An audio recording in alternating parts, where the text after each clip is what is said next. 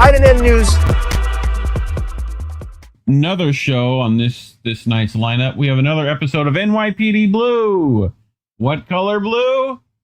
Israeli blue. Israeli blue. Yay.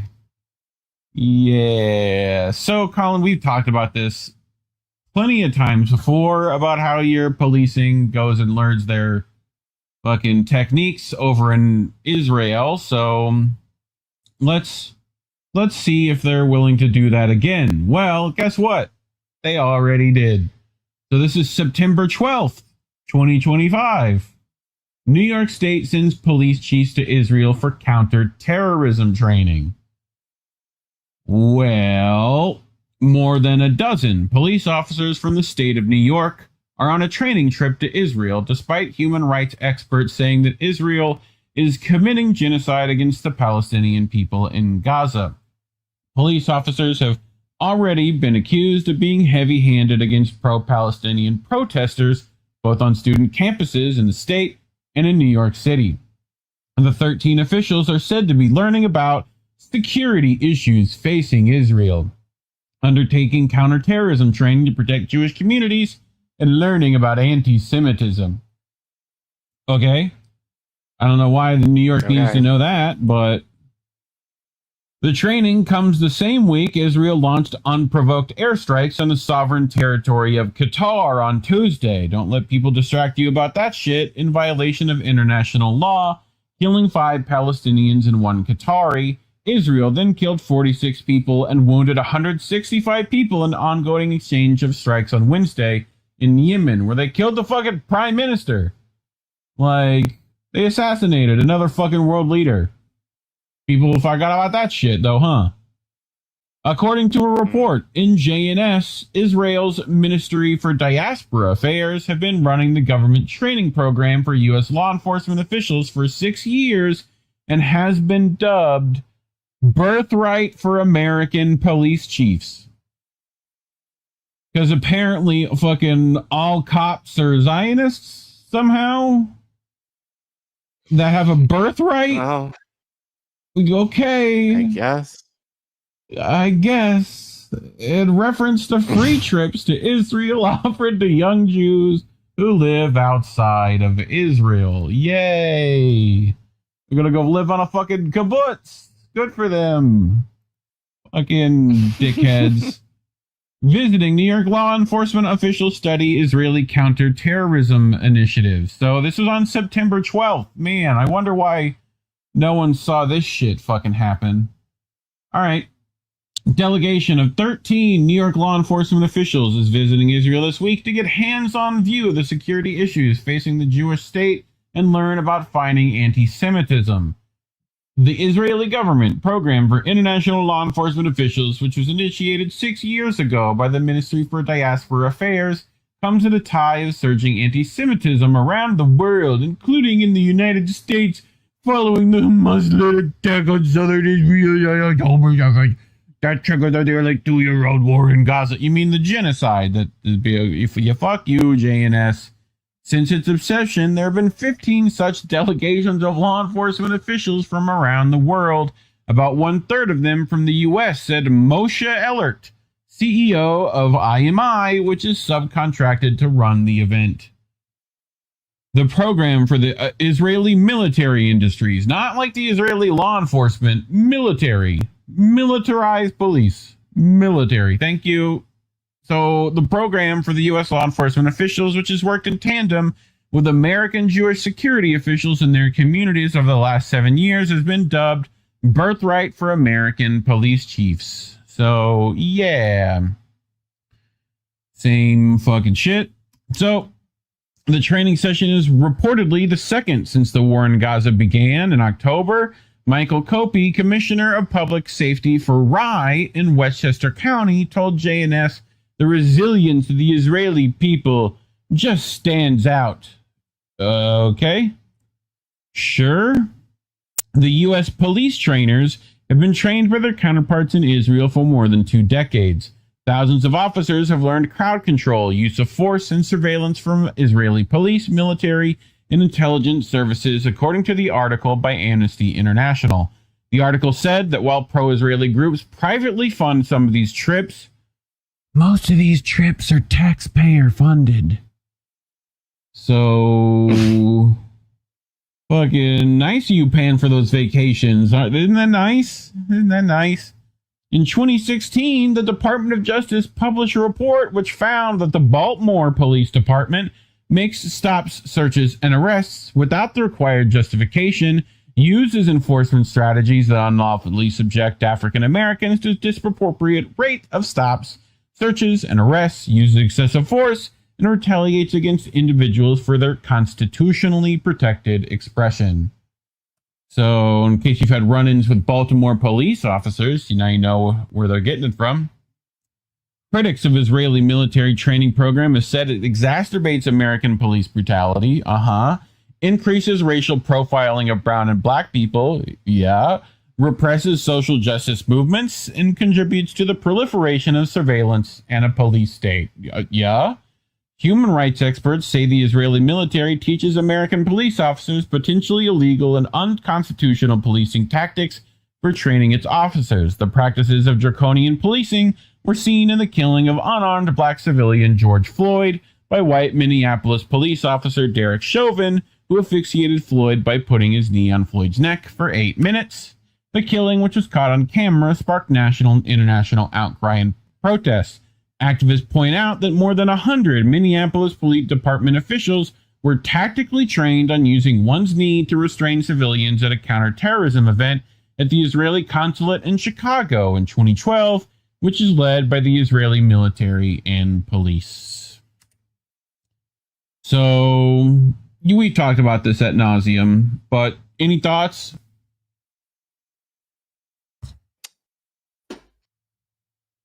You're like, yep. The popo.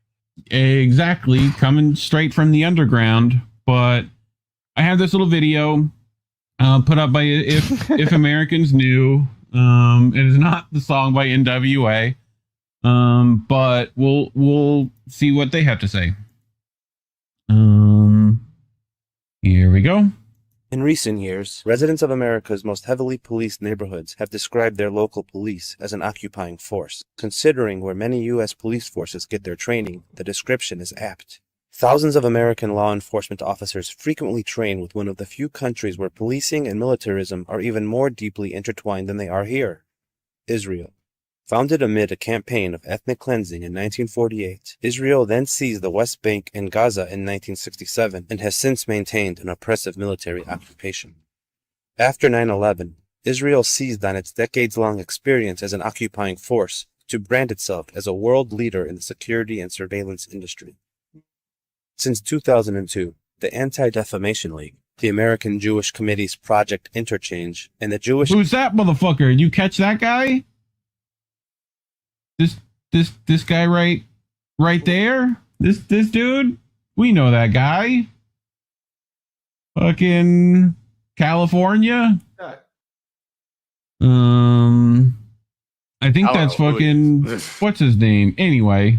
And the Jewish Institute for National Security Affairs. One of the mayors over there, I closely think. associated with AIPAC, the Israel lobby, have paid for U.S. police to train in Israel and the occupied Palestinian territories with the Jewish state's security forces. Now, the training of U.S. police by Israeli forces is widespread, and many of these trips are taxpayer-funded. On these trips, U.S. police are exposed to military policing that happens in a non-democratic context, such as border control, checkpoints, and policing of Palestinians in the occupied territories, essentially taking lessons to enforce military rule rather than civil law. The problem with this mingling of domestic policing with military operations is that the two institutions have starkly different missions. U.S. police officers are charged with keeping the peace and protecting the constitutional rights of American citizens and residents. Soldiers are trained to annihilate the enemy. I mean, this look familiar? Yep.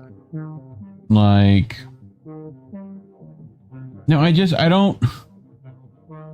So... I don't get what control this gives you. The knee on neck? I've never understood this. Like, it's only useful if you have, like, 3 other dudes holding a person. you know? And then really it's for intimidation. Like, that's what it's for. You know? It just turns out it can also help you kill somebody with the fucking right circumstances. So, you know,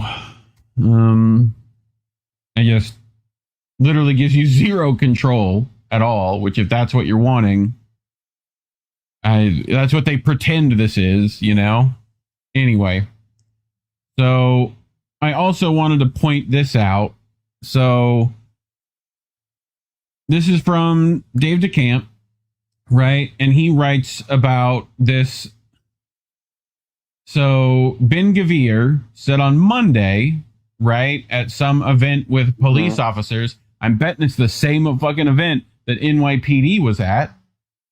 I'm betting, right? So he said that he wanted to build a luxurious neighborhood for Israeli police on the ruins of Gaza, and repeated he calls for the settlement of Jews and the expulsion of Palestinians. So we will finish the mission, occupy Gaza, blah, blah, blah. He told a cheering crowd at the National Police Academy in Bet Shemesh, Israel.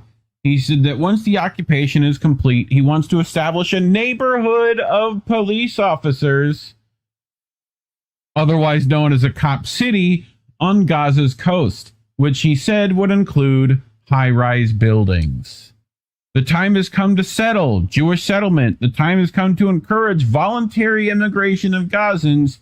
The time has come to bring the death penalty for terrorists, Ben Gavir added. So, you know, if you went on your birthright trip as a police officer and, you know, all this shit goes down, maybe there's free real estate for you in Israel if you know, just accept Judaism into your heart. So, right. Great stuff. Fucking terrorist organizations, including the police. But anyway, anything to close us out on? Fuck the police coming straight from the underground. You know? Basically. Oh, fuck, dude. Just, isn't it wild? We're done. We're fucking done. We're done. Well, as always, talking about these things is why YouTube demonetized us. So you go to ko-fi.com/Indie News Network, scan the QR code on your screen, or link is in the description below. But otherwise, if you're one of the poors like ourselves, just like and subscribe, share the video, send it to your like-minded friends, and leave a comment. Let us know what you think about this police training. Otherwise, thanks for watching. INN News. We're going to talk about the new show coming to A&E, Sons of Israel. An offshoot of Sons of Anarchy. Everyone will appreciate the biker gang melodrama. Except this is real life, Collin. This is from the BBC, which normally we don't bring that kind of shit, but it's one of those times, and you'll see why, that the BBC has decided to speak some truths. So, hold on, I typed this out. Yes, because BBC picked it. Well, they picked it up from Israel Palestine News. it's the other way around. So Israel Palestine News picked it up from the BBC, but yes. But they are an aggregate over there. But they write, anti-Islamic U.S. biker gang members run security at deadly Gaza aid strikes. So, yeah. You're like, what? This is one of those things that I see the headline and I'm like, the fuck? Anyway, the firm guarding sites where aid is distributed in Gaza has been using members of a U.S. biker gang with a history of hostility to Islam to run its armed security. A BB investigation has found. I feel like you talked about this before. We've talked about mercenaries over there for sure. Yes, but I feel like this specific thing, like a biker gang, like I feel like now, granted, like my memory is shot because we do So many of at these. this point hundreds of stories Yeah. a week. And now, like I don't remember talking about it. Like, if I did, good for me. well, Well, but yeah, it is related to the aid sites where Palestinians are getting picked up. But I feel like you mentioned like something about biker gang and all of that. Like I know we talked about it in that regard, but not necessarily this. But I felt like that was kind of mentioned in the article. Yeah. So BBC News has confirmed Yes. You could go back to our playlist for family check, but like I feel it feels familiar. So BBC News has confirmed the identities of 10 members of the Infidels Motorcycle Club working in Gaza for UG Solutions, a private contractor providing security at the Gaza Humanitarian Foundation sites, aka death traps, where hundreds of civilians seeking food have been killed in scenes of chaos and gunfire. We can reveal that 7 members of the gang are in senior positions overseeing sites at the controversial aid operation backed by Israel and Donald Trump. UG Solutions defended its employees' qualification for the job, saying it does not screen people out for personal hobbies or affiliations unrelated to the job performance. Unless those hobbies were being pro-Palestinian, I'm betting. The Gaza Humanitarian Foundation said it has a zero tolerance policy for any hateful, discriminatory biases or conduct. Okay, we'll see about that.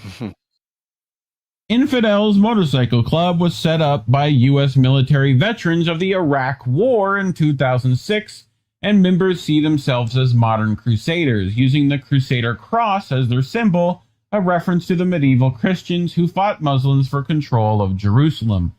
Sounds like Christian Zionists. The gang is currently hosting anti-Muslim hate speech on its Facebook page and has previously held a pig roast in defiance of the Islamic holy month of Ramadan. Putting the Infidels Biker Club in charge of delivering humanitarian aid in Gaza is like putting the KKK in charge of delivering humanitarian aid in Sudan. It makes no sense whatsoever, said Edward Ahmed Mitchell, a deputy director of the Council on American Islamic Relations, a leading Muslim civil rights organization in the U.S. It's bound to lead to violence, and that's exactly what we've seen happen in Gaza. The gang's leader, Johnny Taz Mulford, is a former sergeant in the U.S. Army who was punished for conspiracy to commit bribery, theft, and making false statements to military authorities. He is now the country team leader running UG Solution contract in Gaza. Motherfucker got kicked out of the Army for bribery and theft. Okay? Now is fucking... Okay. There he is. Look at that. Okay. And, you're starting to see why the BBC picked it, huh? A lot of Trump stuff in this. But, granted, fuck that guy. So, whatever. So, we emailed Infidels Motorcycle Club for comment. In response, Mr. Mulford instructed fellow leaders of the biker gang not to reply, but included the BBC when he clicked reply all. Inadvertently disclosing email addresses and names of fellow Infidel Motorcycle Club members, some of whom were working in Gaza. By matching up names with public information about Infidels Motorcycle Club leadership and evidence from UG Solution insiders who worked with them, we have identified 10 members of Infidels Motorcycle Club who Mr. Mulford recruited to work with him in Gaza. In addition to Mr. Mulford, we have identified 3 leading members of the Infidels Motorcycle Club who also have senior roles at UGS's Gaza operation. Larry J. Rod Jarrett, who has been publicly named as the Infidels Motor Club vice president as in charge of logistics. The gang's national treasurer, Bill St. Sieba, who leads the security team for one of GHF's 4 safe distribution sites. One of the gang's founding members, Richard A. Tracker Lofton, a team leader at another distribution site. So here they are. Here's their profile pics.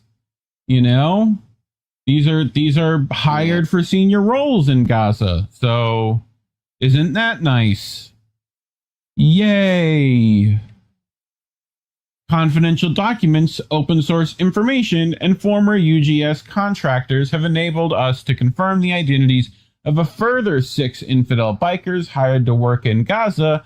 3 of them are deputy leaders of the firm's armed security teams. Mr. Jarrett, Mr. Sieb, and Mr. Lofton did not respond to requests for comments.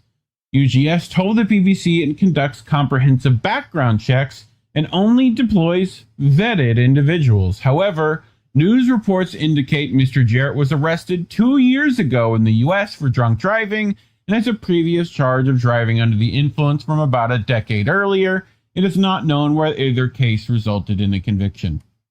The founder and chief executive of UG Solutions, Jameson Gavani, was arrested earlier this year in North Carolina for his alleged involvement in a hit-and-run incident and for fleeing from police to evade arrest.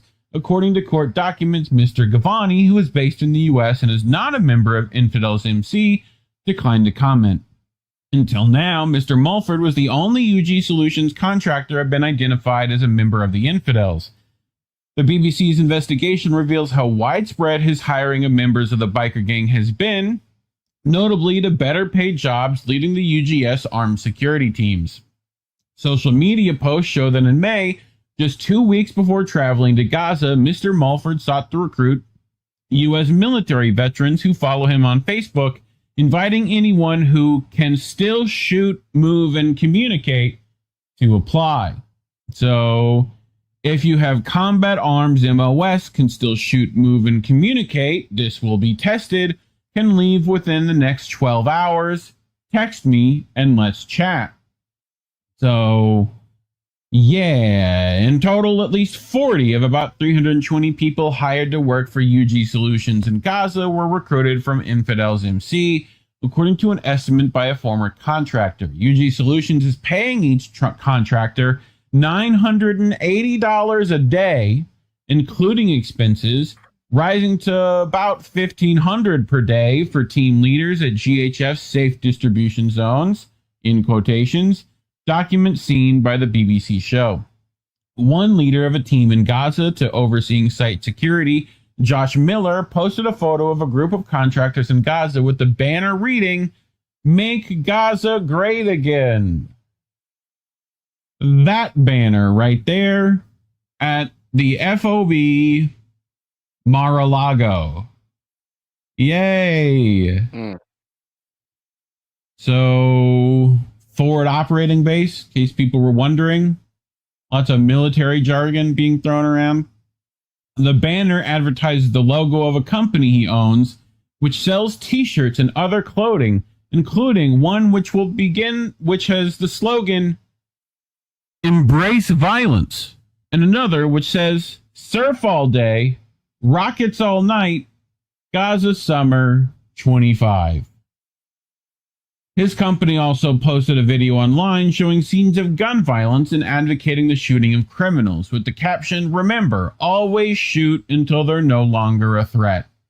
Mr. Miller has the word Crusader tattooed across his fingers and 1095 on his thumbs.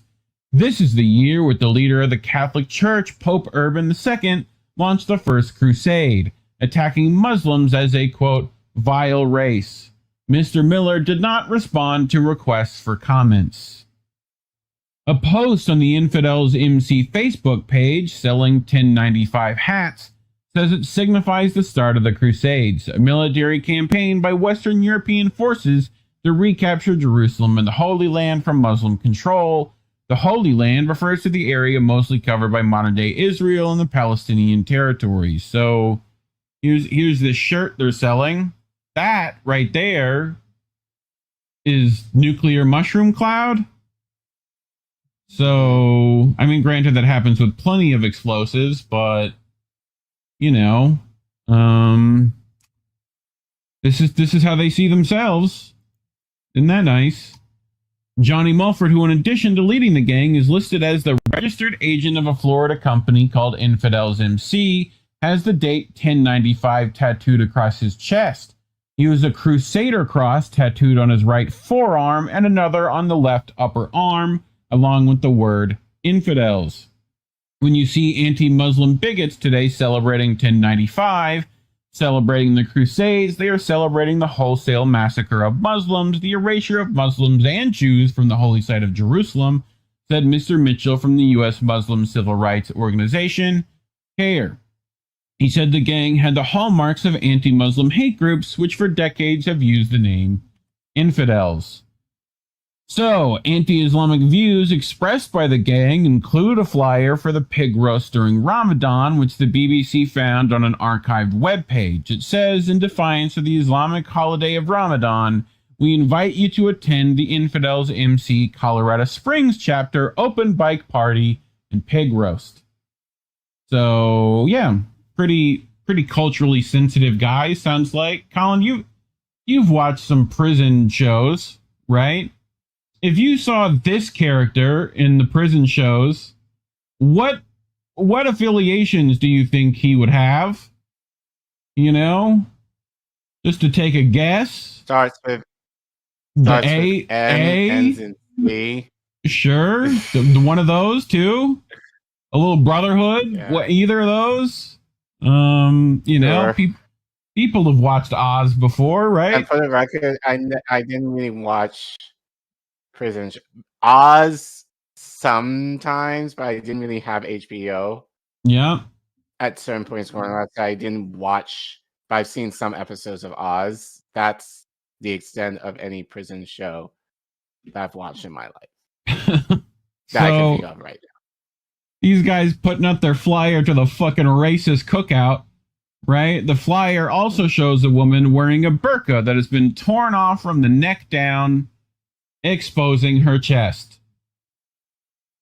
The Infidels MC Facebook page has hosted clearly Islamophobic discussions in 2020. The club shared a link to a false satirical article claiming 4 U.S. Democratic politicians, 2 of them Muslim, wanted the Bible to be deemed hate speech. I'm sure.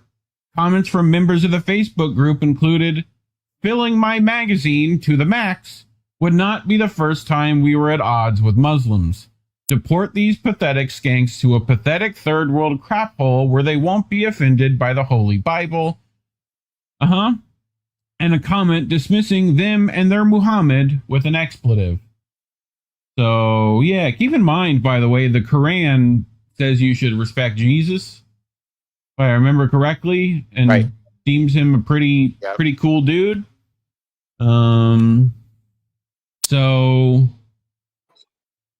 this was news reports at the time. So this is their flyer in defiance of the Islamic holiday of Ramadan. Imagine, if you will, a war on Christmas, Collin, and how much these guys would fucking cry about it. Right? Oh no, a red Starbucks cup. God forbid. But fuck Starbucks anyway. They're Zionist pieces of shit.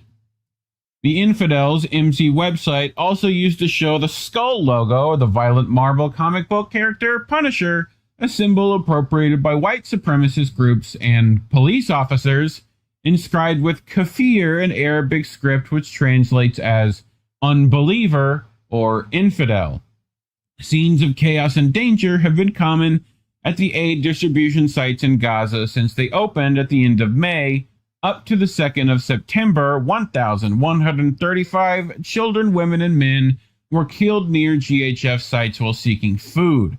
And if you think these guys didn't pull a couple of triggers themselves, I hate to tell you, they probably did.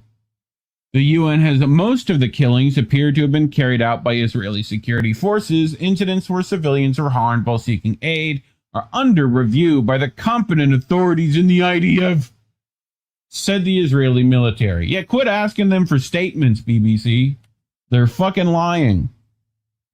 UGS has denied allegations that its security contractors also fired on civilians and that it put people seeking food in danger due to incompetent leadership.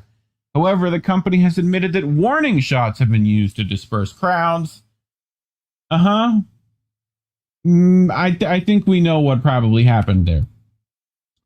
In a statement, UG Solutions, based in North Carolina, said Johnny Mulford is a trusted and respected figure with more than 30 years' experience supporting the U.S. and its allies globally. We stand by his reputation, record, and his contributions to the success of complex missions. Yeah, okay. What do those successes look like again? And they do not screen for personal hobbies or affiliations. Yeah, okay. Only qualified, vetted individuals. Sure. The Gaza Humanitarian Foundation said it relies on people from all backgrounds to provide aid in Gaza and to build trust with Gazans. The team providing aid at the foundation's site is diverse and it is successful for that region. What is this one of these DEI campaigns? Is that what we're doing? Sounds like we're forced diversity to me, trying to include some fucking biker gangs. But, you know, what do I know? But anyway, thoughts, Care Bear? Well, this doesn't. You would think this would surprise me, but doesn't. Especially given the conversations I've had with. Now, granted, this is a biker gang, but just normal or seemingly normal ass Christians that I've had conversations with over the past week. One in particular that I used to go to church with basically showed his ass and basically revealed to me that he was a low-key Islamophobe. And I've said this, I said that to you off air last week. But like, you guys know this, my sister, my younger half sister is Muslim, black woman, and she's covered. So she became a Muslim in university in the same way that how many got a free bean pie. Good choice. Right. No. So, but I will happily take the bean pies. Send me the bean pies. I will take them. Thank you very much. Well, Assalamu alaikum. But I thought about this. Right. But I thought about this in terms of like Charlie Kirk, in the same way that a lot of college students might come to faith in college, because that might be the first, if not first, exposure that they might have to Christianity. It's the same way that, in my case of my sister, she came to the Islamic faith, you know, at her university. So that's probably why, not probably, I would say more likely, Charlie Kirk made his mission to, because everyone's saying like Turning Point was like a Christian organization. No, it wasn't. Like, yeah, it was a not-for-profit organization, but it wasn't necessarily affiliated with any Christian group, that, as far as I know. If I'm wrong, correct me in the comments. It was basically a way to peddle college students into the Republican Party, using Christianity possibly as a way for impressionable college students to essentially become Republicans. So really, Charlie Kirk wasn't necessary. And everyone's like, oh, he was a Christian, he was trying to lead people to God. No, he wasn't. Look, he was trying to lead people to Republican. No, he was trying to lead people to super white honky BG Jesus. That's what he was trying for. Right. But anyway. My sister said to me, when I was in London visiting her a couple of weeks, months ago, was like, I don't want to come to the US. Like, even to come visit me, because she was like, I'm afraid of what could happen to me, being that I'm covered. And obviously, you know, just the Islamophobia that has existed in history, but I think especially more so now, like how she would be treated.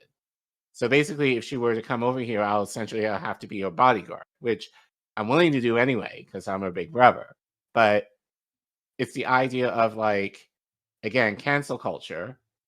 Like, you know, it's the idea of, oh, as long as it's against the opposite team, it's okay. But they have a fit if it happens to them. So so it's just a lot of hypocrisy. But I think what is surprising, not surprising really, is that this sentiment, this Islamophobe sentiment, is not just limited to the extremists. It's your neighbors. Well, like they've been propagandized the for people fucking who, like the people a who go to decade church. now.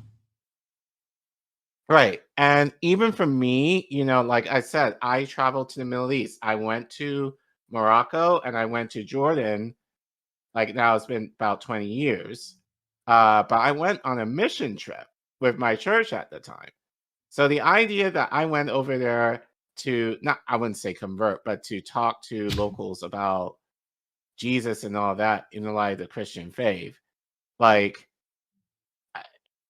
it definitely puts that in a new light, especially given the sentiment that I'm seeing with some of the people now who within that church, having talked to them within the last week, that they're basically a low-key Islamophobic. And which I'm just religiphobic. If we could just get rid of all of it, I'd be very happy. Right. But which I totally understand from your point of view.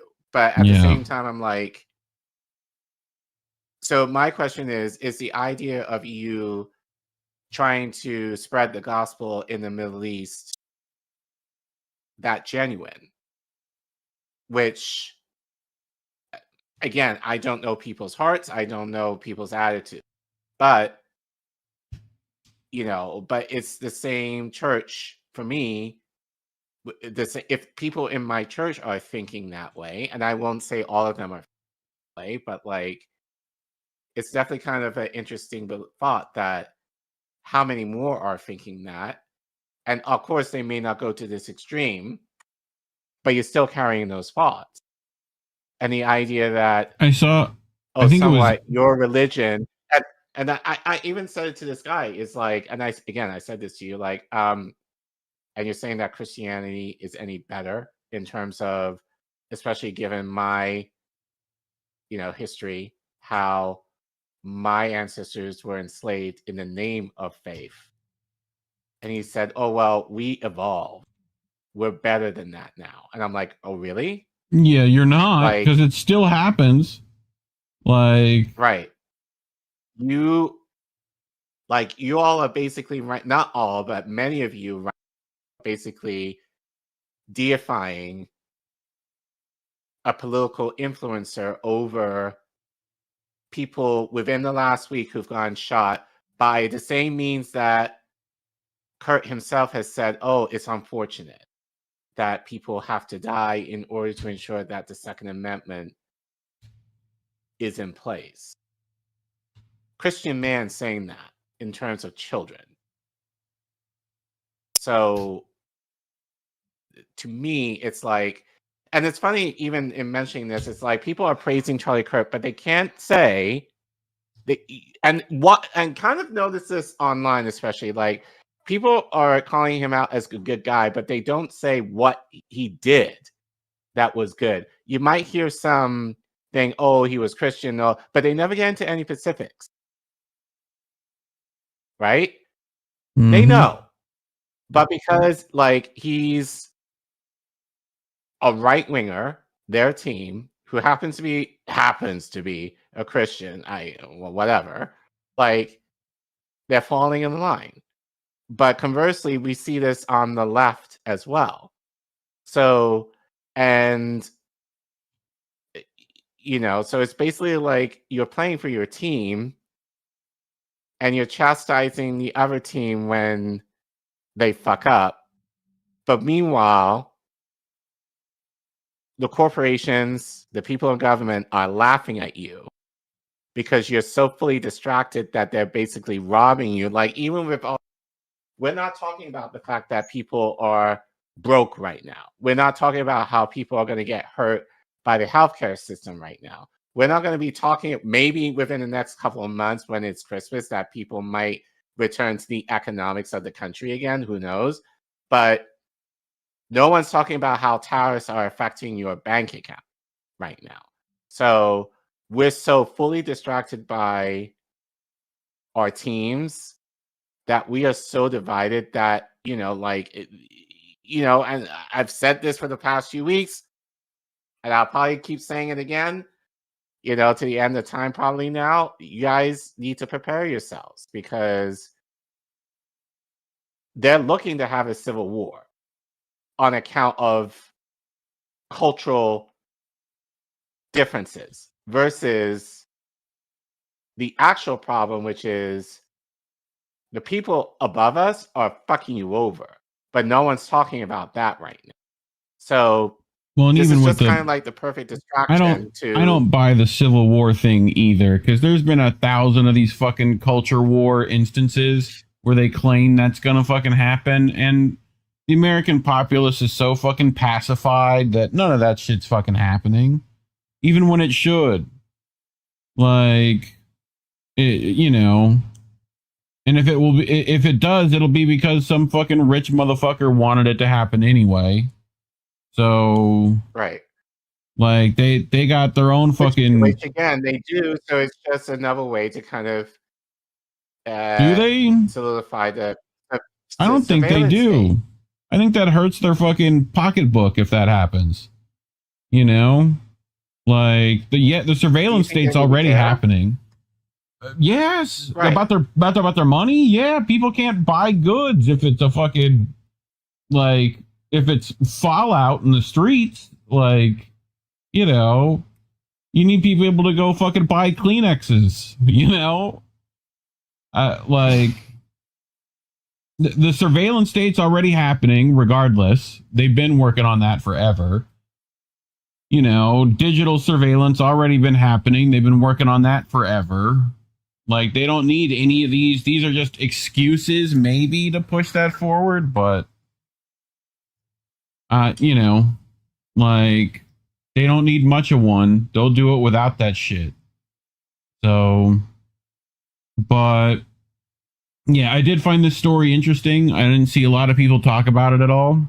So, this is the kind of people that are going over there and being Blackwater mercenaries with, all sorts of Islamophobic hate already in their hearts for a multitude of reasons.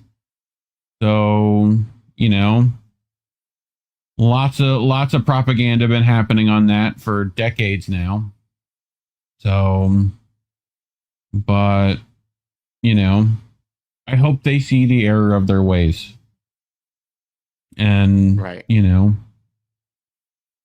If there is a God, may he deal with them appropriately, Mm-hmm. Which, the way things are going now, don't look like it to me, but what do I know?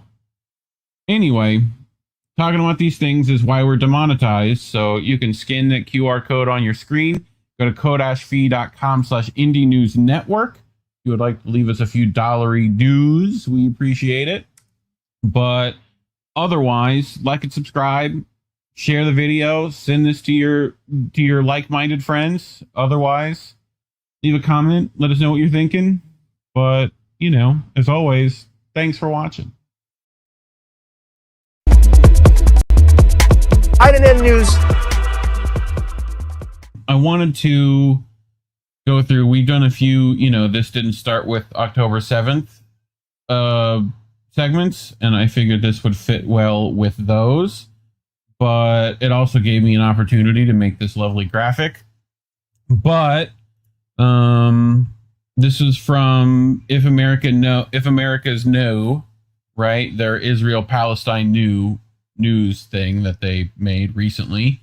But they write, Israel has always used foods as a weapon against Palestinians, right? This is Muhammad Shahada over from the New Arab, right? So they write, as the starvation of Gaza gains increasing global attention, Israel has rushed to explain it away as an unfortunate byproduct of war or a logistical failure rather than a well-documented deliberate policy of weaponizing hunger.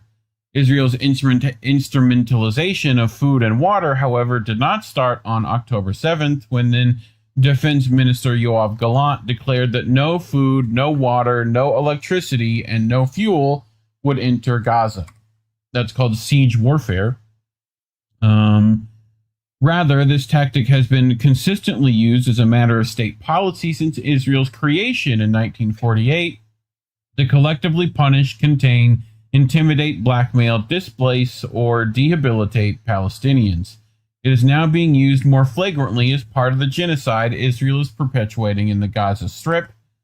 One of the earliest examples of this was the 1948 Operation Cast Thy Bread, which we talked about, where Israelis founding a militia systemically poisoned Palestinian drinking water wells in Gaza.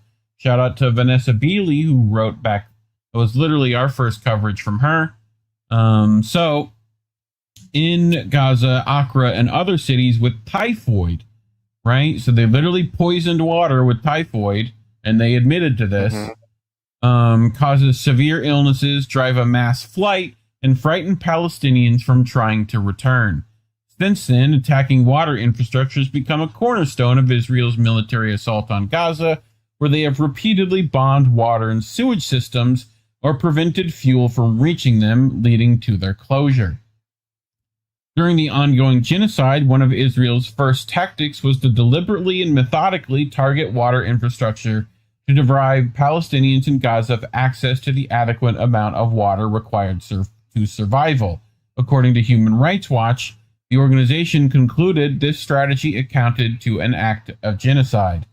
In the occupied West Bank, where settlers get about 4 times as much water as Palestinians, Israel's war on Palestinians' access to water even entails banning them from harvesting rainwater and deeming it an illegal act after designating raindrops property of the Israeli authorities.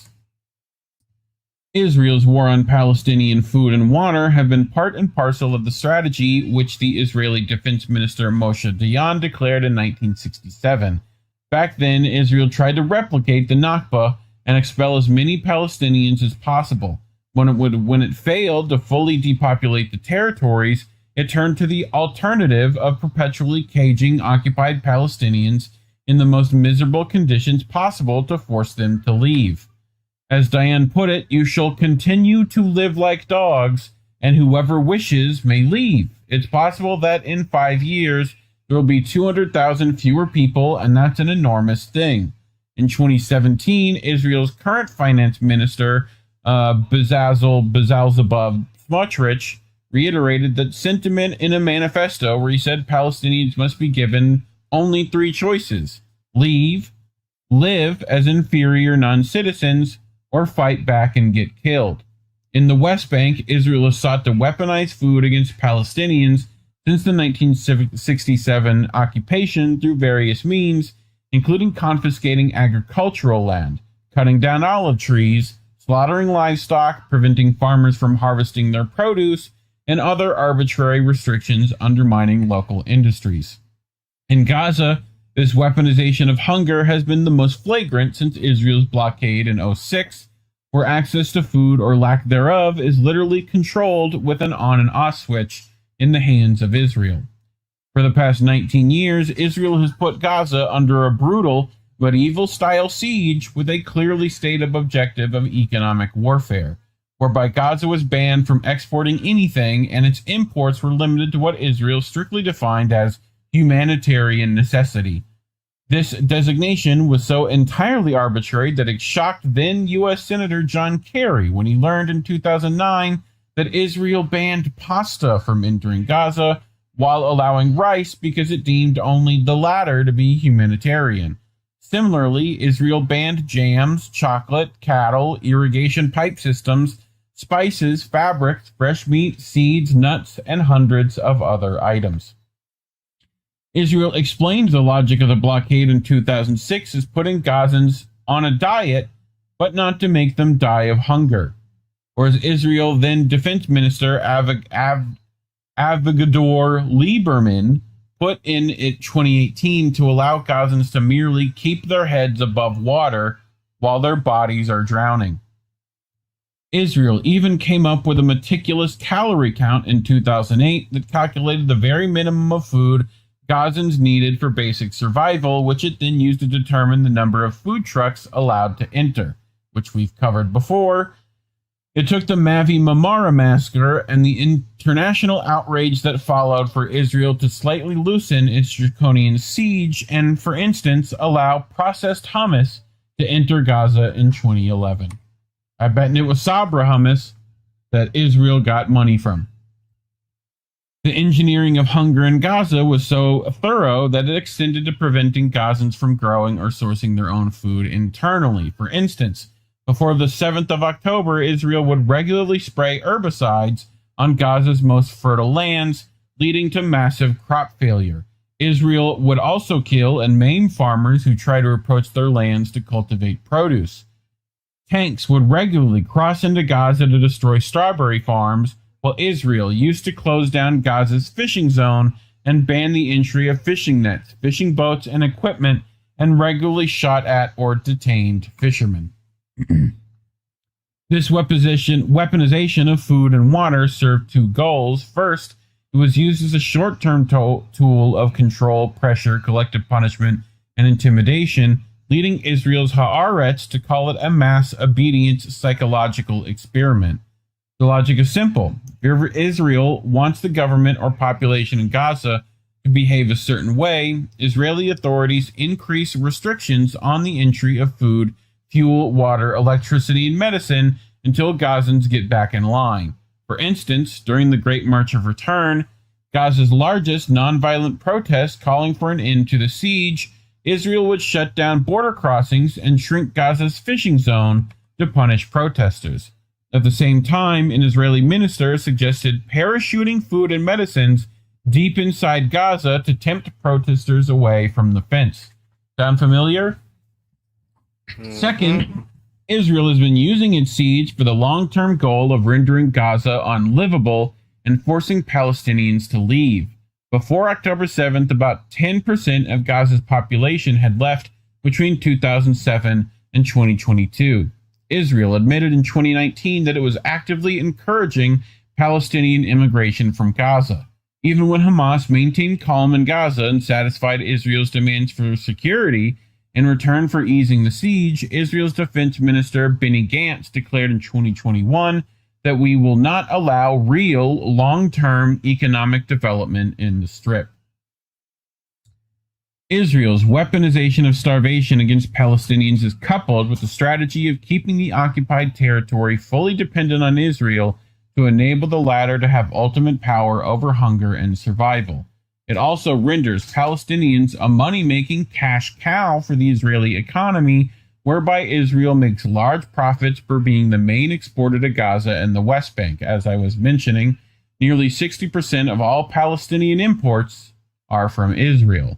In 2019, the Palestinian Authority attempted to increase its independence from the Israeli economy. The PA first tried to import 5,000 cows from neighboring Arab countries instead of Israeli livestock, as Palestinians imported 120,000 head of cattle monthly from Israeli traders.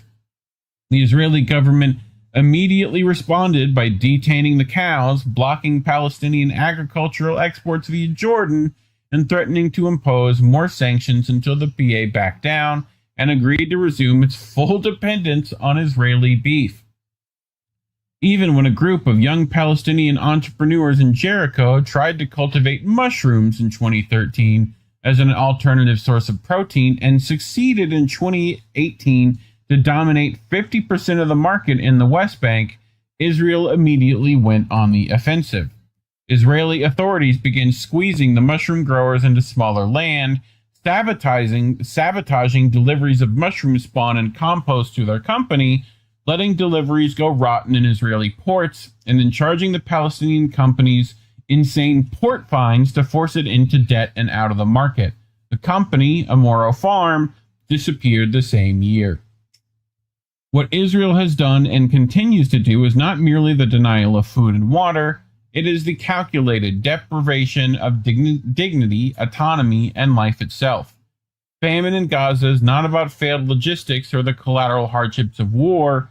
It is the culmination of a long, cold, bureaucratic management of Palestinian suffering, engineered through policies that reduce human beings to numbers on a calorie chart and mouths that can be silenced by starvation. Behind every closed border crossing and every bombed water pipeline is not just a strategy of war, but a philosophy of domination. To subdue a people not only by force, but by hunger, not only by bullets, but by deprivation, not only by occupation, but by the erasure of the very means to live. To the end, food and water have always been instruments of power that Israel has wielded with cruelty so systemic it has become mundane to those enforcing it and unspeakable to those enduring it. So, this just is more of the same, right? So, Israel assault on Palestine's only national seed bank, right? And I should have brought the one on that Eva covered a long time ago, of bombing fish farms, right? Which was way before October 7th. But Friends of Earth International strongly condemns the military assault on a seed bank in the West Bank. The multiplication unit of the Union of Agricultural Work Committee, seed bank in Hebron, is the only national seed bank in Palestine. We stand in international solidarity with Palestinian farmers and their right to food sovereignty. On Thursday, the Israeli occupation forces used bulldozers and heavy machinery to demolish storage facilities and infrastructure that are essential to the unit's operation. The destruction of critical facilities used for storing agriculture materials, seeds, and tools constitute a direct assault on Palestinian food sovereignty in the efforts of the farmers to preserve baladi, which is heirloom seeds, right? The attack on the seed bank is an attack on the local wisdom, ecological heritage, and the work by farmers to reproduce, preserve, and improve local seeds. So, again, more of the same, right? So, here's Euromed Monitor talking about just aid drops, right, which were mentioned a minute ago. But from 26th of July to the 11th, 17 days, Israel was supported from other countries and dropped only 1,218 aid packages into Gaza. Gaza's actual need is around 600 trucks of aid every single day to stop famine and begin recovery. Over 17 days, that equals 10,200 trucks. Since one truckload equals 30 airdrop packages, Gaza requires about 18,000 packages each day. The 1,200 packages dropped in that period equal just 40.6 truckloads in total, or an average of only 2.4 trucks per day, a mere 0.4% of what is actually needed. At this rate, it would take 250 days of airdrops to deliver the same amount of aid Gaza requires in a single day. So, nice little graphic they, made to illustrate this. But, yeah, so, and at least 26 Palestinians have been killed in wrong airdrops. So, 100 times more costly than trucks. Again, it's trucks have been waiting with aid, so we know how this works. Right, Euromed Monitor's team on the ground in Gaza has documented the number of aid airdrops since 26, using both field observations and Israeli official statements. The findings show that these airdrops are far from sufficient to halt the ongoing starvation. But, and meanwhile, while they try to get aid at one of the GHF sites, right, this is what they're met with. This is literally a post from an Israeli soldier on Instagram, right? This is what they see, fish in a barrel to shoot at. So, despicable. I brought this, right? This is from Aska Durrani, who is a pediatric doctor, board member of Doctors Without Borders, right? But she writes, when I entered Gaza, the Israeli military had a rule. I was only allowed to bring in 3 kilos of food. As I was weighing out protein bars, trying to get under the limit, I said to my husband, how sinister is this? I'm a humanitarian aid worker. Why would there even be a limit on food? I've worked in many places with extreme hunger, but what's so jarring in this context is how cruel it is. How deliberate. I was in Gaza for 2 months. There's no way to describe the horror of what's happening. And I say this as a pediatric ICU doctor who sees children die as part of my work. Among our own staff, we have doctors and nurses who are trying to treat patients while hungry and exhausted. They're living in tents. Some of them have lost 15, 20 members of their family. In the hospital, there are kids maimed by airstrikes, missing arms, missing legs, third-degree burns. Often there's not enough pain medication, but the children are not screaming about the pain. They're screaming, "I'm hungry." I hate to only focus on the kids because nobody should be starving, but the kids, it just haunts you in a different way. When my 2 months were finished, I didn't want to leave.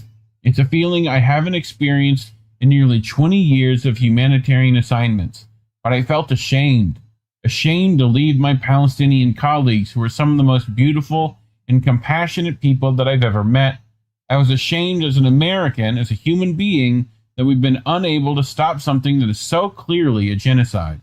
I remember when our bus pulled out of the buffer zone, out the window on one side, I could see Rafah, which was nothing but rubble. On the other side was lush green Israel. When we exited the gate, the first thing I saw was a group of Israeli soldiers sitting at a table eating lunch. I've never felt so nauseous seeing a table full of food. Strong words, but any thoughts? I mean, other than what we've all fucking yelled about ad nauseum, you know? Yeah, I mean, what more? We like, if you don't want to know what I've said, you can go back to our old clips. Yeah. But you know, and again, and I've said this before, and I'll say it again. Like the trend right now, especially among our governmental leaders, is to kind of liberalize the idea of, oh, all we have to do is get food in, and everything will be okay. First of all, no, it won't, because it's pretty much too late for them to get food at this point. Number one.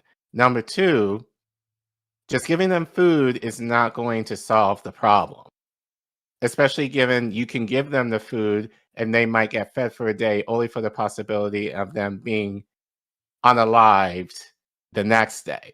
Yeah. So getting food in the strip in of itself is not going to solve the issue. And that's what I've been noticing, is that especially the ones like Richie Torres, who's been saying, I'm pro-Israel, and now I'm pro-Israel, and now all of a sudden now saying, oh, we need to get food in. We need to get aid in. It's Right. very disingenuous. And it's like, no, that's not the issue in of itself. That's just It's the a symptom. That's right, but that's the floor. Like the real issue, which no one's really talking about, is Zionism, as we kind of discussed in the last segment. But the middle ground really from those two things is putting an end to the genocide, which nobody on either side is necessarily really saying, barring from a few people, and even then that's cool. So yeah, it's the idea that you can liberalize genocide to the point of it just being amounted to they're not eating, Right. is really sick. Yeah, it's a humanitarian crisis. No, it's a fucking genocide that has been happening for decades now. And the reason why they're kind of keeping it to that level is if they admit it's a genocide, the US has a responsibility to do something. And because they're so bought, they're not willing to do that. So essentially, our government leaders are basically sucking the balls of our corporations and donors and an Israeli lobby versus doing the moral thing in ensuring that a people group under our power is being eradicated, to do whatever you can to ensure, their future at this point, which is very bleak right now. So it's just the weaponization of a human thing as far as food is really gross. And don't let your liberal friends tell you, give you that talking point just be like, yeah, that's all they need to do. No, like, again, that's the floor. Like, there's more that needs to be done, but and again, like you the idea of calling it a genocide means that we have to take action. So yeah, it's just a question of whether ever they're going to do it is what is the most concerning. Hi, puppy. Puppers. Well, talking about that sort of stuff is most likely why we're demonetized. So you can scan that QR code on your screen, go to ko-fi.com/Indie News Network and give us a few dollary dues. If not, just like and subscribe, share the video, leave a comment, let us know how cute the pupper was. Otherwise, thanks for watching. INN News. Israel is again forcing me to do another journalist eulogy segment that I really didn't want to, but I think it's required. So Dave DeCamp over at Anti-War writes, Israeli strike on tent in Gaza kills 5 Al Jazeera journalists. Among those killed was Anas al-Sharif, a well-known reporter who was the target of an Israeli smear campaign. An Israeli airstrike on Sunday night targeted a tent outside the gates of Al-Shifa Hospital in Gaza City and killed 5 Al Jazeera journalists, including 28-year-old Anas al-Sharif, a well-known reporter who had a large following on X. Al Jazeera said the other 4 journalists killed in the bombing were correspondent, and these names, I might just skip a couple, but Muhammad Karika and 3 cameramen, Ibrahim Zahir, Muhammad Nufal, and Momin Aliwa. 2 other people were also killed in the bombing. And just minutes before he was killed, Al-Sharif said in a post on X that Israel was escalating its bombing of Gaza City. Relentless bombardment, he wrote, for 2 hours the Israeli aggression has intensified on Gaza City. So, Israeli forces deliberately targeted and killed these 6 journalists in their tents at the entrance of Al-Shifa Hospital in Gaza last night, right? And the one I didn't mention was Momin Aliwa, right? So, that was the one they found out later, right? Ibrahim Zahir had been reporting on Israel's genocide war on Gaza for nearly 2 years. After finishing his shifts as a journalist, he would volunteer as a paramedic alongside medical teams. He was among the journalists Israel assassinated inside a tent in a hospital yard. Right? So that's where they were staying. Here is translating Palestine. Martyr journalist Muhammad al-Khalid once shared the harsh reality of life in Gaza during the genocide. When asked what he had eaten that Friday, he answered nothing. Muhammad, we want you to tell us what you ate today. Nothing. For real, there's nothing. All the shops are closed. The stores are closed. There's no food, no drink, no flour. Country's on fire. Help us. What did you eat today? Nothing. Neither breakfast nor lunch. I found someone selling a loaf of bread. I bought one for 8 shekel. I put a few falafel pieces on it. And that was breakfast. Now all the shops are closed. It's all closed. What is the first thing you want to do when the war ends, Muhammad? Me? Eat shawarma. Is that your dream only? Extra tahini. That's what he wants on his shawarma. And I hope he gets it.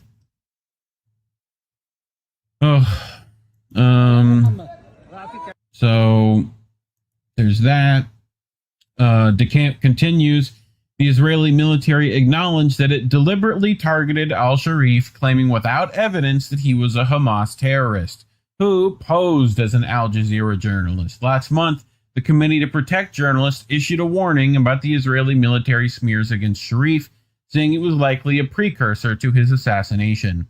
We are deeply alarmed by the repeated threats made by Israeli army spokesperson Achivai Adare against Al Jazeera Gaza correspondent Anas al-Sharif and call on the international community to protect him, said CPJ Regional Director Sarracuda, right? And here's the CPJ, right, statement.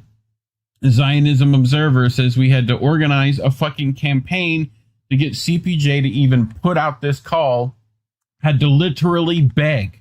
And it only works with famous journalists. CPJ mostly refuses to condemn Israeli incitement against journalists. So that's where they stand. This is from Israel-Palestine News. They continue in October 2024. The Israeli army published the names of al-Sharif and 5 other journalists who it claimed were Hamas and Palestinian Islamic Jihad fighters. One of those journalists, drop site contributor and Al Jazeera Mubashir correspondent Hossam Shabbat, was assassinated on March 24th. Another journalist on the hit list was Anas al-Sharif. And we covered Shabbat's passing, murder. Yep. Yeah. So Israel has killed 238 journalists in Gaza since the start of the genocide, the Gaza government media office said in a statement on Monday, which there's another number that I'll get to in a bit. The targeting of journalists and media institution is a full-fledged war crime that aims to silence the truth and erase evidence of the genocide, the media office added, asserting that the latest assassination of al-Sharif is a prelude to the Israeli plan to carry out massacres in Gaza City. So I would say it's a prelude. I say it's the main course. It's the main, yeah. So here's Greg Stoker. You sent this to me. He says, to be clear, Israel put Anas on a death list with other journalists last year, but he was protected by the size of his platform. They tracked his cell phone, his every move. They could have killed him at any time. They only chose to now because they determined the information blowback from assassinating him would be less than if he were alive to record the invasion of Gaza City. Full stop. And I heard that they actually sent him a text, right? Sent Sharif text being like, here's a deal. You can leave Gaza if you stop reporting. And he said no. Right. So they murdered him. We've heard of a report like when I was in London, I happened some British journalists are talking to this hospital, whatever, it didn't matter. But he was basically saying, like, why don't you allow us to go into Gaza? Why don't you allow this in? We can't get in. And she was giving every excuse in the book as to why they couldn't. This is why. Because, God forbid, I would argue if it were a famous Western journalist who got burped, I don't know. Actually, at this point, if it would have an effect on the Western world, possibly. But at this point, I'm just kind of, because we saw what happened to the World City Kitchen workers. They were all Westerners. Yeah, no one. Yeah, talked about them for a few minutes, and then they kind of moved on. You would think, like, after that, there was Biden at the time. You would think, like, cut this shit out now. We're not giving any. No, that didn't. So I'm so convinced now that even if there were Western killed that may be assassinated, if they were ever able to get into Gaza at all, like, anything would happen, especially given this president. But but that's the reason why they do want Western journalists in, because they do not want to have people. Well, again, people see the reality anyway. We're seeing what's happening online, but I don't know. But again, the Israel thinks by not having journalists in that then it prevents them from recording the reality. But I'm like, again, we're seeing it. Yeah. So they don't have to go in. We see it. So this is Zay Squirrel, which tier, to be clear, everyone knows the mass murder of Anas al-Sharif and his colleagues is a war crime. The genocidal Israeli death cult knew exactly where he was at all times. He was live on air and posting from his geolocated phone at every moment of every day. They knew he was in a tent with his fellow journalists near the hospital. They knew he was unarmed and posed no threat to anyone. which is why they have not even bothered to pretend that he was armed and posed a threat. So even if they actually believe the deranged lies and smears they claim about him, the murder of him and his colleagues is a clear, unambiguous war crime, as they had the obligation under international law as the occupying power to arrest him and bring charges against him and prove their case. But of course, if they had done that, the entire edifice of lies would have immediately collapsed because they have no evidence of anything. Even saying that, they still have Dr. Hassam Abu Safia arrested, charged, and still in Israeli prisons, right, as a hostage. So they had to murder him and his colleagues and let their propagandists and their slaves in the Western media class launder it for them. Everyone in the Western media class who is now repeating the genocidal smears against Anas know these facts, and yet still they are more than happy to launder the mass murder of him and his colleagues. Journalists defending the mass murder of actual journalists with glee and pride, all for the genocidal Zionist masters and colleagues. So the smear campaign to justify his murder was also not new, so they can't claim they suddenly discovered something that made them murder him and his colleagues. Now, Ethan Fleischberger put the kill target on him, which they publicly accepted last year. So, similar to how Barry Weiss killed Rafat, right? Where here's another one, right? So, and I've seen more targets being placed on more of them recently. This emboldens these idiots. So, right? UK viewers might like to know that David Lammy, Keir Starmer, and their accomplices aided and abetted the Israeli murder of Al Jazeera journalist last night, including Anas al-Sharif. May these criminals be brought to justice. Matt Kennard over at Declassified. Likely that UK had a mercenary spy plane in the sky over Gaza when Israel targeted and killed the Al Jazeera journalists. The intelligence gathered by this plane goes directly to Israeli military in real time. So here's that plane, right? You can see where it's at. So, but since flight path is hidden, we assume its signal on flight radar may indicate deployment just 30 minutes before the attack. So, and this is not the only thing. We'll be discussing a bit more of this Sunday night about these spy planes. So stay tuned for that. But again, not the first time al-Sharif has been targeted, right? Israel has killed at least 6 Al Jazeera journalists in Gaza during this war. These latest unfounded accusations represent an effort to manufacture consent to kill. In a post on X at the time, al-Sharif responded to the Israeli smears against him. I reaffirm I, Anas al-Sharif, am a journalist with no political affiliations. My only mission is to report the truth from the ground, as it is, without bias, he said. At a time when a deadly famine is ravaging Gaza, speaking the truth has become, in the eyes of occupation, a threat. So, we have Hala Jabir here saying, what country on earth openly brags about murdering a journalist, claiming without independent proof that he was a militant? Israel does. They publish evidence that looks like a spreadsheet anyone could mock up on a laptop. No trial, no due process, just an airstrike, a smear, and a victory lap. Only a criminal terrorist entity behaves this way, one that calls itself Israel, one that is accused of being investigated by the ICJ for genocide and crimes against humanity. So, Greg Stoker, he's responded, and I've seen this everywhere, right? That do not try to fool us with this journalist. And here he is with, the Hamas leader that was assassinated at one point, right? So, like any journalist would fucking go to the leader of the organizations in their region, probably,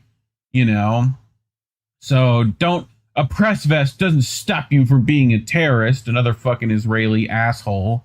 Right? Stoker replies, so we should kill every journalist who has ever taken a picture with Netanyahu?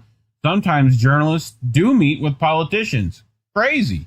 The Has baristas are really working overtime to normalize this murder, but most of the world is sick of their bullshit. Correct. So, here's their proof, and you'll see why it's not proof. right? So in October, right, they claimed al-Sharif was in Hamas's Nusrat battalion, right? Well, guess what? Now they claim, this is their claim here, which I've translated for you people, that Hamas is in the Hamas East Jabalia battalion. So they don't even fucking get their story straight when they're lying, you know?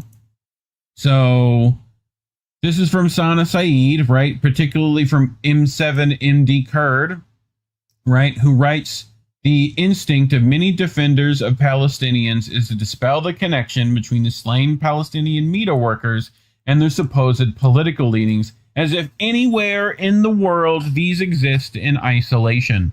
While it is demanded of us to distance ourselves from the guerrilla fighters struggling against colonialism and occupation, Zionist soldiers, the colonizers and occupiers, can work without much irony or scrutiny in newsrooms and in media watchdog orgs. Take, for example, Axios political reporter covering Israeli affairs, Barak Ravid, who was, until March 2023, a reservist in the Israeli occupation forces while working for an international media outlet, or the editor-in-chief of The Atlantic, Jeffrey Goldberg, who dropped out of his American university to volunteer in the IOF during the first Intifada. Then, during the course of his job as a so-called prison counselor at the notorious Kiryat Cap, lied to cover up to a friend who he witnessed beating a prisoner. Correspondents entangled with the Israeli army are not challenged on the basis of proximity to the conflict, let alone condemned to die because of their participation in or fondness of the Israeli military apparatus. They do not need to be humanized. So, yep. Right? So, our journalists in Gaza are entirely civilians wearing press helmets and vests, carrying cameras and pens, and are cold-bloodedly killed because they report the truth. Meanwhile, occupation journalists and some foreign reporters carry weapons, blow up homes, stand with the army during fighting, participate in incitement and killing, yet they are presented to the world as media professionals. So, I had a video with that, but it's fine. We get it. Why does Israel kill journalists in Gaza, writes Elijah J. Magnier? Israel has imposed an almost total ban on foreign journalists entering Gaza except under tightly controlled military embeds. That leaves Palestinian reporters as the main source of on-the-ground documentation. Targeting them reduces the volume and immediacy of independent reporting. Journalists in Gaza have been documenting civilian casualties, destruction of infrastructure, and humanitarian crises that could be used as evidence in war crimes investigations.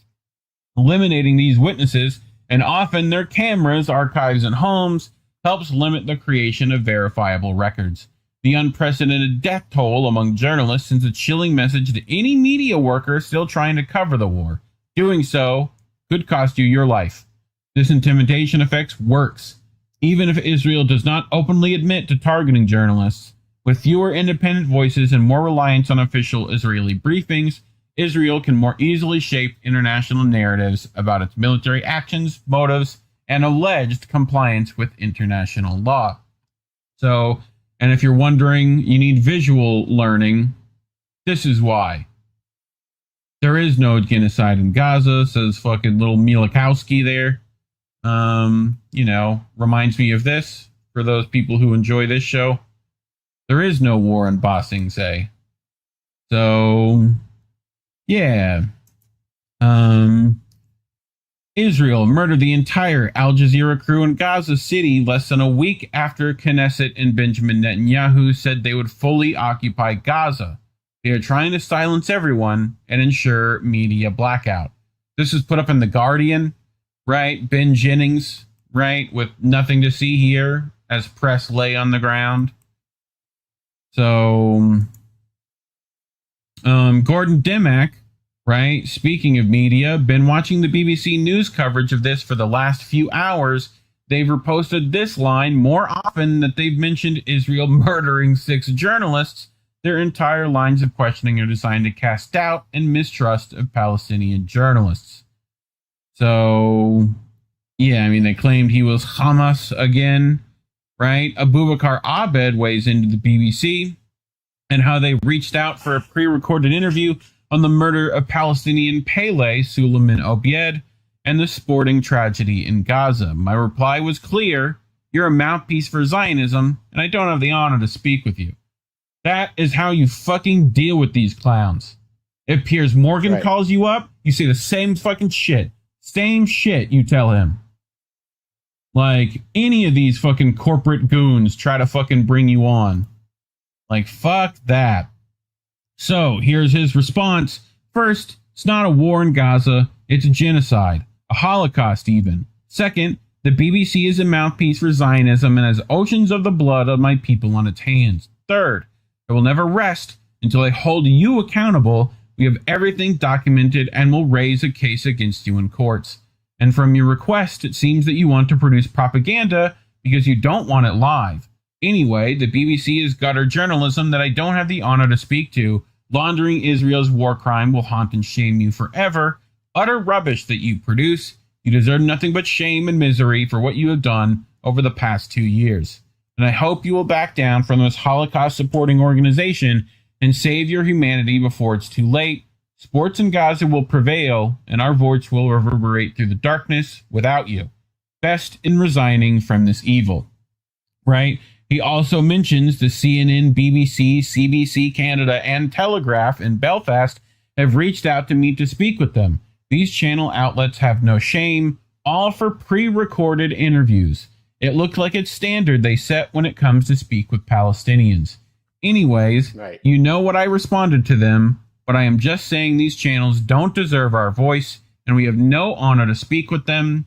We must wipe the floor with them and discredit them for whitewashing war crimes in Gaza and being liable for the Holocaust of our times. The only time at which we should speak to them is at The Hague, when they're held accountable. So, yep. Fucking more of that fucking attitude, please. Stop fucking talking to these assholes.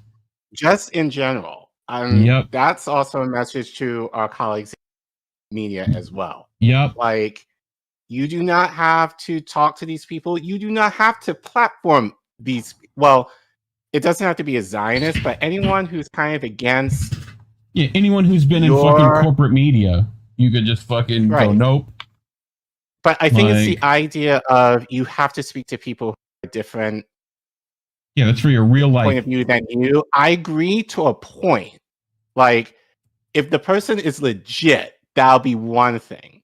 And if the disagreements are fucking pineapple on pizza, sure.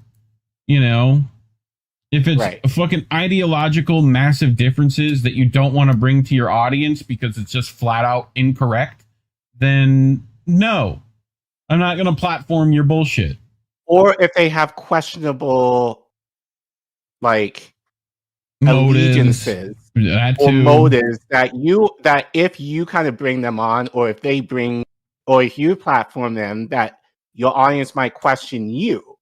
Like, now this is not the day of, like, the age of Donahue, like, where back then he would have been able to have these conversations and people not necessarily think. And unfortunately, you know, in an ideal world, it really should be that. But unfortunately, like, given, and especially being online, like, you don't know who these people are. You don't know necessarily what they say or things that they might have done in the past that might come back up, and you kind of being unliable or on the hook, you know, like, just at minimum platforming them, or you going on their show to kind of talk about an issue. No, like, I don't think you have to do that. If anything, if you're going to try and talk to different points of view, talk to regular schmegular people. And that's my opinion. People who don't necessarily have a skin in the game and views or financial compensation or whatever else. Like, talk to regular people. Like, don't talk to, like, these big names online just because it'll give you more profile. Yup. You don't have to steal do some that. fucking people's audience for yourself. Like, anyway, speaking of shitty fucking outlets, looking at you, Al Jazeera. Looking at you.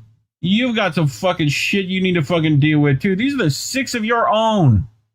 Your fucking own out there. And you have the audacity to say that this strike was allegedly targeted.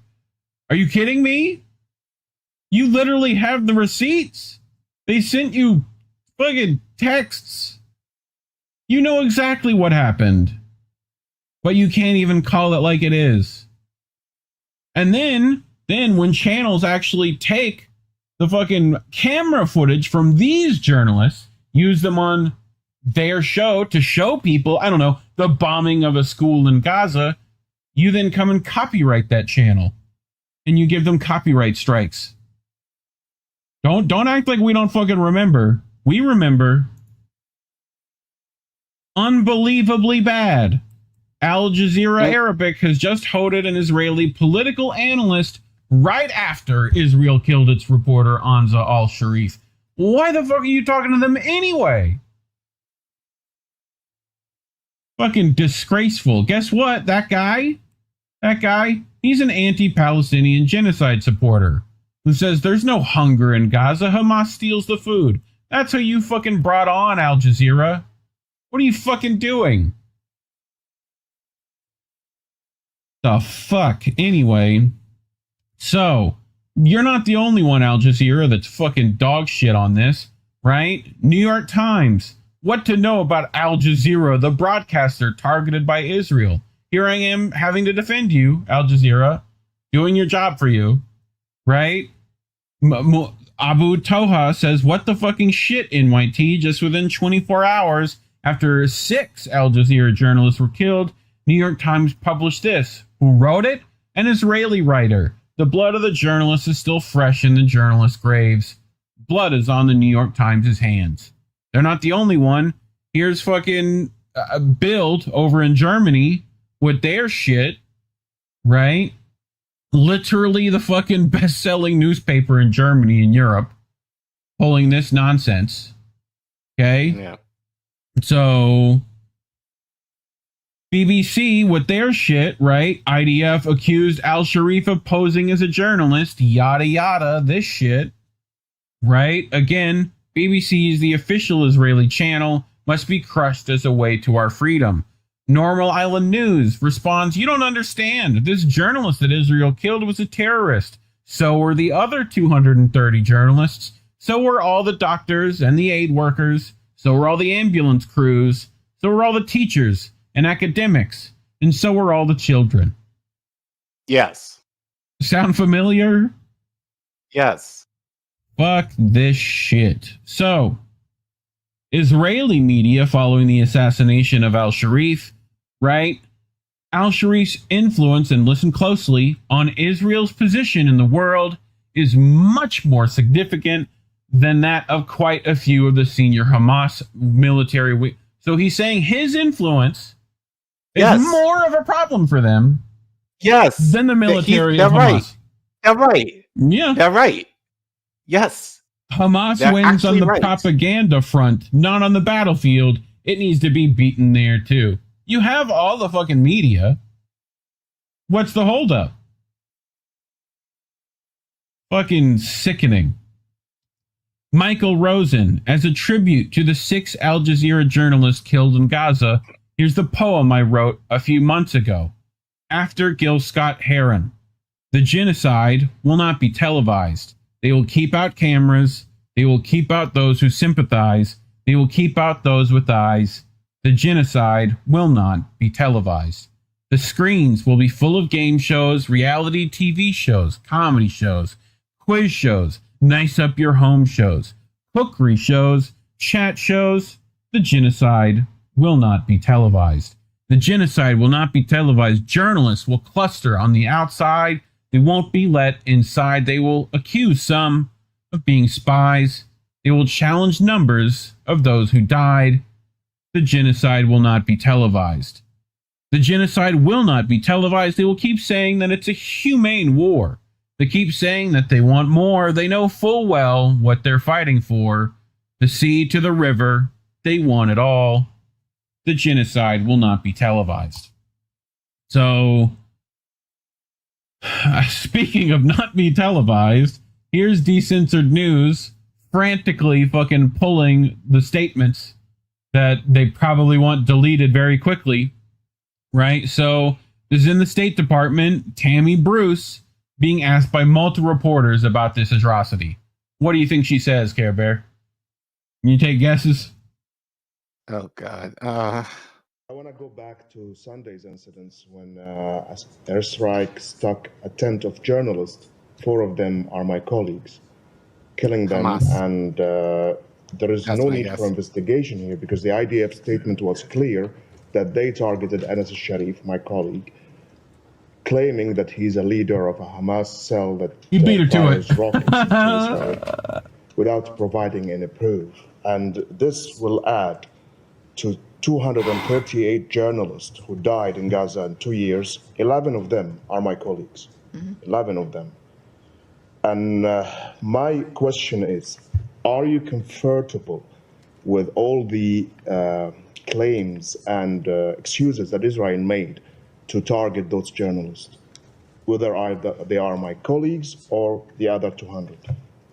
Well, what I can tell you, and I think what's been apparent from this podium, is our concern about the loss of any innocent life. We've made that clear. The work of the people in this building is committed to that.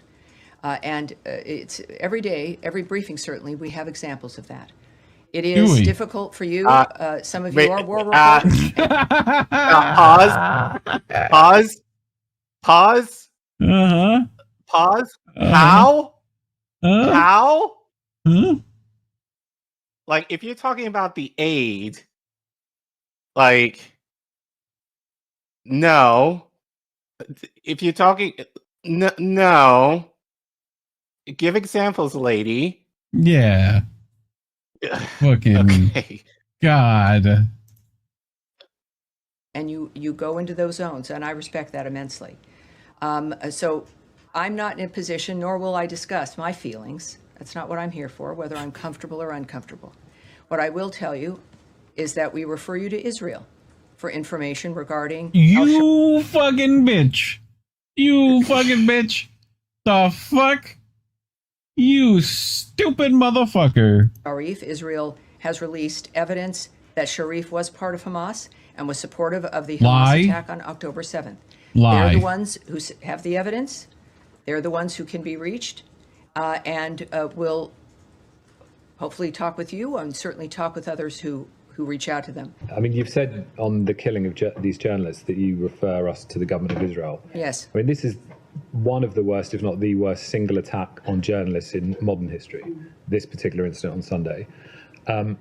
As of all the journalists being killed, probably many of them by American weapons that are supplied by the US Well, let's not. taxpayer. I'm So- sorry. I well, respect you enough to know But I'm asking to not the project Shut that something down. that Shut that serious down. and Shut that say, down. Uh-huh. Let's the leave vast that out. majority of My weapons that are goodness. used have been supplied by the United States, courtesy of the US taxpayers. So there is a very strong accountability issue for the American government. So on this instance, has there been any internal process to look at what happened and to see whether it was within the laws of war? Well, obviously, there's many internal processes. I'm discussing with you a suggestion about who to reach out to, who has the answers for you. And that is due to the fact that, more than aware, of course there's internal processes, which I will not be discussing with you because of the nature of them and the importance of the diplomatic work that is continuing to this day to stop that carnage. Is there an internal process on this particular incident? I'm not going to discuss the details for you. Yes, ma'am. Thank you. On Gaza, Israel has been blocking foreign reporters from entering Gaza unless they are under Israeli military escort. Pay Does attention the to US this bit. press Israel to allow foreign journalists, including American journalists, by the way, to enter Gaza?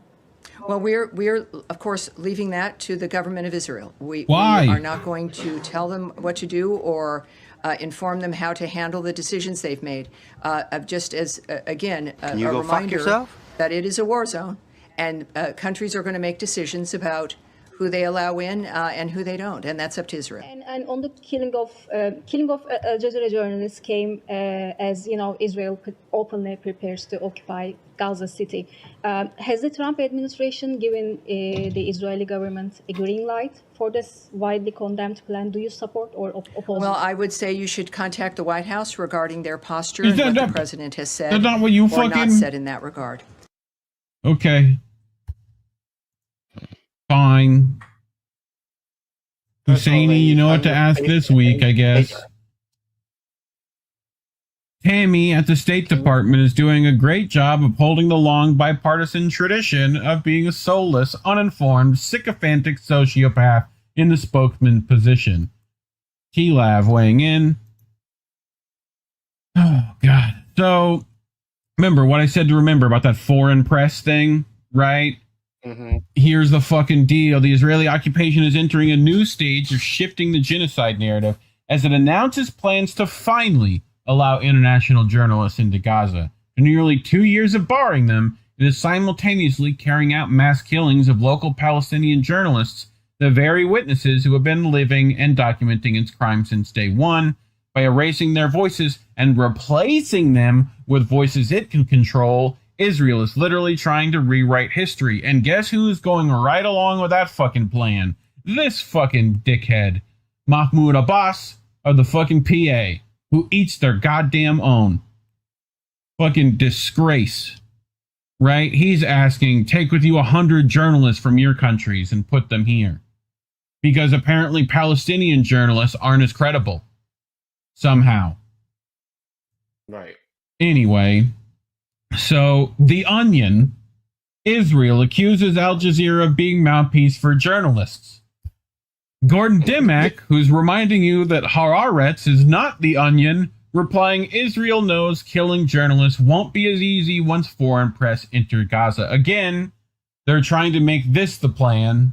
And like, well, as long as Israel accepts that. But how effective is that going to be, though? I'm not sure. No, because they're going to bring in fucking BBC reporters who are going to fucking two-state the shit at best. You know. Like, we know how this fucking works. Anyway. So, this is, remember we talked about Dr. Hassoum Abu Safia. Here is Anas meeting with him. Right? This is bearing witness, Arkueshi, right? Who says he had millions of followers on social media with footage and updates frequently picked up and cited by regional and international outlets in a war zone. That kind of reach makes fabrication almost impossible. Too many eyes were on him. Too many cross-checks. So here's where they buried him, right? This is the state of graves in Gaza. Right? A cinder block and a piece of tile painted. Right? So, this child is journalist Anas al-Sharif during Israel's 2008 and 2009 bombing of Gaza. At the time, he was just a boy watching reporters in action, dreaming of one day becoming one himself. He grew up without comfort or privilege, only in the harsh reality faced by every Palestinian child living under the occupation. So you can see him in the crowd right there. So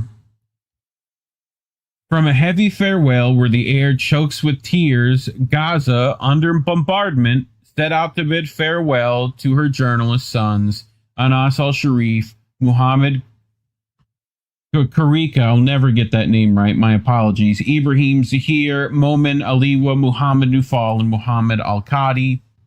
And you can see them as they were brought through the streets, right?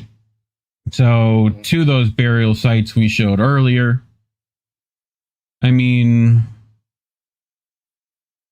like, I'm surprised they didn't have to fucking kick away IDF like they did when Shireen was fucking buried. You know? So, which we remember that too. Jihad Abu Salim, Anas al-Sharif was born in 1996. He was 4 when the Second Intifada began in 2000. He was 11 when Israel imposed a blockade on Gaza in 2007. He was 12 during Cast Lead in 2008-2009. He was 18 during the 2014 assault on Gaza. He was 29 when Israel assassinated him in 2025. Fucking 29-year-old man. Here's was his last post, right? This is from Noro Baron Freeman's over the EI, right? So this is what he experienced. I mean, just constant bombing. So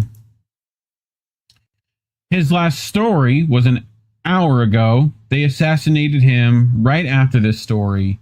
My brain is still trying to comprehend this. They killed all of Al Jazeera's journalist team. So here's was his last story on Instagram. To whom it may concern, the occupation is now openly threatening a full-scale invasion of Gaza.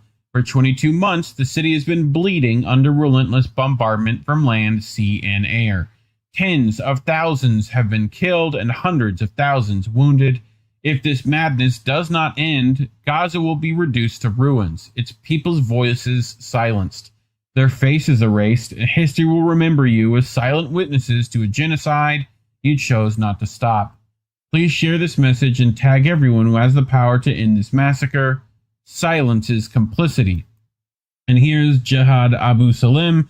After assassinating Al Jazeera's entire staff, Israel is now heavily bombing Gaza City in a manner reminiscent of the genocide's early months. Israel is preparing to commit horrific crimes there, having already murdered the key witnesses in advance. So Al-Sharif left behind a wife and 2 young children. Do not forget Gaza, Al-Sharif said in a statement he asked to have released if he were killed. And do not forget me in your sincere prayers for forgiveness and acceptance. Israel has frequently targeted journalists in Gaza throughout its genocidal war. Gaza's government media office said that Sunday night bombing brought the total number of journalists killed in Gaza since October 7th to 237.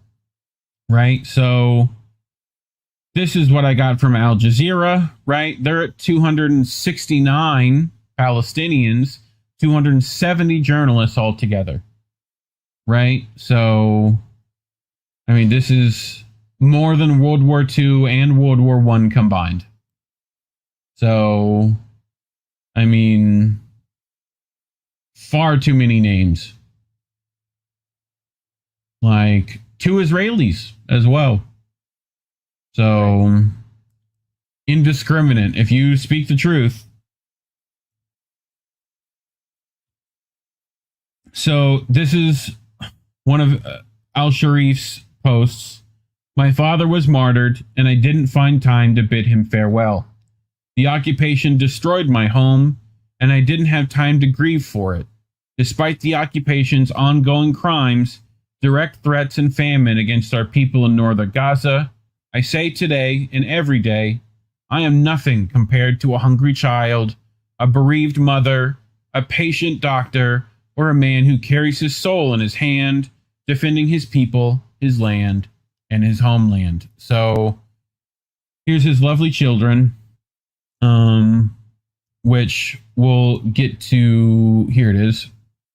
Right? So, Archie has this from a little moment with his daughter, which we'll get to.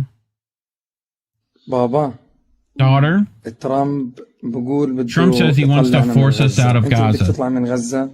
Do you want to leave? No, I want to stay. I want to stay here. Why? Because she loves Gaza. So you don't want to leave? All right, I want to take you to Qatar. Not to Qatar. To Jordan then. No. To Egypt? To Turkey? No. I want to stay here. بدك تضلك هنا في غزة؟ يعني مش طالعة؟ بس طالعة من المرة. مش طالعة نهائيا؟ بالمرة؟ طيب قولي لهم احنا مش طالعين. احنا بس طالعين. صامدين هان. صامدين هان. يا روحي. Fucking adorable. That child now is fatherless. Anas al-Sharif's wife wrote, Sham is so attached to Anas that she doesn't leave him during coverage. She looks for him everywhere. And when she hears his voice on the radio, she comes as if hearing it for the first time. One day, Sham will stand behind the camera and carry on the path of her father, Anas. Probably. So, just to finish, we'll get to his last words. But I just wanted to bring this little bit of art that I found appropriate. So this is narrated by Stephen Kwok-Vo. So this is his will that he asked people to put out, right? So we'll listen to his words. A lot of y'all know me for my voice, so this is me using it. This is the final word from Anas al-Sharif, a journalist in Gaza who was murdered this morning, targeted and killed by the Israeli army. This is my will and my last message. If you have received those words, know that Israel has succeeded in killing me and silencing my voice. The beginning of peace, mercy, and blessings of God be upon you. God knows that I have done all my effort and strength to be a support and a voice for my people. Since I opened my eyes to life in the alleys of Jabalia Refuge Camp, and my hope was that God would prolong my life until I returned with my family and loved ones to our native town of occupied Ascalon, Al-Majal, but God's will prevail and his wisdom out. I have experienced pain in all its details. I have tasted pain and loss repeatedly, and yet I have never been able to convey the truth as it is, without falsification or distortion. May God be our witness to those who kept silent and accepted our killing, those who held our breaths and the bodies of our children and women in their hearts have recited and not stopped the slaughter that is being performed on our people for more than 1.5 years. I recommend Palestine, the crown of Muslims, in the heart of every free person in the world. I recommend you to her family and to her little oppressed children, to whom age did not allow them to dream and live in safety and peace. Their immaculate bodies were crushed, torn, and shattered by thousands of tons of Israeli bombs and missiles scattered on the walls.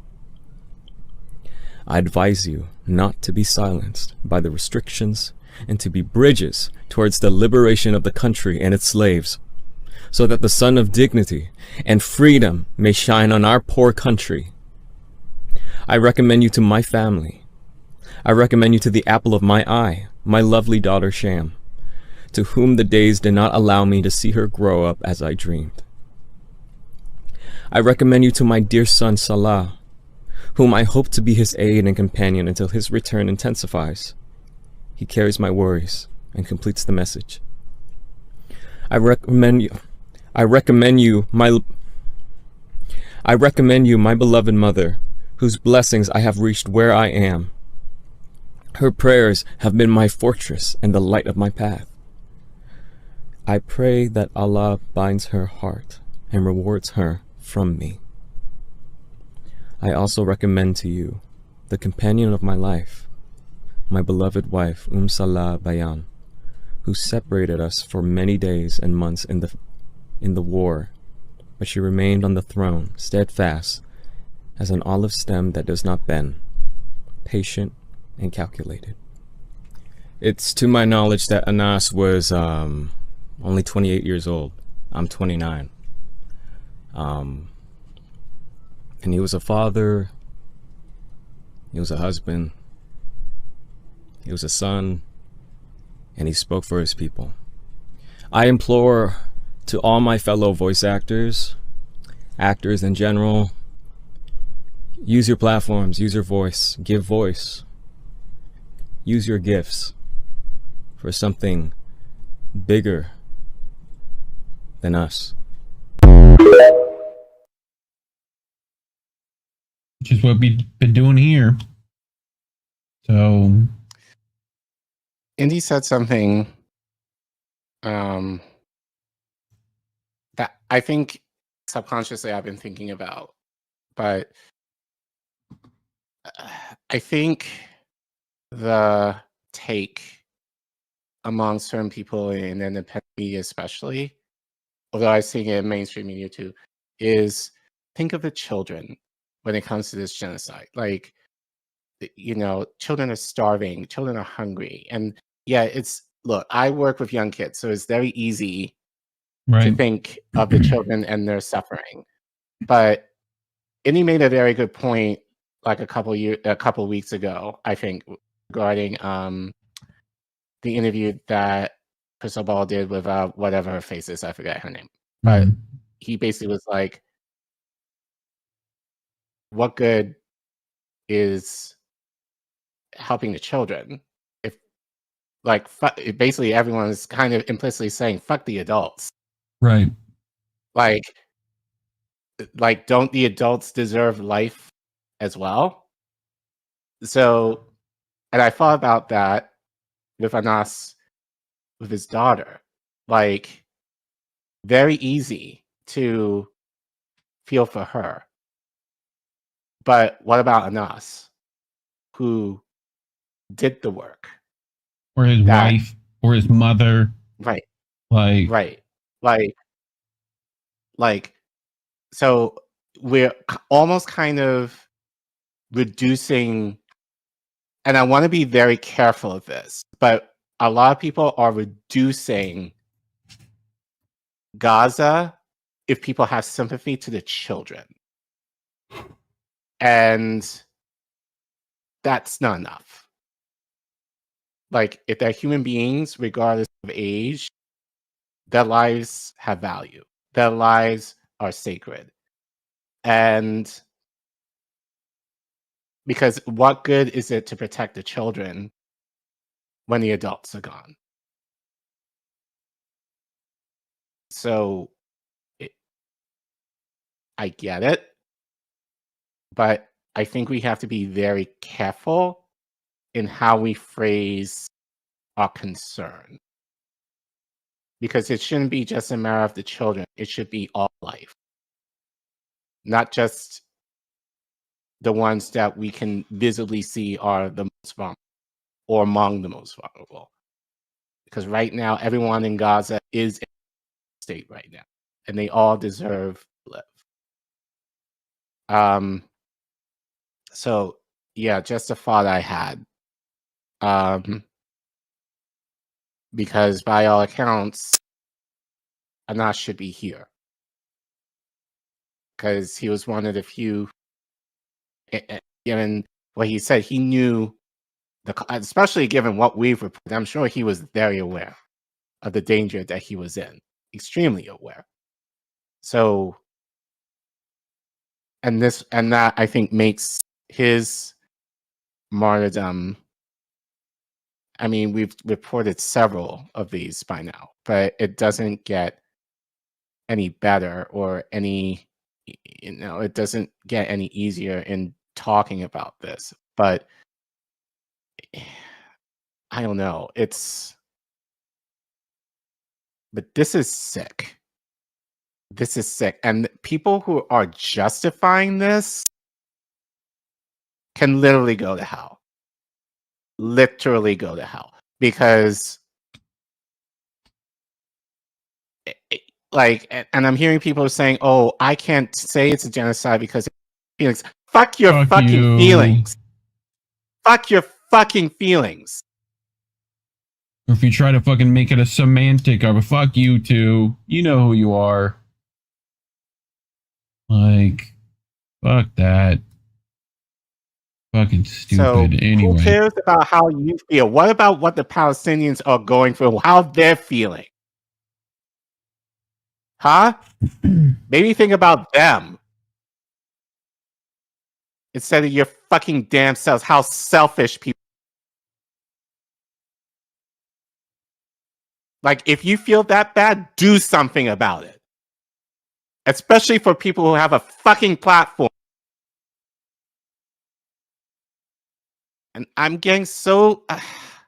I know, dude. So tired of talking about this every fucking week. Like every week we talk about like how bad it is in Israel and Gaza right now. And it's like, and people want us to feel sympathy. Like, I'm sorry, but India said it. Like, Jewish people, sorry, but many of you, your inaction, or I would argue worse, you, like, it's hard to believe to even say this, but like, you're liberalizing genocide, meaning, like, oh, I get what's going on. I don't like it, but, you know, we have to try and get them aid and all this other kind of bullshit. The aid is not getting in. They're still starving by the hand of Israel. We talked about this. Like, even if they get food now, it's too late. Yeah.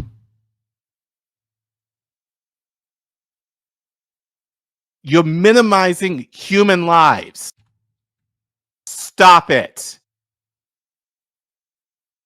And for the fucking... That's all I gotta say. Independent journalists who are constantly distracted by every fucking rage bait slop, meanwhile, waves arms at the 9 fucking genocides and journalists straight up fucking dying that you're ignoring to cover whatever fucking pop culture Twitter war shows up in your fucking trending feed that day. Fuck you too. You know, and y'all can tell them I said it. I have to know, Reef, has anyone in Independent talked about this at all? Yeah, a few. Passing. I saw a couple. But here's my thing, like, the people in independent media are journalists, especially, should be more up in arms about this. And they should be ashamed of themselves. Right, but I'm not on Twitter. I'm not in the space that, like, literally, it's like, for me, get in the robot. And once we're done, I'm out. But, like, but it's like, why am I not hearing any more well, like, in comparison to, like, at least I feel like with the other journalists, like, Rafat, like, I felt there was more talk about this with him online. A lot of people I haven't heard weary. much about this guy and us at all. Yeah. So what the hell is going on? Are we that mentioned it? So I mean, are we that, like, dumb? I guess we are. Yeah. But when they put it alongside whatever fucking streamer drama happened that fucking day, like, hard to fucking... Anyway, you know. And those channels are monetized, and they fucking make sure to keep it by trying to keep fucking eyeballs on their channel. Meanwhile, YouTube demonetized us, so if you want to fucking keep the lights on over here, you can scan that QR code on your screen, or links to donate are in the description. Otherwise, like and share, leave a comment, you know, leave your words here at the bottom to remember these journalists by. But otherwise, thanks for watching. INN News. I brought this partially because it looked familiar, right? When I saw these images being put out, I went, I recognize that. My fucking memory banks decided to pull the dusty fucking book off its shelf that these images were located in. So we'll get to what I mean in just a second. But first, I'll explain what I'm talking about, right? This is from Brett Wilkins over at SheerPost, right? And this is, again, September 2nd, right? A couple days ago, yesterday, right? Trump admin circulating plan, right? Circulating plan to transform depopulated Gaza into high-tech cash cow.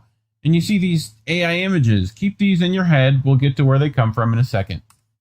Right? So, White House is circulating a plan to transform substantially depopulated Gaza into U.S. Trump's vision of a high-tech Riviera of the Middle East, which we've covered before. Right? Brimming with private investment and replete with artificial intelligence-powered smart cities. Again, sounds very familiar, Brett. Maybe you're watching. Maybe you saw us talk about it. I don't know. That's according to a 38-page prospectus for a proposed Gaza reconstruction, economic acceleration, and transform Great Trust obtained by the Washington Post. Oh, really? Obtained by the Washington Post. And published in a report on Sunday. Parts of the proposal were previously reported by the Financial Times. So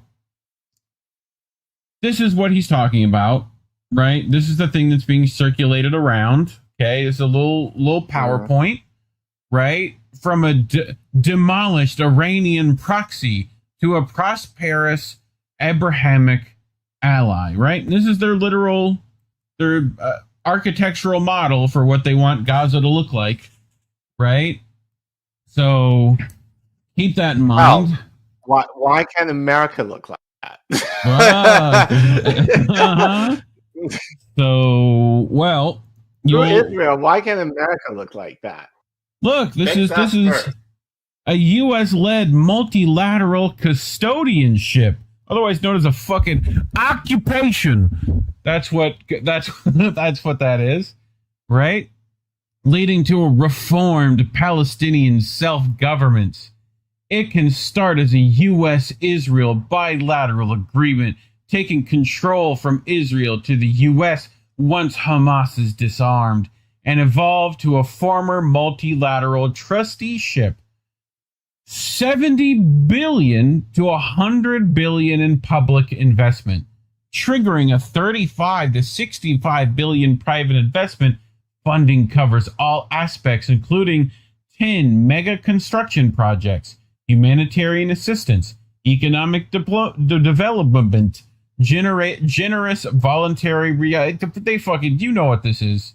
This is the shit. Look, go ahead. Pause for 1 second. So I'm somewhat of a, not nerd, but like a public transportation connoisseur. You kind of know it. And like, I've been watching with interest and discuss how Philly's, like SEPTA, like Philly's metro regional public transportation system has been cut due to lack of funding. Now, to me, that's just ridiculous. Sure. Be given like that's a public need, and you're basically willing to just trash it.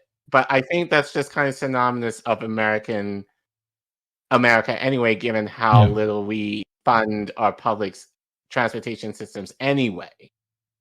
But looking here, it's like billions of dollars towards a foreign country for their public transportation. But it's America first, Collin. It's America first, bro.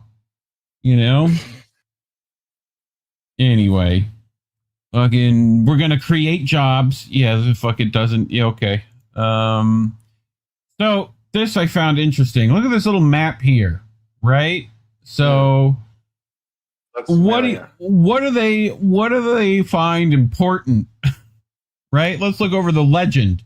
Let's do some map reading. We're gonna check the legend. Look, this is a major port. This is a proposed mega project. Metal and minerals are right here in gray. This blue is Gaza, right? And this is a planned rail and a proposed rail, right? So, okay, let's look at all that. Look at all that big gray strip that they want, right? From Saudi Arabia all the way up here. Look at these ports. Bing, bing, bing. Look, more ports. Bing, bing, bing. Look, there's Gaza right there, right in the fucking way. That's their thought. It's right there in the way. Okay, so if we're gonna get all this, we gotta take this little bit out, right? So, and look at these mega projects. Look here they are. Look at all this shit. Or that's water. Where's the mega project? Is in fucking weird green, right? So this bit, right? Okay. So, in case you were wondering, Egypt, partially. Yeah. So you were talking about urban design, right? This is here, right? So is the 19th century Paris. This plan aims to address one of Gaza's ongoing insurgency root causes it's urban design. So remember last week when we talked about urbanization, right? And how they're trying to figure out ways of dealing with an urban insurgency, right? This is one of the ways. This is why people are like, smart cities are fucking stupid and they're going to use to control you. That's what they're trying to do, right? So they're trying to make the urban environment not as difficult for them to like police, essentially, right? So new design envisions 8 pie slice shaped smart cities with mixed use residences, commerce, light industry, and other facilities, including clinics and hospitals, schools, and more. With large alleys at their center, the cities will be interconnected through a ring, a tram, and a highway, enabling excellent access to industrial, tourism, and logistical areas. Also giving them access. Boring. Yep. Green, yeah, but it's secretly green areas, including agricultural land, parks, and golf courses, will separate the cities. All services and economy in these cities will be done through ID-based, AI-powered digital systems. Okay? No. Any questions? So this is their little, right, like you get your little freeway, big circle freeway, right? You know, interconnected freeways, and the cities are at the points. This is their idea, right? So look at this though, Abraham Gateway. That's railways to Egypt, to Israel, and yeah. So this is economics and logistics and control, right? Advanced manufacturing example, right? An EV industrial zone. So they're wanting to build electric vehicles here, right? We've talked about this literally ad nauseum, right? So minerals and materials shipped from KSA and UAE. So why do you think they've been involved, right? In all this, it's because they've got their pie in the mix. So guess what they are also part of this thing being shared. So look, here the SDS logistics area and the aid distribution area that they pretty much turn into a kill zone for IDF, as well as themselves, right? So, but yeah, so let's look at their primary investment categories, right? This is who they're trying to market this to. This is a marketing presentation, keep in mind, right? So look, the permanent residential housing, Care Bear, we gotta cover that. You can make money giving people houses, right? So first year investment, 5.2 billion, you'll get back, right? Total investment, 35.3 billion, right? So they're putting these, right? Dutco Construction, Atco, Arabian Construction, Saudi Bin Laden Group, right? What else we got? We've got infrastructure rebuild. Guess who's part of this? Look at that. Fucking IKEA. They got IKEA down here. Gotta get those fucking Billy bookcases in, you know? Fucking okay. Like, and these is in the billions of investment dollars that they're telling people that they should put in, right? You know, talking about debris removal, right? All that shit. This is what they're hoping someone else will pay for. Right. For their own. That in of itself, I'm like, how much money would that cost to clean / pure, 2 billion, whatever you want to call 2 it? billion, they're saying. So 4.1 billion overall. That seems low to me. I mean, it's billions of dollars. So we got security. Probably closer to the trillions, if anything else. Security's got to make money here, right? You know, you got your fucking Dynacorp, your AKE Group, your Mission Essential, your MAG Aerospace, right? All these fucking Blackwater bullshits. They got to make money, right? Who else, Care Bear? Well, we're going to have to teach these kids not to fucking blow us up if we're going to be here, right? So we're going to get Bluemont involved. We're going to get Carmod and ACOM and whatever this education above all group is, right? 2.6 billion total investment is what they're looking for. So, yeah, look, we got can barely get that for our schools here. Public and private partnership. There's another word for that, for public and private partnering. Starts with an F. Y'all kids will know. So, a PPP model for key infrastructure investments. The trust can leverage private capital, industry, technical experts, and shared accountability to accelerate project delivery, improve efficiencies, and deliver high-quality, sustainable infrastructure to support long-term economic recovery. PPP investments will be made for synergy, power, brand. Fucking corporate PowerPoints are the worst things in the world, dude. Again, medical, rail infrastructure, right? All that shit. But anyway, private industries, they got Tesla and Amazon, all that shit for data centers, all that stuff is part of this too, right? IHG, hotels and resorts, right? Is that Hilton? What's IHG? Anyone know in the chat? Mandarin Oriental Hotel Group, right? They're here too. So I'm sure there's some big money powers there, but overall, right, this is what they're valuing Gaza to be, right? A 320 billion asset value by year 10 will create significant value for all involved stakeholders, right? So, this is just free money for them. That's what they're looking at this as.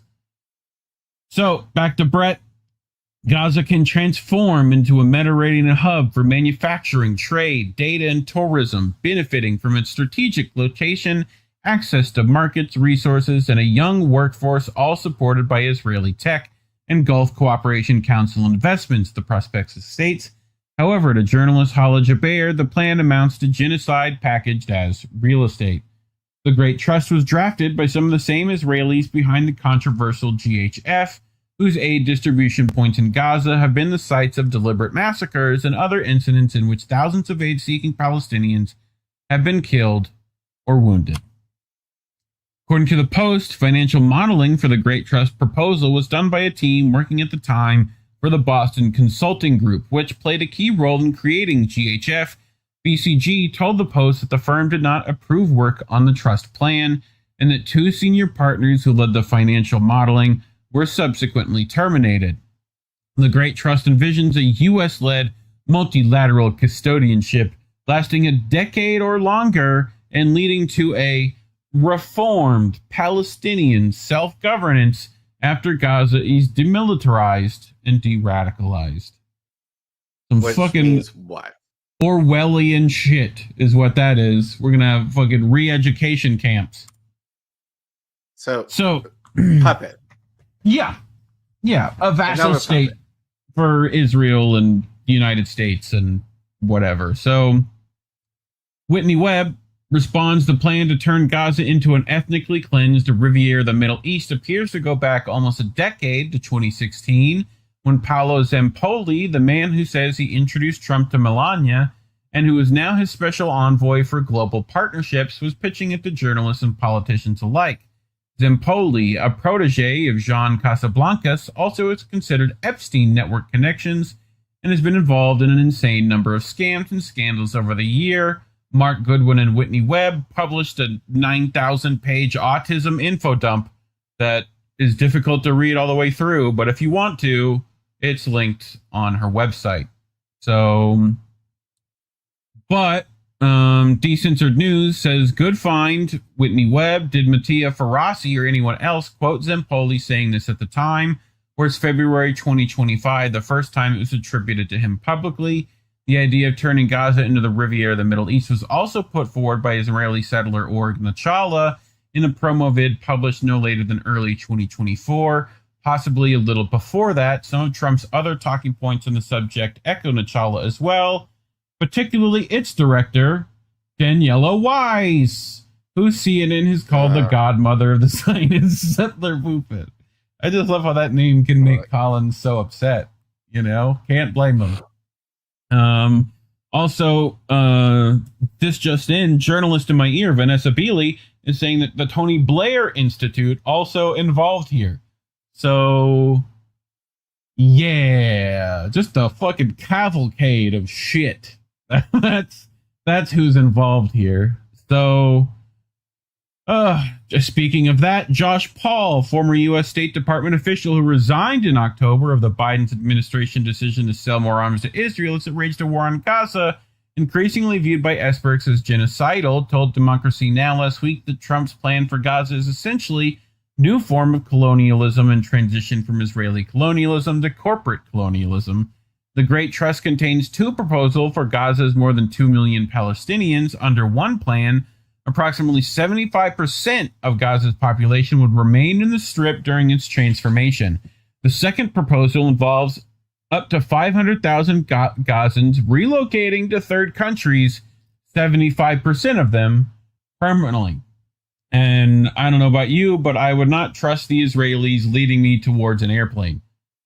Yes, right this way, sir. Your flight is through here. Just first step through this fucking shower.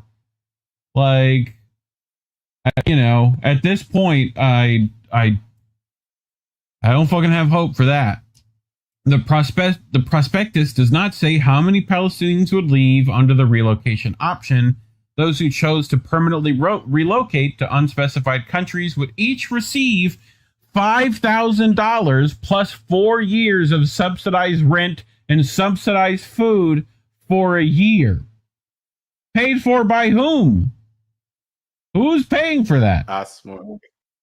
Probably us. Could you imagine if Collin, look, I'll offer you $5,000 plus rent and food covered for a year if you go to fucking, I don't know, like Ghana. You know what I mean?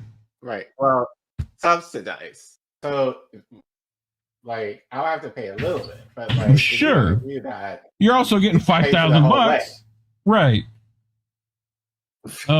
The Grant Trust allocates $6 billion for temporary housing for Palestinians who remain, and $5 billion for those who relocate. Okay. Proposal projects huge projects for investors, nearly 4 times the return on investment, an annual revenue of $4.5 billion within a decade. The project would be a boon for companies ranging from builders, including Saudi bin Laden Group, infrastructure specialists like IKEA, the mercenary firm Academia, former Blackwater, right? U.S. military contractor KSOL, which last year was found liable for torturing Iraqis at Abu Ghraib, electric vehicle manufacturer Tesla, Amazon, hoteliers Mandarin Oriental, and IHG Hotels and Resorts. So, central to the plan are 10 mega projects, including half a dozen smart cities, a regional logistics hub to be built over the ruins of the southern city of Rafah, a central highway named after Saudi Crown Prince Mohammed bin Salman.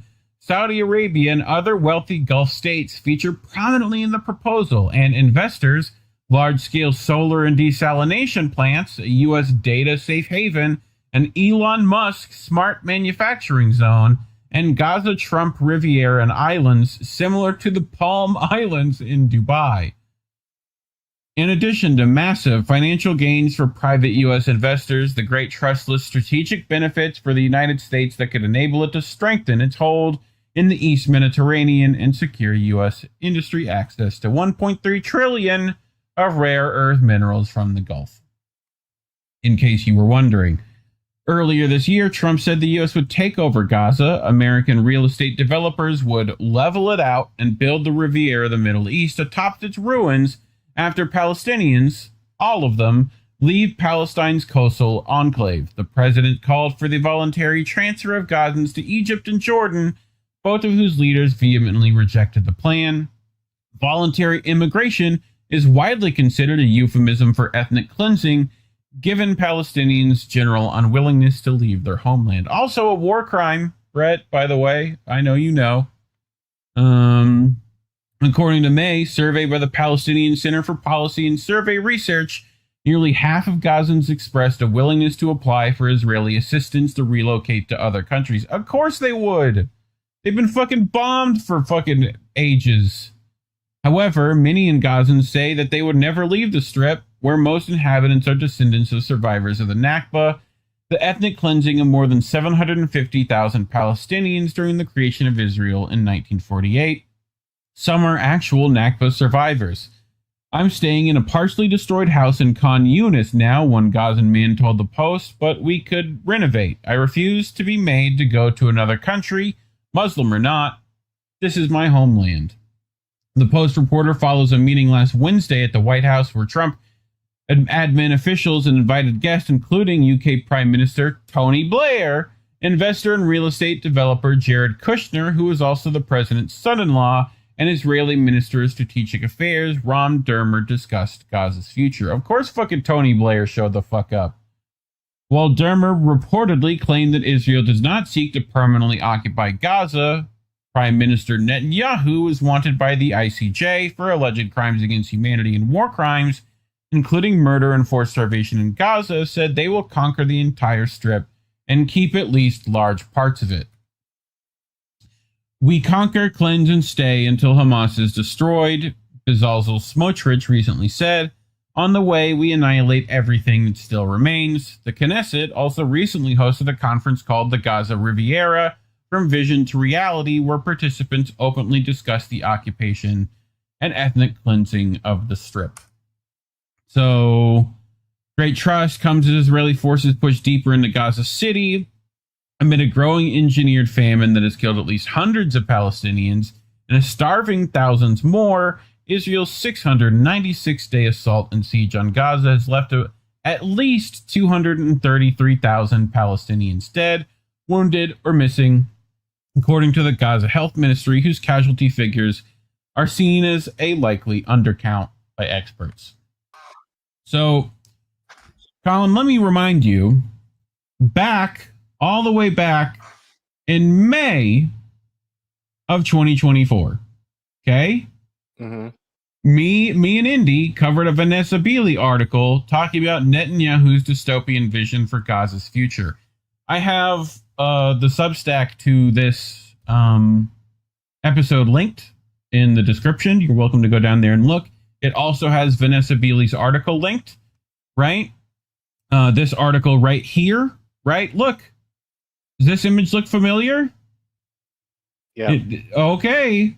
This again was from May 10th of 2024. Right? So if you're paying attention to the show, you're literally a year ahead of everybody else. Okay? And then some. A year and then some. Like, we've done past May, right? Of May 2025, been long gone by now. Right? So, yeah, I mean... So, hold on. My PowerPoint thing broke again. But it's okay. I'm going to get caught up. I promise. Back. So, so in that article, Vanessa Beeley translated a Ynet article, right? So here's that Ynet article, right? This is the utopian vision for the Strip. Okay. So in that Ynet article, look at the pictures they include. These are the pictures they include in this Ynet article, right? These ones that we just saw a minute ago. I wonder where they got them. Well, they got them from a fucking PowerPoint. The same fucking PowerPoint. This time in Hebrew. How the motherfucking WAPO get a fucking scoop, breaking scoop from a year ago? How that shit fucking happened? Huh? Like, granted it has a couple more slides in it, but like, it's the fucking same PowerPoint. I want to fucking strangle people. Like, catch up. Where we've been talking about this shit. Welcome to the club. All right. Any thoughts? Well, Well, we talked about this offline, like yesterday. Like, technically, we talked about this with Brett for a similar issue nearly 2 years ago, because he wrote an article that we talked to him about on the show regarding Israel, like the connection of the real estate industry here, like selling plots in the West Bank, which is illegal. And or I believe, I forget like the full details, but in Gaza, but he thought it was a joke. Like the way he kind of presented, he thought it was a joke, and we were like, no, it's not. So, but yeah, so kind of on the line, 2 years ago, almost. Yeah. That which I know there might be people that might be off limits at Common Dreams, but they're not off limits to you, Brett. You can go fucking read them. I know you're out here, you're paying attention, and it's not just you. Like, I'm more mad at everyone else and the WAPO. I'm definitely mad at the WAPO. So for being like, oh, this is brand new scoop, just released, just circulating. Like, no, it fucking been here. Like we've been new. Thanks for catching up. But anyway, I think I've yelled at people enough. Pay attention. Go follow Vanessa Beeley. She'll keep you a year ahead of everyone else. But any last thoughts other than YouTube's demonetized us for talking about this shit a year ago? Please subscribe. Yeah, subscribe. Also, we appreciate any dollars you can help keep the lights on over here. You can scan that QR code or go to code-fee.com/Indie News Network, or it's always in the description below if you would like to go do that. If you're one of the poors like ourselves and can't help us monetarily, just share the video. It's literally like the least you could do. You sat here and watched the whole thing. Like you're at the end of the video. You might as well leave a comment while you're here. Press the like button, and tell us what you think. Like, especially with those smart cities might be coming to a town near you here soon. You might let me know how you feel about that. But otherwise, thanks for watching.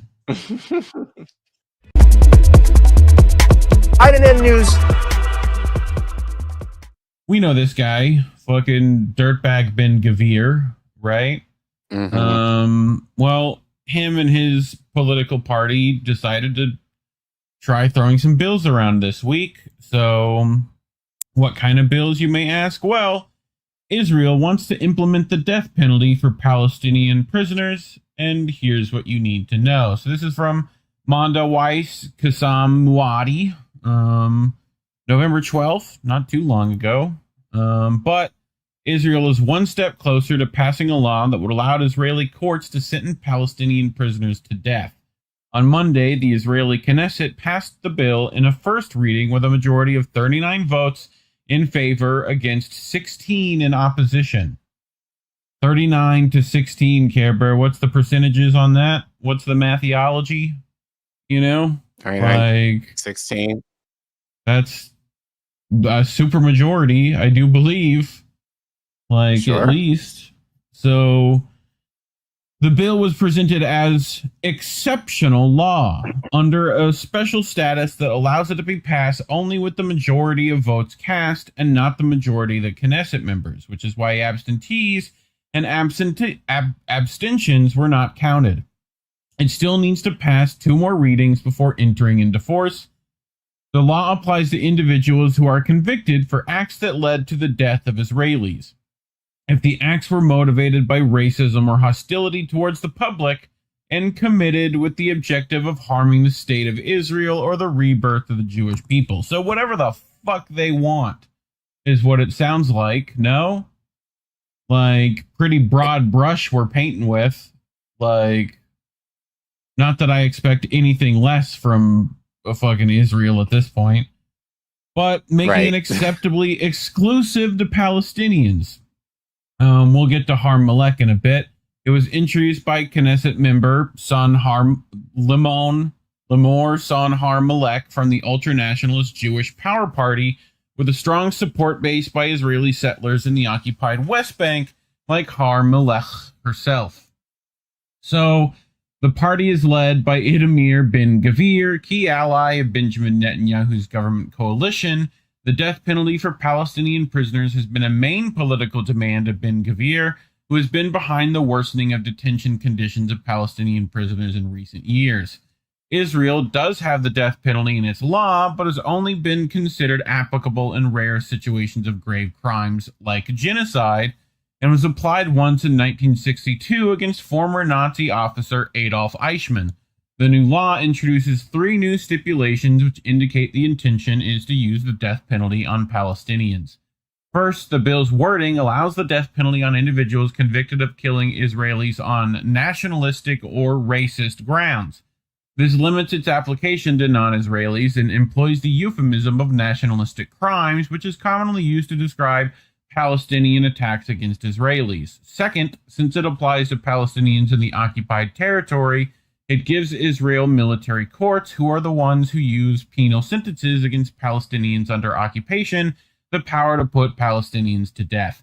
Third, it allows the death sentence to be given with a simple majority of judges and not by consensus. Even still, Ben-Gvir continues to push to loosen the law's application even more to give Israeli forces the authority to execute Palestinians in the field. The law has several opponents, including Yair Lapid's opposition. There is Future Party and the Orthodox Haredi representatives. The opponents to the law abstained from voting, and many lawmakers were absent, but since it was introduced as an exceptional bill requiring only a majority of votes cast, it passed. Ben-Gvir celebrated the vote in the Knesset by distributing sweets to Knesset members. Opposition leader y'all got to figure out these names over there, man. Avigdor Lieberman commented by saying that a terrorist has to die either on the battlefield or in court. Another opposition leader, Yair Lapid, refused to vote in favor of the bill, calling it a political stunt by Ben-Gvir's party, arguing that there is already a death penalty law in Israel. The Palestinian Prisoners Club said in a statement that Israeli forces already execute Palestinians in the field through loose rules of use of lethal force, which allow Israeli soldiers to shoot and kill Palestinians at military checkpoints, especially in the West Bank, or Palestinians who take part in peaceful protests or during raids into Palestinian areas. The Prisoner Club also indicated that Palestinian prisoners are exposed to slow death through systematic deterioration of inhumane living conditions, medical crimes, and torture. The club referred to medical neglect of Palestinian prisoners, of which Israeli prison services have been accused in recent years by human rights groups, especially after the death of several ill Palestinians in jail or shortly after release. Lacking proper treatment, according to the UN, 75 Palestinians have died in Israeli prisons since October 2023. In reaction to the passing of the bill, Amnesty International, who I've got issues with, feel free to come argue, Amnesty, Senior Advocacy Director Erica Guevara Rosas said in a statement that the passing of the bill was a product of ongoing impunity for Israel's system of apartheid, which did not occur in a vacuum. According to Rosas, the bill comes in the context of drastic increase in the number of unlawful killings of Palestinians, including acts that amount to extrajudicial executions over the last decade and a horrific rise of deaths in the custody of Palestinians since October. The bill's stipulation that courts should impose the death penalty on individuals convicted of nationally motivated murder with the intent of harming the state of Israel or the rebirth of the Jewish people is yet another blatant manifestation of Israel's institutionalized discrimination against Palestinians, a key pillar of Israel's apartheid system in law and in practice. Rosas explained, "It is additionally concerning that the law authorizes military courts to impose death sentences on civilians that cannot be commuted, particularly given the unfair nature of the trials held by these courts, which have a conviction rate of over 99% for Palestinian defendants." Mahmoud Hassan, a veteran lawyer who's been representing Palestinians in Israeli military courts for over 30 years, told Mondo Weiss that the Israeli military judicial system is a system of criminalization where every Palestinian activity, no matter how peaceful, is regarded as a criminal offense as part of the Israeli military judicial culture. Hassan explained that Israeli military judges come from the military institutions with the Israeli security culture, which is already biased against Palestinians. When a Palestinian is charged with a security offense, the baseline understanding is that they are going to be convicted. And as lawyers, we try to bargain an alleviated sentence with the military prosecution, and this is why the conviction rate is over 99%. So far, the existing Israeli death penalty needed a consensus by judges, and the military prosecution never demanded the death penalty for Palestinians. This new law allows the death penalty to be passed with a simple majority, which would encourage the prosecution, if it goes through, to ask the death penalty for a Palestinian based on the claim of nationalistic motivation. What if a Jewish Israeli was charged with murder in the same circumstances? The same criteria wouldn't apply to them. The death penalty would still need a consensus, and the prosecution was most probably not asked for it, he said. Although the bill faces some opposition in Israeli politics, the fact that most opponents chose not to vote, knowing that abstention was not counted, rather than voting against it, indicates that the law will most probably pass if it reaches the second and third reading phases. Although as a general rule, laws don't apply retroactively. Itamar Ben-Gvir has explicitly called for the execution of Palestinian prisoners convicted under illegal combatant charges, mainly those accused of being Hamas fighters, captured since and after October 7th. Ben-Gvir has been promoting the law along his rhetoric on the need to execute Hamas fighters using the post-October 7th atmosphere. Shawan Jabaran, head of Al-Haq human rights organization Ramallah, told Mondoweiss.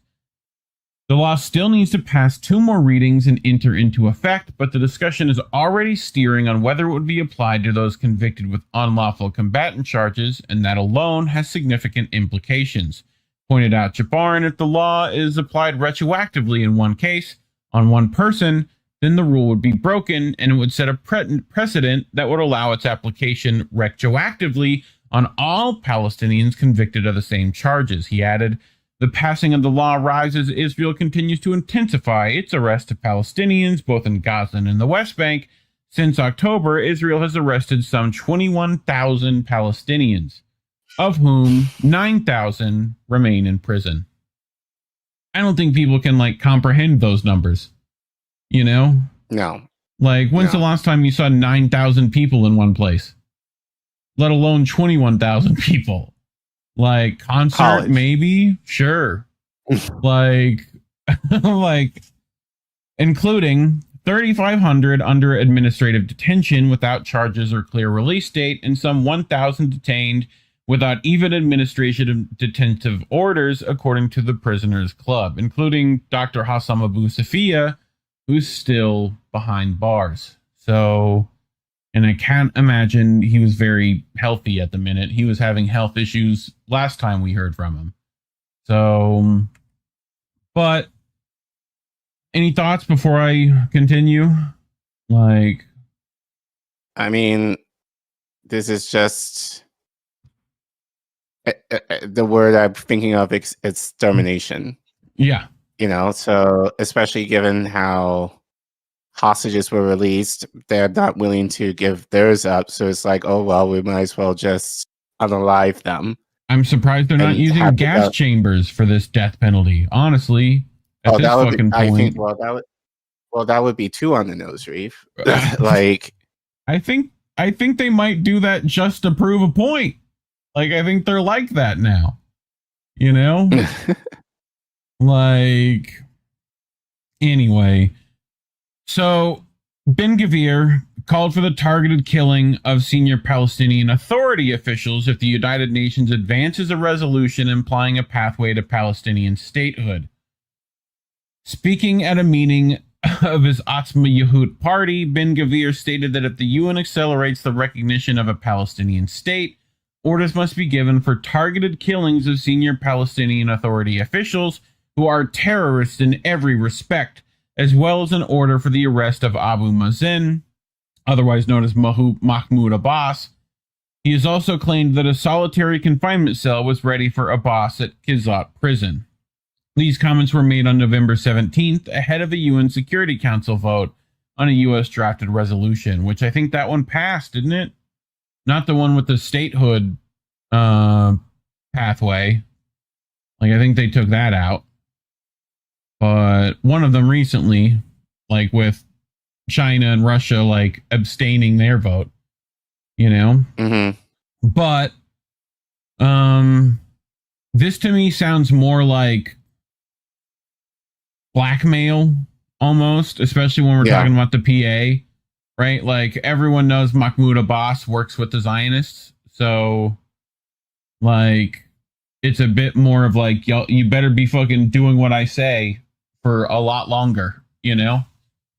So, but anyway, so I said we'd also talk about, what's this name's lady? Sanhar Malek, right? Who initiated this bill, right? And this is out of Middle East Eye that Arza Dale is reposting for us. But again, she initiated this bill, right? Those who harm the state of Israel, right? That's who it applies to.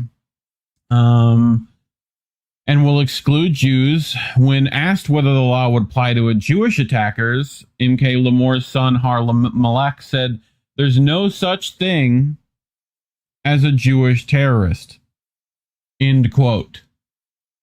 On Monday, an Israeli panel approved the bill, which introduced the death penalty for Palestinian prisoners. The proposal tabled by Ben Gvir, right, you know, talks about the nationalistic grounds. Legislation does not apply to Israelis who killed Palestinians under similar circumstances. Defending the bill, Harm Malek insisted that it is very clear and unequivocal.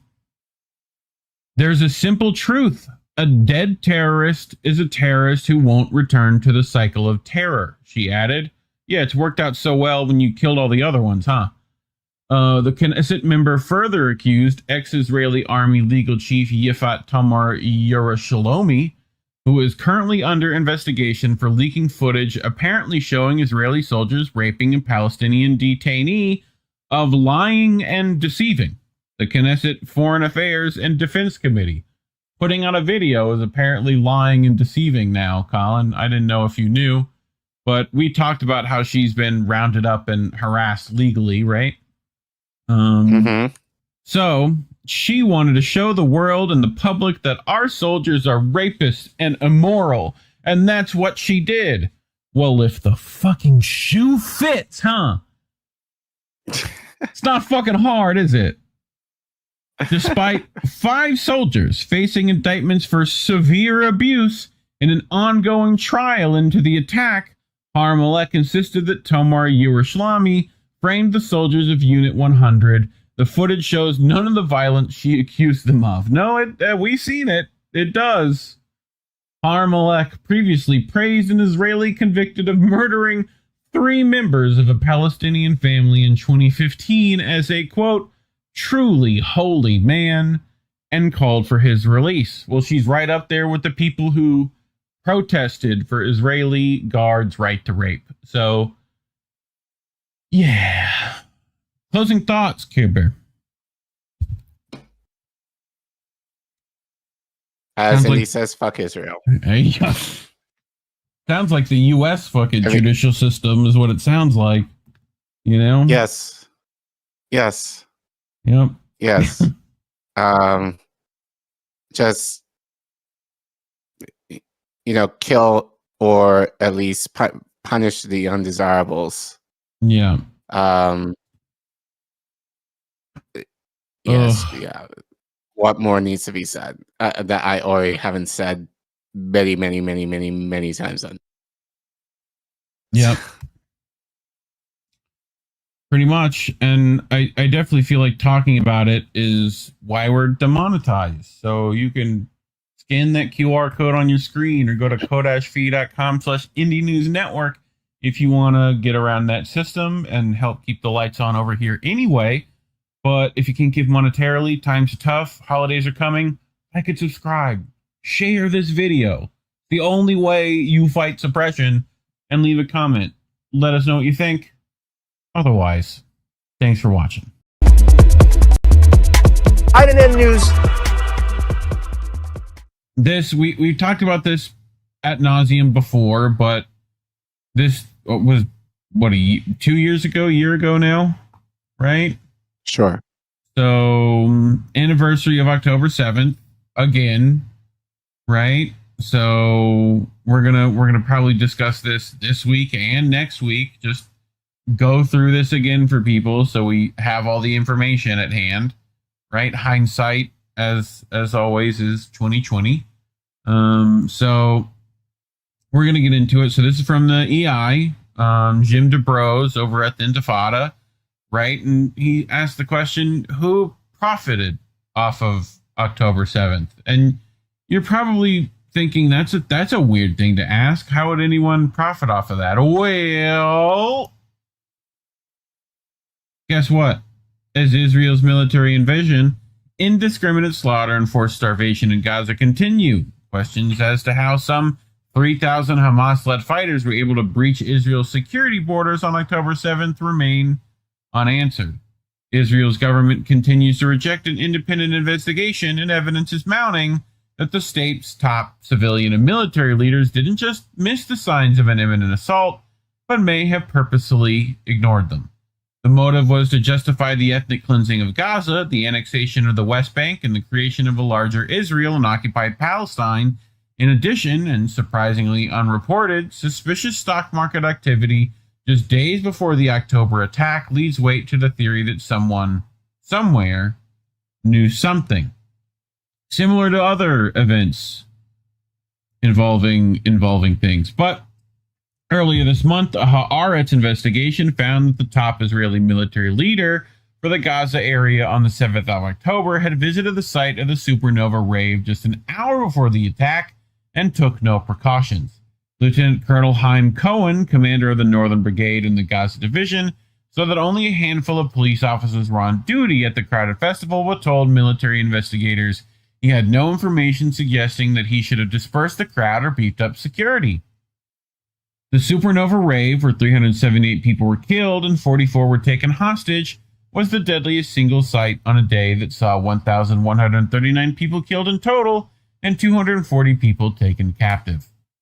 It is still unclear how many of the dead were killed by Palestinian fighters and how many were killed by Israel itself due to its deadly Hannibal directive. Israeli Prime Minister Benjamin Netanyahu's immediate response to the crisis has also come under scrutiny. His chief of staff and close confidant, Jacques Braverman, is accused of having altered Netanyahu's phone logs to make them appear as if his first orders to his military in the morning of October 7th came earlier than they actually did.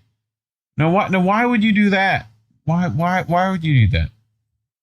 The Israeli military had its strongest warnings the night before the 7th of October, however, but chose at the highest levels to ignore those warnings. According to reports obtained by Ynet, Israel's largest news website, a military intelligence unit had noted signs of impending rocket fire on Israel and unusual activity at the Hamas aerial force that should have set off alarm bells. Instead, the military opted to avoid exposing sensitive intelligence sources rather than taking measures for preparedness. Really, the protection of a few agents was worth the risk of a major rocket attack on Israeli territory without warning civilians? 10 days after those reports became public knowledge, Netanyahu's office acknowledged that it had failed to pass on the memo detailing suspicious activity the night before the October 7th, but was justified in not doing so because the alert was labeled non-urgent. Israel's leaders seem to have been prepared to expel Palestinians in Gaza and thwart a possible assault.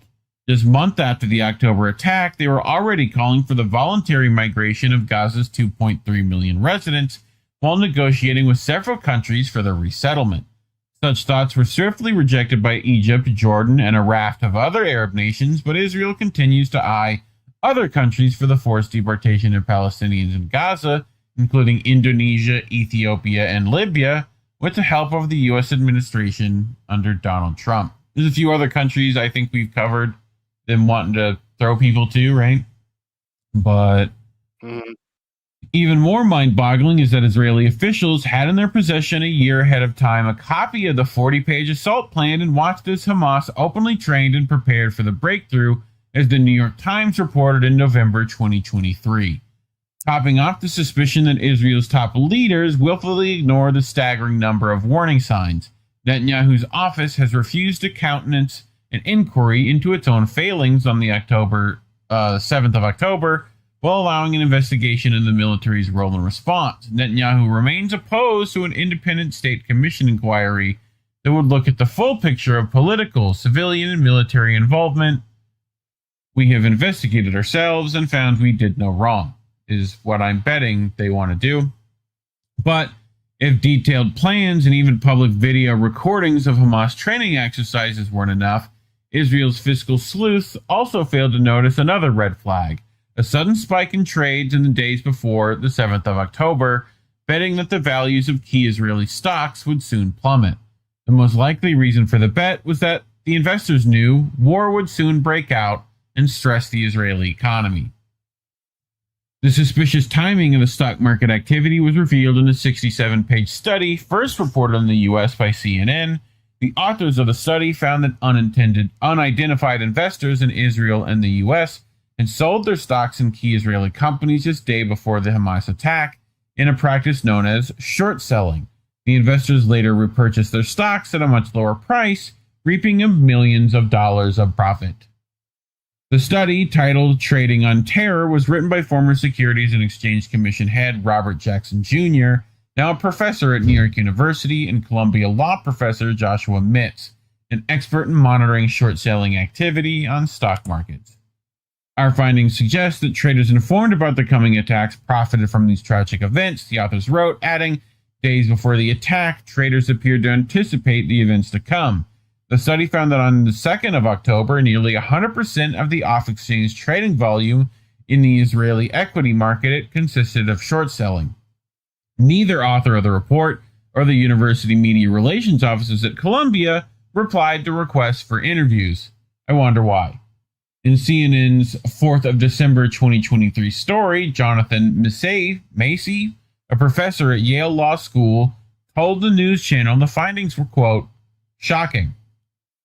The evidence that informed traders profited by anticipating the terrorist attack of October 7th is strong, Macy said. Regulators appear to lack the ability to discover the entities responsible for this trading, which is unfortunate. A story the same day in Haaretz speculated that it was Hamas-linked investors who had pulled their money, not Israelis or pro-Israelis, even though the authors of the paper said they couldn't identify the investors. If the short sellers did not have connections to Hamas, however, it's like the Israelis would have known. Since at least 2015, the New York Times reported Israeli intelligence has been tracking the financing that supports Hamas and looking the other way. Critics believe the strategy of Israel's leaders were that by propping up Hamas leadership in Gaza against the PA, limited control over parts of the occupied West Bank, the two factions would continue to divide the people and head off a unified Palestinian state.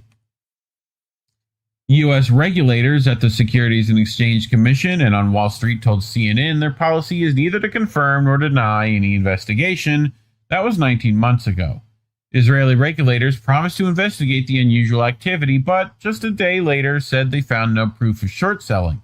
Officials of the Tel Aviv Stock Exchange criticized the Trading on Terror report as an inaccurate and irresponsible and pointed out that currency miscalculations by the authors inflated the potential short sale profits from about 9.5 million to just under 1 billion.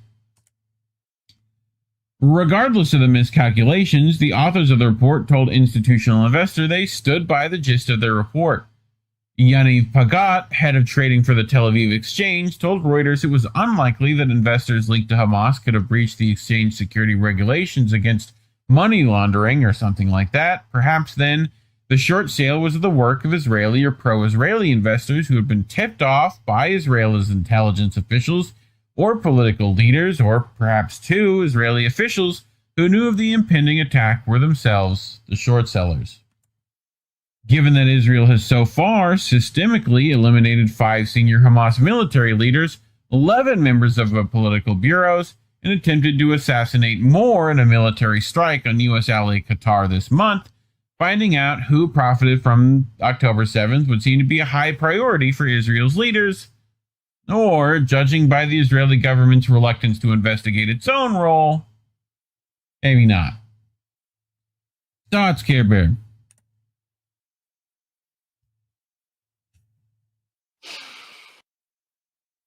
Because I've got some. Why don't you share your bit? Well, I remember when October 7th happened, right? And I remember thinking, how do they not know? They surveil the entire fucking landmass, right? And I was told by colleagues who are generally very intelligent, practiced, and like respected in the space, right? That like, no. See, Israel's army is a paper tiger, and they totally could have let this happen, right? Mm-hmm. And I think it might be a little of column A, little of column B, where like somebody knew some shit was up, like, but I think they just kind of like thought it would be nothing, that they could deal. But I think the other side to that coin is they knew what could happen, and they wanted it to happen to be an excuse, which was my thought at the time. So, you know, I think it's probably gray. It's somewhere in the middle, but seeing how Israel operates now, you know, like, hard for me to think otherwise, you know? So, right. but I am kind of wondering, given that October 7th is next Tuesday. Next Tuesday. At the time of this recording. Like, the propaganda that's going to be spewed. And like, because I've already seen like on buses, I've actually seen them since the summer, I believe, if not even like early in the spring. Like some documentary or something in relation, like a concert or something, like right. They're pushing. Yeah, they're gonna do that. October 7th. Like, I've already seen that propaganda since for the last few, not on buses, like billboards or whatever. So, but I just wonder, like, again, yeah, they could put out all the propaganda they want, but are people really going to go for it? I don't think so. Like, I think especially now, 2 years in, I think people have seen enough carnage online that they're not going to really go for it. So my thing is, what is this for? Like, is this really for the masses, or is this really for everybody else? I guess, but like, is it just to kind of keep up the lie? Like, it'd be one thing to spend the money to try and convince people, but it's like, what are you trying to do now? Just keep up the lie among yourselves and spend the money among yourselves, like, in order to keep up the pretense that it's all about Israel and what happened in terms of Hamas? Like, I don't exactly get that. To me, like, because the idea of propaganda is to spread it to the masses, not to just kind of keep yourselves in your bubbles, if that makes sense. Well, it definitely leads me into my closing bit of this segment. So I brought a bit of Caitlin Johnstone. We haven't done that in a while. And she just said, expect a huge fuss about this October 7th anniversary. There's going to be a lot of nonsense, like, involved with it. So I'll let Tim Foley read her words. And, which, by the way, Tim Foley, do you realize how ironic it is with your last name being Foley that you do voiceover work? Or is that just me and my brain? You know, that Foley work is a thing? But anyway, here you go. Expect a huge fuss about the October 7th anniversary as the world turns against Israel. No! I clicked one more time. Hold on. I fix it. Expect a huge fuss about the October 7th anniversary as the world turns against Israel. Israel apologists are probably going to make a much, much bigger deal about the second October 7th anniversary than they did about the first anniversary, because they kinda have to. The world is turning against Israel in unprecedented ways in 2025, and yelling about October 7th is all they've got left. They've already got a scripted October 7th series coming out on Paramount Plus, and another separate scripted October 7th series coming out on HBO Max for the anniversary. There are probably numerous news media segments and articles scheduled, maybe some new quote-unquote revelations about alleged October 7th atrocities, which have just been waiting in the wings this whole time for some reason. The hosperists are going to be so obnoxious. They'll be babbling about Hamas beheading babies and then cooking the beheaded babies in the oven and then having sex with the beheaded babies and then eating the beheaded babies and then playing soccer with the baby heads while singing about how much they love Adolf Hitler. They'll need to do this because what else do they have? All the attention has long ago moved from October 7th to the genocide in Gaza, because Israel is the victimizer in literally every news story that's come out about Palestine since that one day. Every relevant humanitarian institution on earth is saying that Israel is committing genocide and starving civilians, and we've been watching the evidence of this on our screens for 2 years. In 2023, you had Westerners going, "How could Hamas do such a thing?" But in 2025, everyone's looking back and going, I kind of get it. There are only so many horrific atrocities you can witness before you stop seeing Israel as the poor little Bambi-eyed victim. There are only so many times you can hear Israeli officials stating their plans to ethnically cleanse the Gaza Strip of all Palestinians. Only so many Israeli soldiers you can see mockingly dressed in the undergarments of the dead and displaced Palestinian women they've been genociding. Only so many hospital bombings you can read about. Only so many accounts of IDF troops massacring starving civilians at aid sites you can listen to, before you start thinking to yourself that Israel probably had it coming. So they've got to try to reignite that initial shock and horror Israel's Western allies experienced on October 7th, using whatever tools of emotional manipulation they can. Try to take us all by the hand and lead us back to that naive time when the mainstream narrative was that Israel had just been attacked by a bunch of hateful savages who wanted to murder Jews simply because they are Jewish. It won't work, though. We've seen too much. What has been seen cannot be unseen. No matter how much they moan about October 7th, no matter how much control they shore up over TikTok and other social media platforms to silence criticism of Israel, no matter how loudly they concern troll about a pretend epidemic of anti-Semitism, what has been seen will never be unseen. We see what Israel is. We see what Israel is doing. We see what the Western governments who support Israel are. There is nothing anyone can say or do that will cause us to unsee what we have seen and unknow what we know.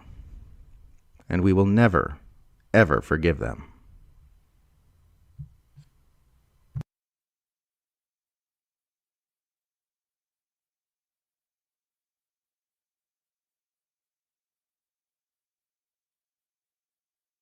Can you hear? Expect a huge fuss. I was saying Caitlin's probably already demonetized, right? I can't imagine they've let her keep her stuff up. So, I mean, talking about what we talk about certainly got us demonetized on YouTube. So you can scan that QR code on your screen or go to ko-fi.com/Indie News Network and leave us a few $1 dues. Help us continue to put these voices out. But otherwise, like, subscribe if you haven't already. Hit the share button. Send this to like-minded friends. Leave a comment. Let us know what you think. Otherwise, thanks for watching. INN News. Palantir, Collin, everyone's favorite terrible Lord of the Rings reference and dirtbag company trying to spy on everyone for Israel? Well, turns out that they may be involved in the pager attack that happened not that long ago, that most of the countries in the world ruled a terrorist attack, right? You remember this. Mm-hmm. So, is again from the dissident.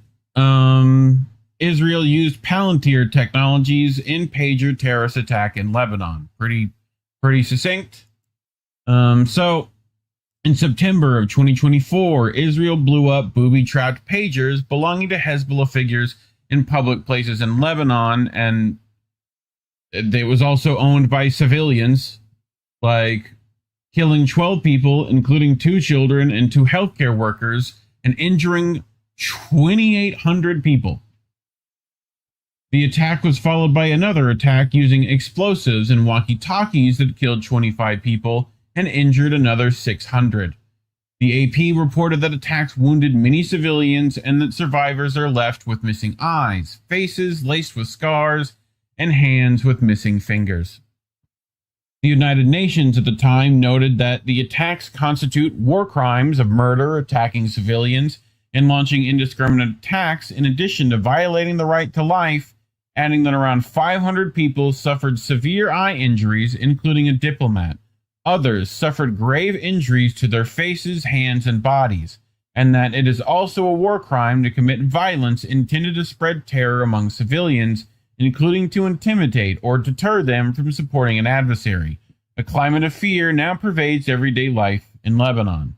At the time, when asked about the attacks, former CIA Director Leon Panetta said, "I don't think there's any question that it's a form of terrorism." Now, a new book quietly reveals that Israel carried out the terrorist attack with the help of AI surveillance firm Palantir, led by Alex Karp and Peter Thiel. In the new biography of Palantir co-founder Alex Karp, The Philosopher in the Valley, Alex Karp, Palantir and the Rise of the Surveillance State, by New York Times journalist Michael Steinberger, he writes that prior to the genocide in Gaza, the Mossad had been using Palantir technology, adding that the Shin Bet and the IDF sought to obtain Palantir software in the wake of October 7th. He goes on to write that the demand of Palantir assistance was so great that the company dispatched a team of engineers from London to help get Israeli users online, adding Palantir ended up having to rent a second-floor building that housed its Tel Aviv office to accommodate the intelligence analysts who needed tutorials. What? Like, they rented a second floor of the building that housed its Tel Aviv office. The fuck?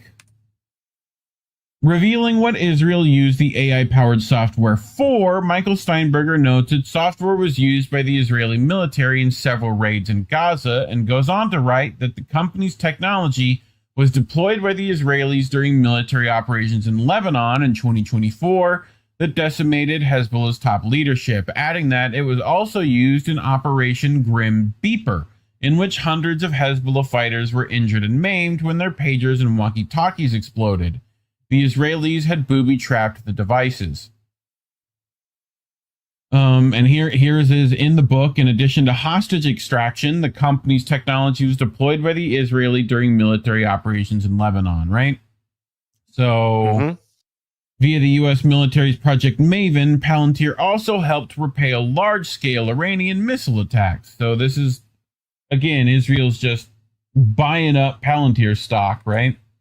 So, Francesca Albanese, the UN Special Rapporteur of the Situation and Human Rights in the Palestinian territory occupied since 1967, documented Palantir's role in the genocide in Gaza, noting in January 2024, Palantir announced a new strategic partnership with Israel and held a board meeting in Tel Aviv in solidarity. In April 2025, Palantir's chief executive officer responded to accusations that Palantir had killed Palestinian Gaza by saying mostly terrorists.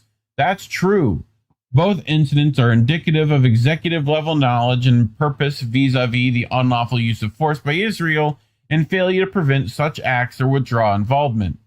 Now it is revealed that the AI software was used in Israel's terrorist attack in Lebanon as well. In a recent interview, the former head of the Israeli Mossad, Yossi Cohen, revealed that Israel has similar booby-trapped and spy-manipulated equipment in all the countries you can imagine. I'd like to repeat that because it sounds vaguely important. Israel has similar booby-trapped and spy-manipulated equipment in all the countries you can imagine. So what does that mean, boys and girls? Like, what are you going to do about that? The fact that a company as influential as Palantir was involved in the terrorist attack makes these comments even more concerning. Do you see what we're alluding to? That this will be done here with that technology? Not that far a jump to make. Just saying. Care Bear, any thoughts?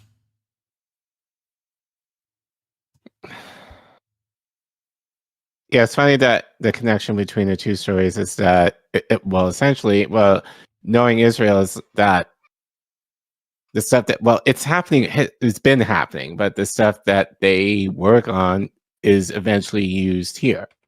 So, who's to say that they will not put up a walled community or region if they're trying, sanctuary would be the wrong word in this case if it's someone here, but the idea still remains.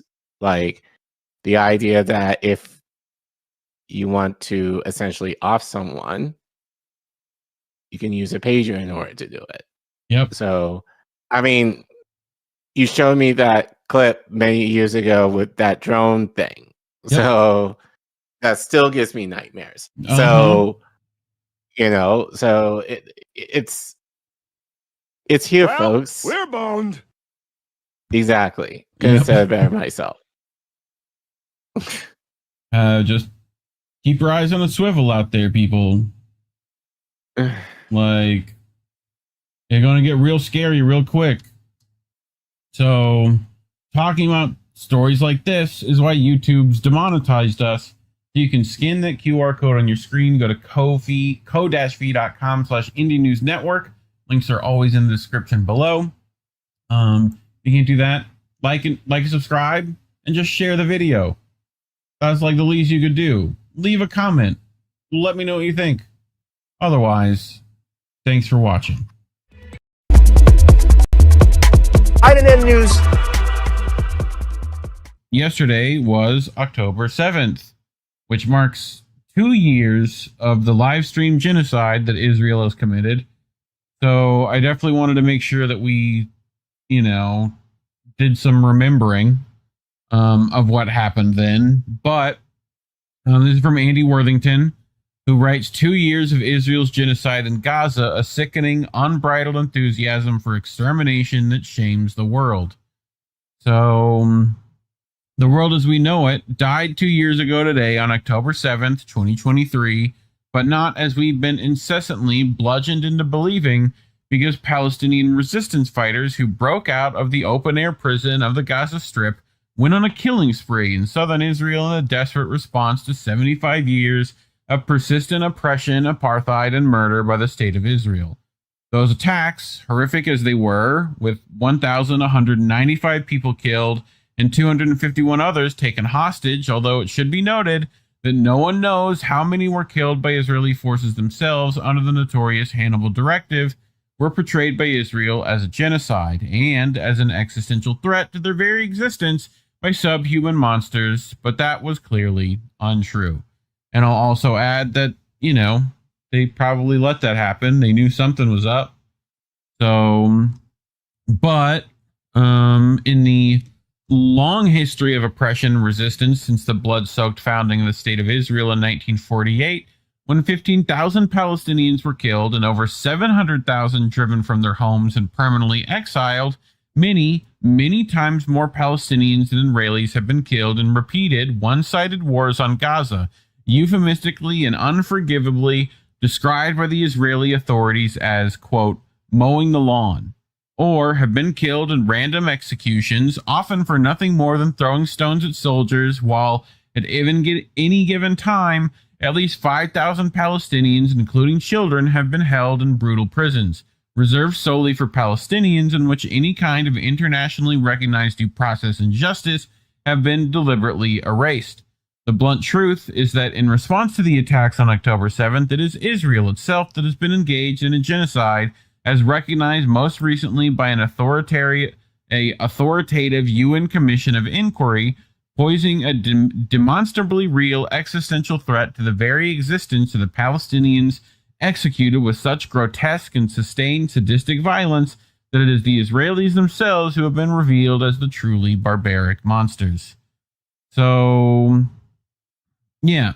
So we'll also kind of a good refresher course from Caitlin Johnstone. We'll let Tim Foley read her words. Everything before and after October 7th explains why October 7th happened. Everything before October 7th explains why October 7th happened, and so does everything that's happened since. Look at what happened before October 7th, and you'll see year after year of murder, oppression, and abuse. Look at everything that's happened since October 7th, and you'll understand the kind of sadistic, psychopathic regime the Palestinians have been living under this entire time. Israel supporters don't want you looking at what happened before October 7th, and they don't want you looking at anything that's happened since. They just want you to pretend history began and ended with a bunch of Hitlerite savages attacking innocent Jews for no reason. And they don't even want you looking at the day of October 7th too closely either. Looking too closely at the events of that day bring up inconvenient questions about the Hannibal Directive and what percentage of the death toll was actually caused by the IDF firing on their own people. Inconvenient questions about the suspicious stock trading in the lead up to the attack, and the mountains upon mountains upon mountains of evidence that high-level Israeli officials allowed the attack to proceed undefended in order to advance the genocidal land grab we are seeing advanced now. They only want you looking at the parts of October 7th that make Israel look like an innocent little lamb who was attacked completely out of the blue and had no choice but to reluctantly respond with military force. Forget the scorched earth incineration of the Gaza Strip. Forget the bombed-out hospitals and methodically dismantled healthcare system. Forget the hundreds upon hundreds of Palestinians in Gaza who've been deliberately starved to death. Forget the fact that every relevant human rights institution on earth has determined that Israel is committing genocide, and that 0 comparable humanitarian institutions have said it isn't.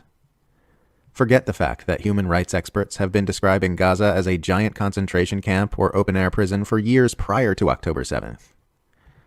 Forget the fact that Israel had been routinely murdering Palestinian children and other civilians in the months prior to the Hamas attack. Don't look at any of that stuff. Just look at the stuff that makes Israel look like the victim. That's the story, anyway. Luckily, fewer and fewer people are buying into it. The longer this genocide goes on for, the more the world has come to view October 7th as Israel reaping what it had long been sowing.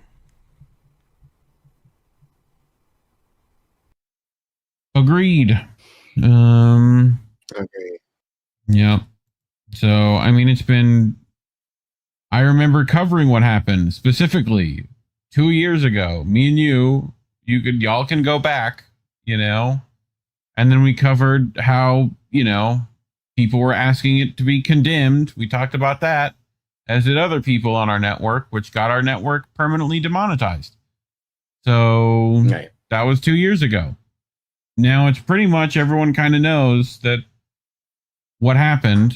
So, Fiorella Isabel, 2 years since October 7th, video footage proved Israeli fired on its own citizens to blame Hamas, enacting the Hannibal Directive, which it used to build the now destroyed narrative that Hamas killed festival goers and beheaded babies, using this as an excuse for their genocide. So, she's again talking about how leaked footage from Israeli Air Force shows IDF Apache helicopters firing at its own citizens at Supernova Music Festival on October 7th.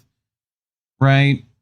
Pilots realized that there was tremendous difficulty in distinguishing within the occupied outposts and settlements who was a terrorist and who was a soldier or a civilian. The rate of fire against the thousands of terrorists was tremendous at first, and only at a certain point did the pilots begin to slow down the attacks and carefully select the targets. Middle East Eye at Vanessa Beeley. So, yep, pretty accurate reporting there. Again, tomorrow is October 7th, which yesterday for us at time of recording. That's it. So it's a great time to remind you all that Israel killed most of the Jews during the biggest massacre of Jews since the Holocaust, right? And he reports this 28 fighter helicopters shot over the course of the day all of the ammunition in their bellies in renewed runs to rearm. We are talking about hundreds of 30 millimeter cannon mortars and Hellfire missiles, right? So Sam Husseini Israeli falsely claimed Hamas slaughtered babies so it could actually slaughter babies. On October 18th, 2023, the Intifada, great thread. I'll try to remember to put the thread in the description below when we do the clips, which I will link in chat here in a moment. But this is literally Intifada put together all their coverage of it over the last 2 years. And people should definitely go check that out. I will open my speaker notes where the link is saved. Come on. There we go. But if I just copy link here, there we go. Yeah, that. Cool. And that goes in chat for people. Look at you. So great thread from them. People should go check that out. Another great thread that I will link in chat as well is from Zay Squirrel, who put together a lot of the testimonies from the hostages, right? And, you know, people that actually experienced it, right? An Israeli woman's testimony of what happened to her on October 7th. They come in and I tell them I have 2 children. They say, don't worry, we're Muslim. We will not hurt you. One of them sees bananas and asks if he can have one. I say, yes. They stayed about 2 hours, then left, right? Israeli reporter asked a woman released in the exchange why she turned around and shook the hand of the Hamas person.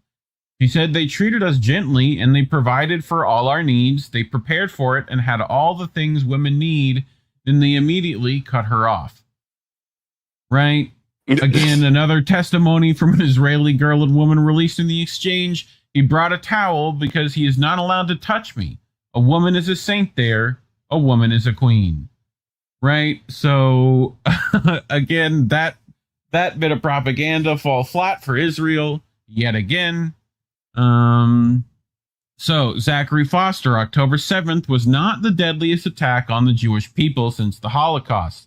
First, it was not the deadliest. That would be the anti-Jewish Argentinian junta's mass murder of thousands of Jews in the late 1970s and early 1980s. The campaign was, wait for it, enabled by Israeli arms exports to Argentina, which constituted 30% of Israel's arms export during this period, making the anti-Semitic junta a key strategic ally of Israel. Second, it was not an attack on Jewish people. Jewish people weren't targeted on October 7th. Israel was targeted. In fact, Palestinian fighters, together with the Israeli military when instituted the Hannibal Directive, killed 149 non-Jews on October 7th. Everyone telling you they attacked the Jewish people is urinating on the graves of the Palestinian and other non-Jewish victims.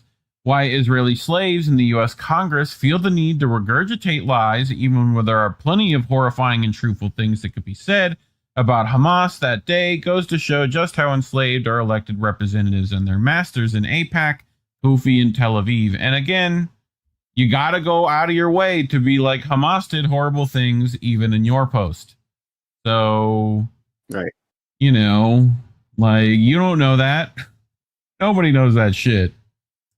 To this day, it is still difficult to find reporting in U.S. mainstream media on Israel's intentional targeting of Israeli civilians on October 7th, 2023, when it implemented the Hannibal Directive, an excellent thread with receipts. Again, I've linked that in the chat, as well as the other thread from Zay Squirrel. This one, hold on. I go back. This one. Make sure I link that for people in chat. Cool. So there's that. And I thought it also reminded me, you know, they talked about, I've heard that, you know, don't call October 7th an attack when it's really a prison break, you know? Like, which was the mission initially, was to get people out of Israeli prisons, right? As well as escaping the open air prison that they exist under. But I felt like this scene fits very well here. So it's from the Battle of Algiers, right? I don't know if you've seen that film. But it really shows the hypocrisy of imperialism. On many occasions, the FLN did not carry out bomb attacks against French settlers, but it was a fraction compared to the 1 million Algerians who died in the war, mostly civilians. So I'll let the scene speak for itself, but come on, go back, play the video. Thank you very much.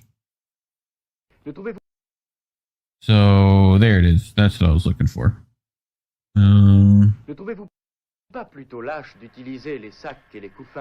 Isn't it cowardly to use your women's baskets to carry bombs which have taken so many innocent lives? Isn't it even more cowardly to attack defensive villages with napalm bombs that kill many thousands of times more? Obviously, planes would make things easier for us. Give us your bombers, sir, and you can have our baskets. So, I feel like it applies pretty one for one there, you know? Yeah. Like, and same thing with the Viet Cong and all that other stuff. It's what we've done thousands of times to indigenous groups of people, you know, and then we call them barbaric, you know. So, yeah. But, well, how do you know that color for that matter? Well, yeah. So this is from Mondo Weiss, and I found it very interesting, right? So they write, Remembering to Forget October 7th, which is an interesting title, you know? Yeah. So you'll realize why in a second. So 2 years on, the memory of October 7th returns as both catastrophe and possibility, reminding us that both resistance and surrender are choices haunted by loss. But 2 years on, we also learned something else. They are defeatable. This morning, the Israeli army entered Al-Baray in the heart of Ramallah in the occupied West Bank. Not because it needed to, but because it had to. Shots fired, young men rounded up, herded into the school building called Al-Mugdarabin, the exiles. How language conspires with history. Exile gathers them even in naming. The reason the army was there had far less to do with security objectives than it did with the date. October 7th. Swollen with the repetition of massacres, but this time refusing to fall nearly into the ritual of the routine. The date compelled the army to act, not from strategy, but from the need to make us forget that day. And perhaps, ironically, they needed to remind us to erase it from memory. The morning's operation was meant to shock, but it ended up folding itself into the long archive of mornings already witnessed. Everything about it was ritualistic, the boots, the radios, the rifles tilted just so. It fails to shock precisely because it is constantly shocking. To mention October 7th before a fragilely assembled assembly of uniformed men, their bodies stiff with authority and fatigue, it is tempt their compulsion to humiliate, maim, and kill.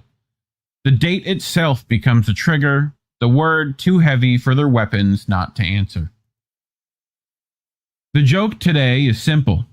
If you are stopped at a checkpoint and the uniformed men ask for the date with that characteristic boredom that carries a silent threat, answer creatively. Give the date from the Islamic calendar. Offer the date from the Jewish calendar. Invent another year entirely.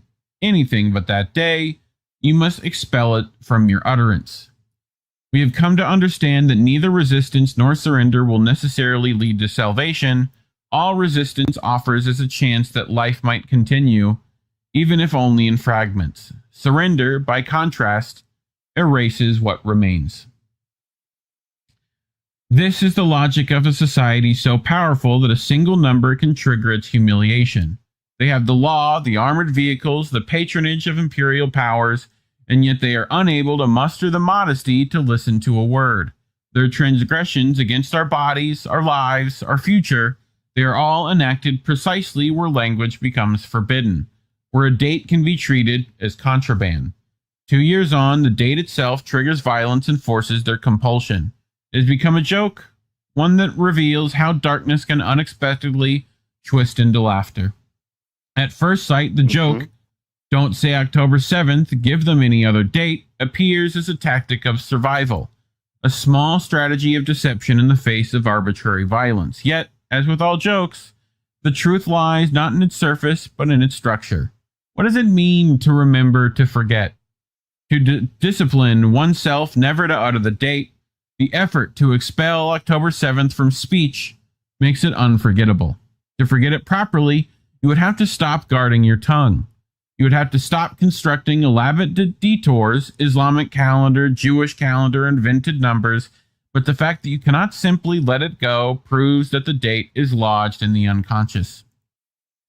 Ironically, obscenely, the Israeli insistence makes forgetting impossible. Through every operation, every checkpoint, every ritual of domination, they become the guardians of the date.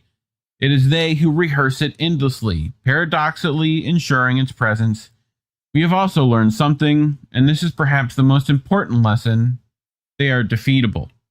They have destroyed Gaza, bulldozed its buildings, killed its possibility for life, and yet they cannot kill the date. Material devastation is absolute, and still the number persists. The more complete the destruction, the more spectral the date becomes, like a residue that resists extermination. And as we learn to forget, staging the rituals of contrition, we, those pressed beneath their boots, become unwilling archivists, custodians of what must not be spoken. In silence, memory calcifies. In avoidance, preservation, the refuse to utter October 7th becomes its most rigorous citation.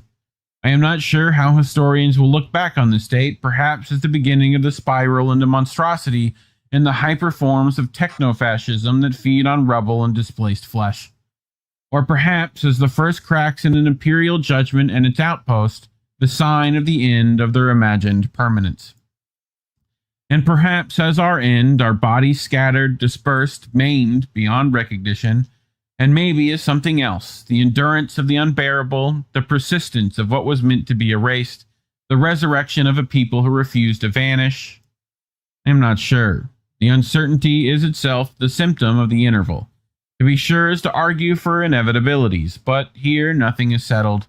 The questions remain open, as does the genocide. The open wounds of Palestine do not close, they spiral. Thoughts, Care Bear? Make it stop. Agreed, dude. Really, I mean, really, at this point, what else is there to say? But just make it stop. Like, we're tired. You know, we're tired of seeing the images and the videos on social media. We're tired of this country going to bat for a country that is not acting at all in good faith towards the Palestinians.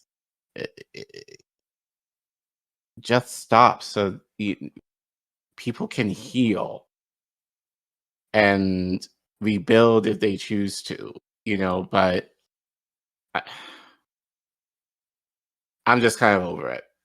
Been over it, and then like, the Zionist lobby is kind of doubling down on the idea of stuff is what it started on when it's not.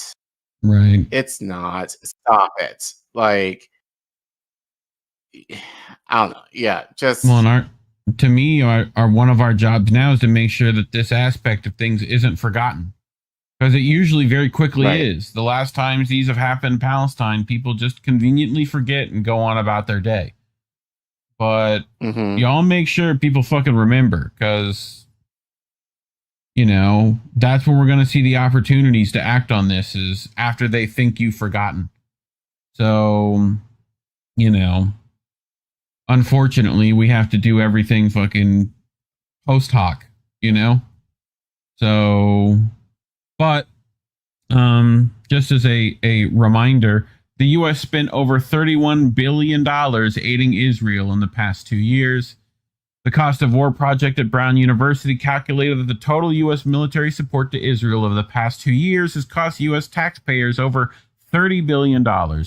Israel has received over $21 billion in military aid from the U.S. and Washington, has bombed Iran and Yemen for Tel Aviv. President Trump also joined Tel Aviv's aggressive war against Iran and intercepted missiles targeting Israel. Overall, the U.S. has spent between 10 and 13 billion helping Israel wage wars across the Middle East over the past 2 years.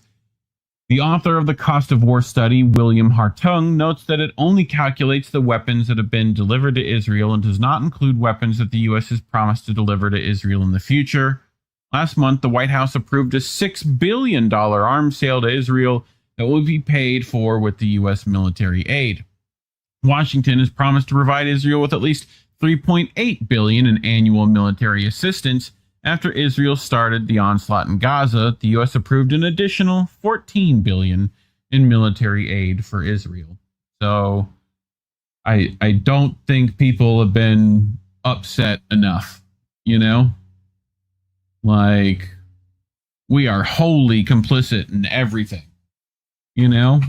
So, but I'll end with this. This is from In Context over there with Mr. Medhurst, I do believe.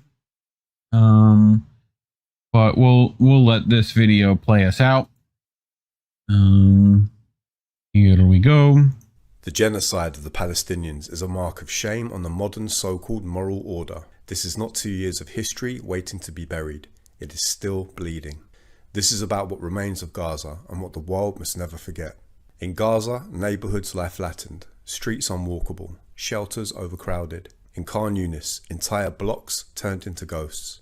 In northern Gaza, hospitals overwhelmed, electricity cut, water contaminated. Families huddle in tents that leak rain, living in the smell of their dead.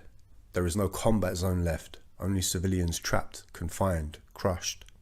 Medical staff are not shields. They are the last line against extinction. Countless senior physicians have been killed or detained since October the 7th, 2023. A scale of loss that collapses any hope of functioning hospitals. Operating theatres darkened, ICU wards emptied, ambulances struck, corridors turned into morgues, field hospitals made of tents bombed. The silence after a blast is the cry of a world that failed. This is the deadliest war for journalists ever recorded. At least 232 journalists have been killed in Gaza, more than in the world wars, Vietnam, Yugoslavia, and Afghanistan combined in a shorter span. CPJ counts 178 journalists killed, 176 of them Palestinian. Other sources put the total above 270 media workers slain. On August 10th, Al Jazeera's Anas al-Sharif was killed. Colleagues say his reporting made him a target. At Nasser Medical Complex, a double-tap strike killed 5 journalists, among dozens of medical staff in the hospital itself. These deaths are not accidents. They were deliberate. They are messages. Look but do not speak. When the press dies, so does the witness. The flotilla remains a beacon. Ships of activists, medics, aid workers defying the siege. They sailed towards Gaza, carrying water, medicine, cameras, and conviction. Each intercepted vessel forces the world to see the blockade, to confront the silence. Across capitals, youth march. Universities rally. Artists carve Gaza into murals. In every city, the slogan returns. From the river to the sea, Palestine will be free. Not as provocation, as a statement of life, affirmation of rights, of resistance. Now the world debates installing Tony Blair as Gaza's post-war governor. To millions, Blair is not a peace broker. He is a war criminal. His legacy in Iraq haunts him. His record in the Middle East is stained by blood. Put simply, Palestinians do not need a British war criminal to govern them. Blair as overseer is not stabilization. It's neo-colonial theatre. It signals that even after mass slaughter, foreign hands still reach for control. Marking 2 years since October the 7th demands more than a memorial, but a provocation to conscience, a call to action, a renewal of resilience. Let those hospitals, those homes, those faces be demands. Why wasn't help allowed in? Why are killers unpunished? Why is Gaza treated as if human lives there do not matter? Every name of every doctor, of journalist, of every child must be spoken in every protest, in every hall of power. The wound of October the 7th is open. Silence now is not peace. Solidarity is a torch. Speak, resist, with whatever means you have. Opposing state criminalization of those calling out genocide is the battle of our time and a moral duty. For Gaza, for justice.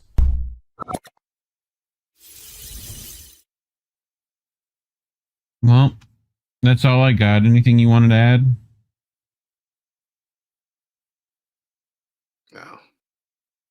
Just sad. Really is, dude. And talking about it specifically is why our channel got demonetized. So if you would like to help us monetarily and help us continue to cover the most important issues of our time, feel free to scan that QR code on your screen or go to ko-fi.com/Indie News Network. Links to help are always in the description below. But, you know, otherwise, just like and subscribe. Hit the share button, send this to your friends, and leave a comment. Let us know what you think. Otherwise, thanks for watching. INN News. Let's head to the West Bank, shall we? So if you are a biblical scholar, you will know the West Bank is very significant because that's where a lot of the cities that you know in the New Testament are located, like Bethlehem, especially given right now is Christmas. Yep. Obviously, you know, 9 pound, 10 ounce baby Jesus. Right. And contrary, and guess what? There are Palestinian Christians that do live in Palestine. And they're not talked about at all, if really, but they've been attacked off and on over the last few years, especially given the genocide. Israeli settlers have been known to attack Christian communities. So, and funny enough, you talked about Mike Huckabee last week in terms of the conference that he and other Christian evangelists went to in order to essentially spread Israeli propaganda. Well, I forgot when this was. I guess it may have been over the summer. He actually went to the West Bank to see what was happening in terms of an attack that happened. So, so yeah, let's watch this clip. This is from CBS. So let's watch the clip to see how tonight's strong our Mr. Mike Huckabee, Christian man, responds to other Christians. Mike Huckabee. Other Christians being targeted in terms of their faith in the West Bank. So, in tonight's strong words from the U.S. ambassador to Israel, Mike Huckabee is calling an attack on an ancient church in the Israeli-occupied West Bank an act of terror. CBS's Haley Ott at our London bureau has new details on the perpetrators. Good evening. It was a rare public intervention by Huckabee, a top Trump administration official in Israel and longtime supporter of the country. U.S. Ambassador to Israel Mike Huckabee visiting a 5th century church in the Israeli-occupied West Bank town of Taibeh, which residents say was set on fire by Israeli settlers last week. It's unacceptable to commit an act of sacrilege by desecrating a place that is supposed to be a place of worship. It is an act of terror, and it's a crime. Israel has so far not responded to our requests for information about the incident. We will certainly insist that those who carry out acts of terror and violence in Taibeh or anywhere be found, be prosecuted, not just reprimanded. That's not enough. Violence has escalated in the occupied West Bank since the October 7th Hamas terror attack on Israel. This week, Huckabee said he'd asked Israel to, quote, aggressively investigate the murder of Palestinian-American Saif Muslat, whose family said he was beaten to death by Israeli settlers. Huckabee called his killing a criminal and terrorist act. Israel said it was investigating. This, as in another Palestinian territory, Gaza, the war grinds on. Hunger only getting worse. Aid agencies sounding the alarm over a critical risk of famine. Hospital sources say dozens of Palestinians were killed and wounded overnight in both Israeli strikes and while seeking aid. Hundreds took to the streets Friday protesting the lack of food. We go to sleep and wake up hungry. We want to eat, Mahmoud Al-Qasas says. Find a solution. Huckabee was asked, Nancy, during his visit to the church in Taipei about whether a ceasefire in Gaza was close. He said he hoped so. Haley Ott, thank you. Well, it's nice of Wanda from that witch show to start doing the news, you know? What's that lady's name? What's that actress's name? Looks very similar to that. Her name? She's Olsen. Is she? Yeah. Well, the younger one is the older one. So it's like there's like the Scarlet Witch. That's the Olsen twin. The younger sister of the twins. Yeah. Right. And then there's hold on. Who am I thinking? Someone in the chat will know. Yeah. That's what I was thinking about. Catherine Hahn plays Agatha. That's who I was thinking of. But I haven't seen that, so yeah. I mean that's it's pretty close. That's Agatha, right? Same, sure. Same face. Someone, the hair, I guess. Someone in chat will agree with me. You know.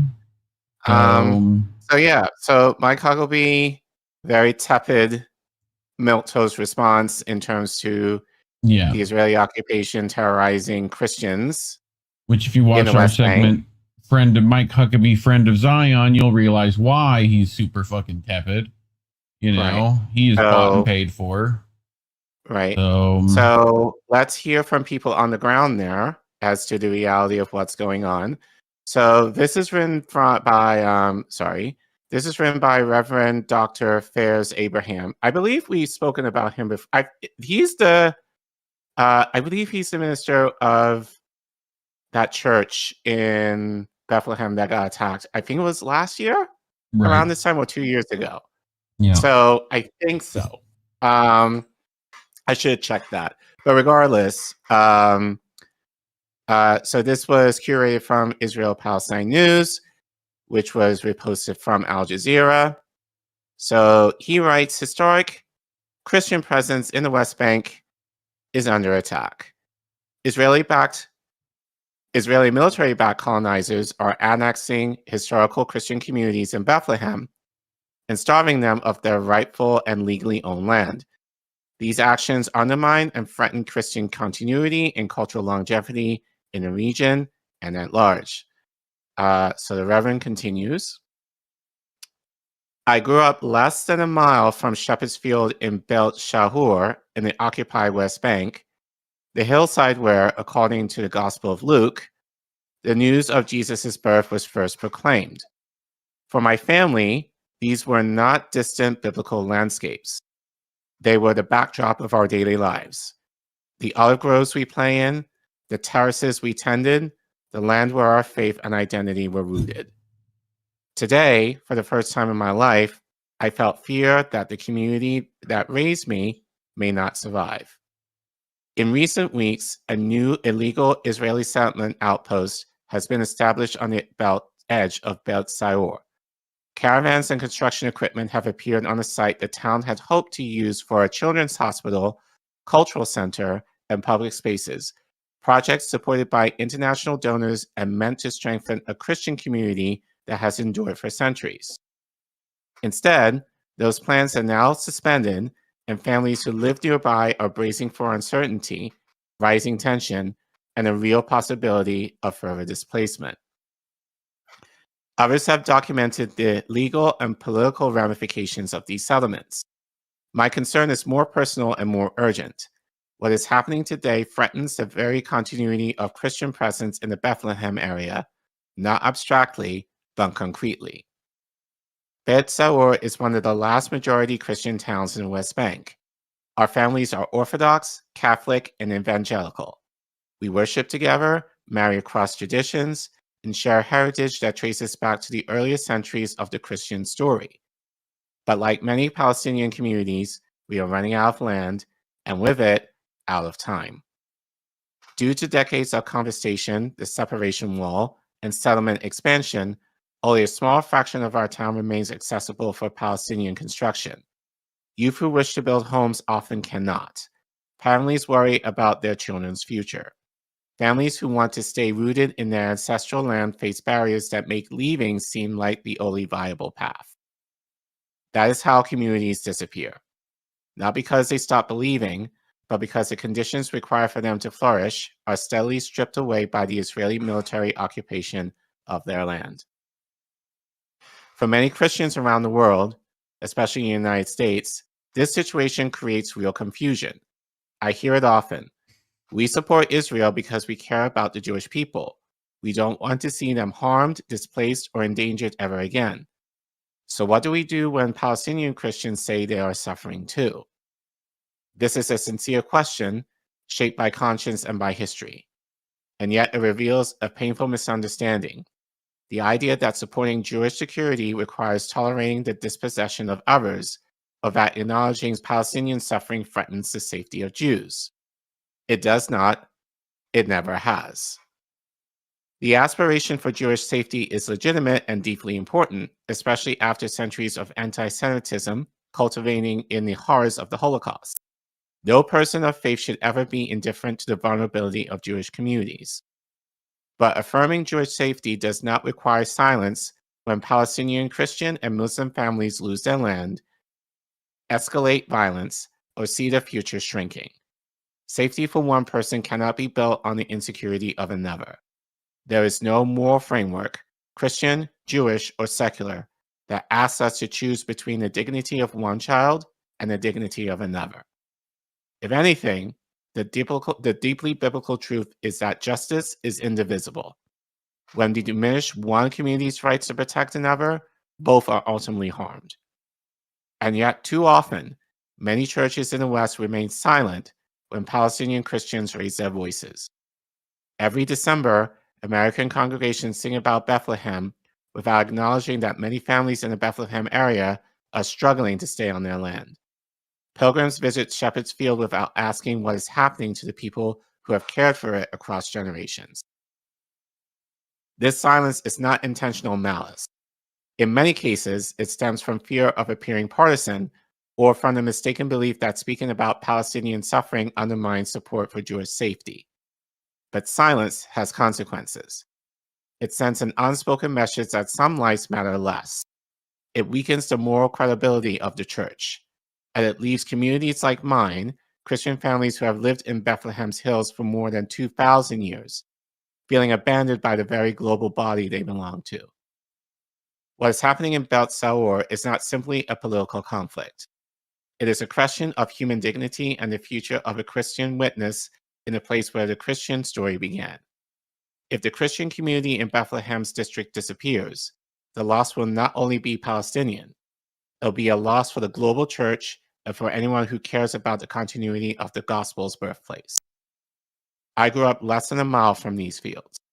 I know what is at stake, and I believe that American Christians can hold truths at the same time. That the Jewish people deserve safety, and that Palestinian Christian communities deserve to live on their land without fear. This is not a choice between peoples.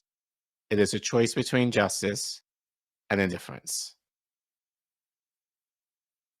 I mean, that and all should be a sermon. I guess in a way it is. It is. But I think, and you shared this with me last week, but I felt it was definitely appropriate to talk about it now, especially next week. It will be, well, like if you're Catholic, you know, you celebrate this is Advent. So you're preparing for Christmas. So the idea now is that we're getting our hearts ready for the impending birth of Christ. If you believe in that in the Jewish and in the Christian community. But I don't think people think about that. Well, there are a lot of things I think Christians in the West don't think about in terms of, you know, obviously given where Jesus was born, you know, right now it's the very people who have lived there, the Palestinians who've lived there for centuries, their homes are being targeted by Israeli settlers. The idea that Jesus, was a refugee, like if you read the Gospels, like he was sent to Egypt due to genocide. Well, Right. and depending on how you interpret it, it wasn't that many young children, but still, the idea that he had to flee for his safety, which, if you're a Christian and given like the immigrant populations who are coming here for similar reasons, you should be a little bit more understanding as to why immigrants feel the need to leave their homes when they don't necessarily want to. I don't think Christians think about the idea that Mary had a child, and it may sound graphic, but had a child out of wedlock. If you believe the Gospels, she was a teen mom, because again, they were having babies when they were around, basically when they were ready to give birth, which, depending on the girl, could have been around 13. Right. So Mary was a teen mom who had a child out of wedlock, who was of color, more than likely,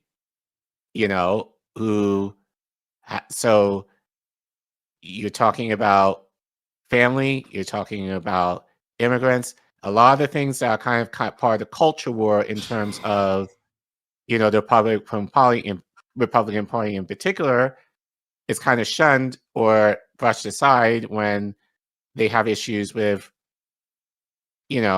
people who are coming here from other countries or whatever, but they're able to go to the churches and kind of not even make that connection that, oh, this happened to the person that we give our faith to.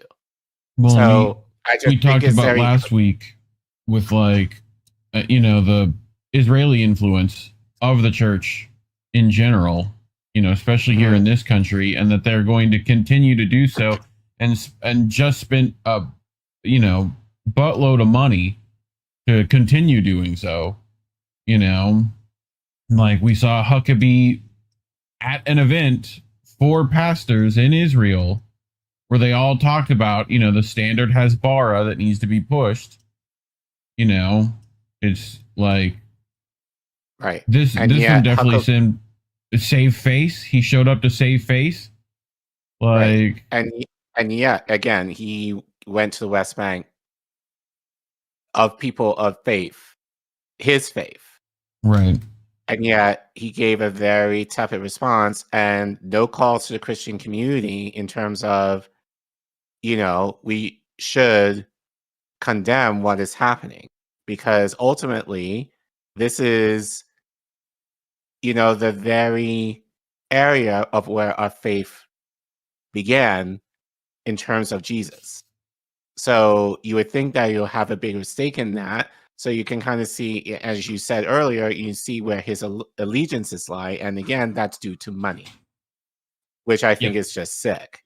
So obviously not living out Christianity in a way that I would believe he should. But it makes sense given who he is and who he's, represented by. So, but I mean, again, I think, I do appreciate you sharing this with me, but I think it is important to kind of have that understand. I think churches need to do a better job of making those connections, like, in terms of who Jesus, the reality of Jesus, if you believe in Jesus, the reality of which he was born into, and how, again, a lot of these culture wars, especially many, and I'll argue Democrats do, have in terms of immigrants and women and abortion and all of those things, that kind of hot topics. When you look at Jesus, he exemplified all of them or most of them. And yet people do not make that connection. But I think most importantly here, and I think this is part two too, we think of Israel, we think Jewish, when we don't necessarily think, no, it's not exclusively Jewish. It has Muslim communities, it has had Christian communities, it's had Orthodox communities, it's had Catholic communities.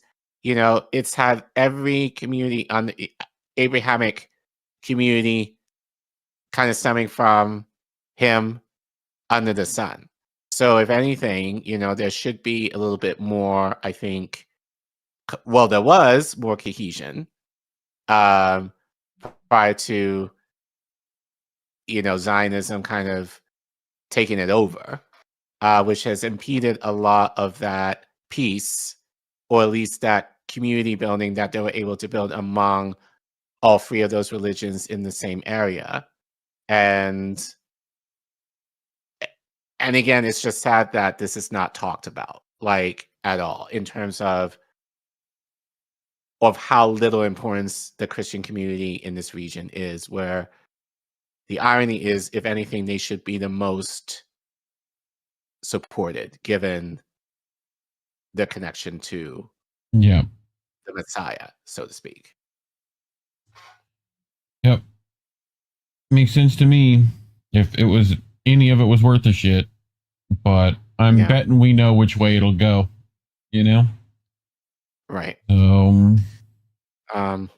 talking about stories like these are why more likely we're demonetized. So if you want to support us, you can scan the QR code, or you can go to the Ko-fi link you see at the bottom of your screen, or if you're in the YouTube chat and you're live, you can type in !donate and the Ko-fi link will pop up, and you can give us a little $1 to help us support the network, especially into the new year. If you can't, and we understand because right now it's the holidays, subscribe, and share our content.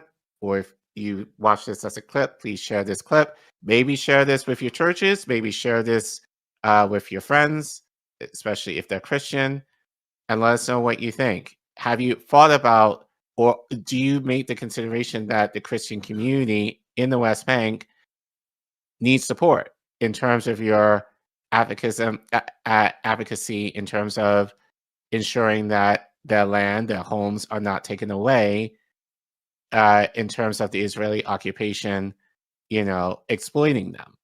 So let us know what you think.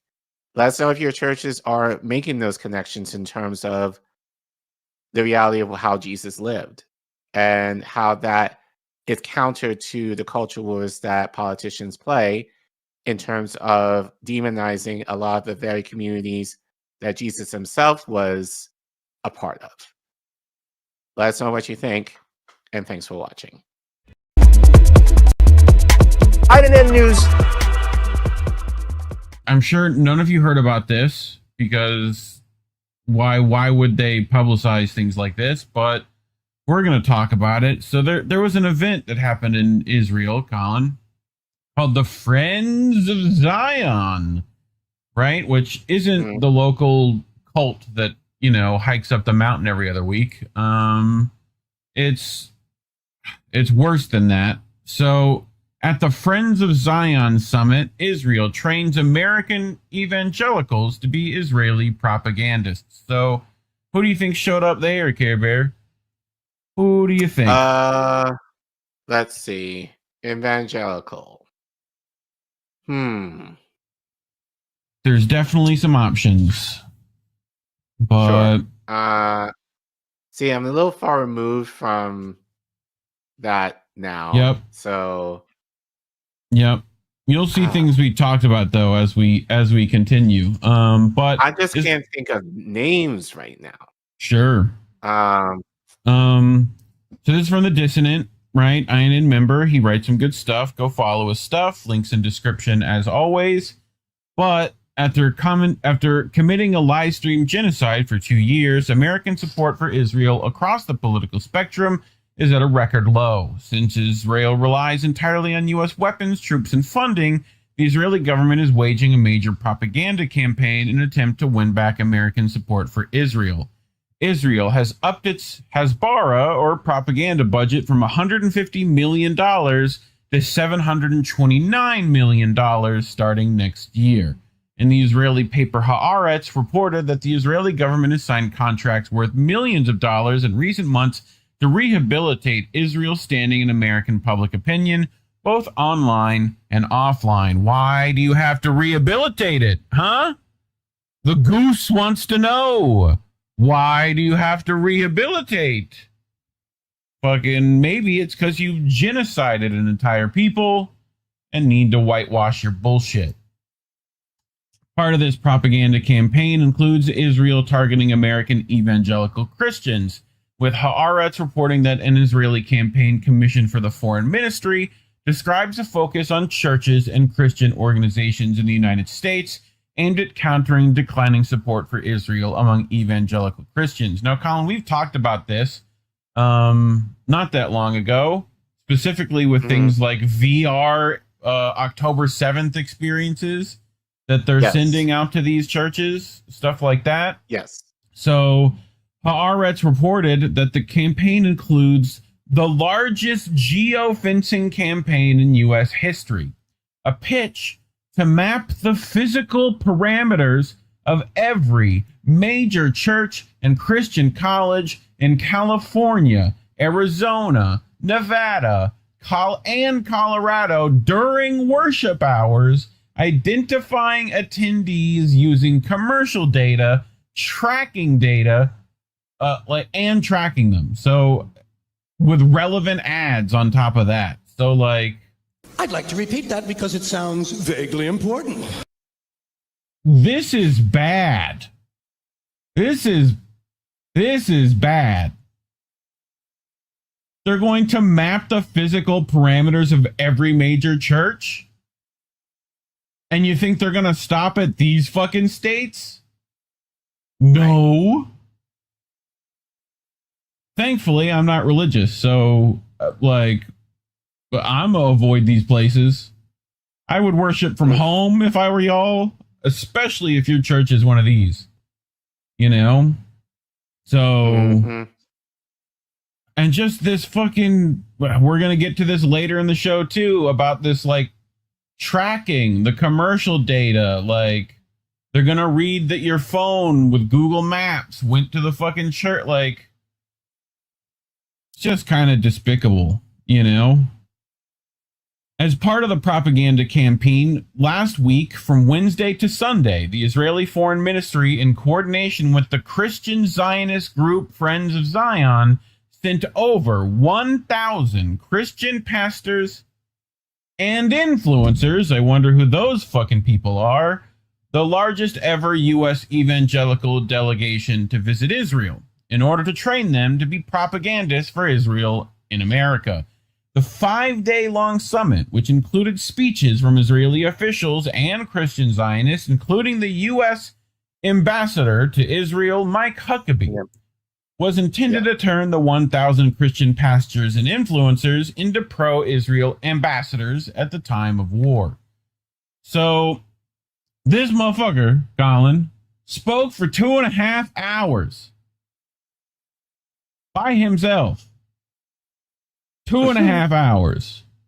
I am only subjecting you people to a minute and 39 seconds of this asshole. So be thankful like that is all you have to hear. That those who are saying things that are negative about Israel that are not true, they have the free speech right to say them, but you have the free speech responsibility to push back, stand up, speak up, and say, not in this country. America will not stand silent. Where are they at? They're fucking Israel right now. He's like, not in this America. Like, you're not in America, you dumb fuck. Yes, you're talking to Americans, but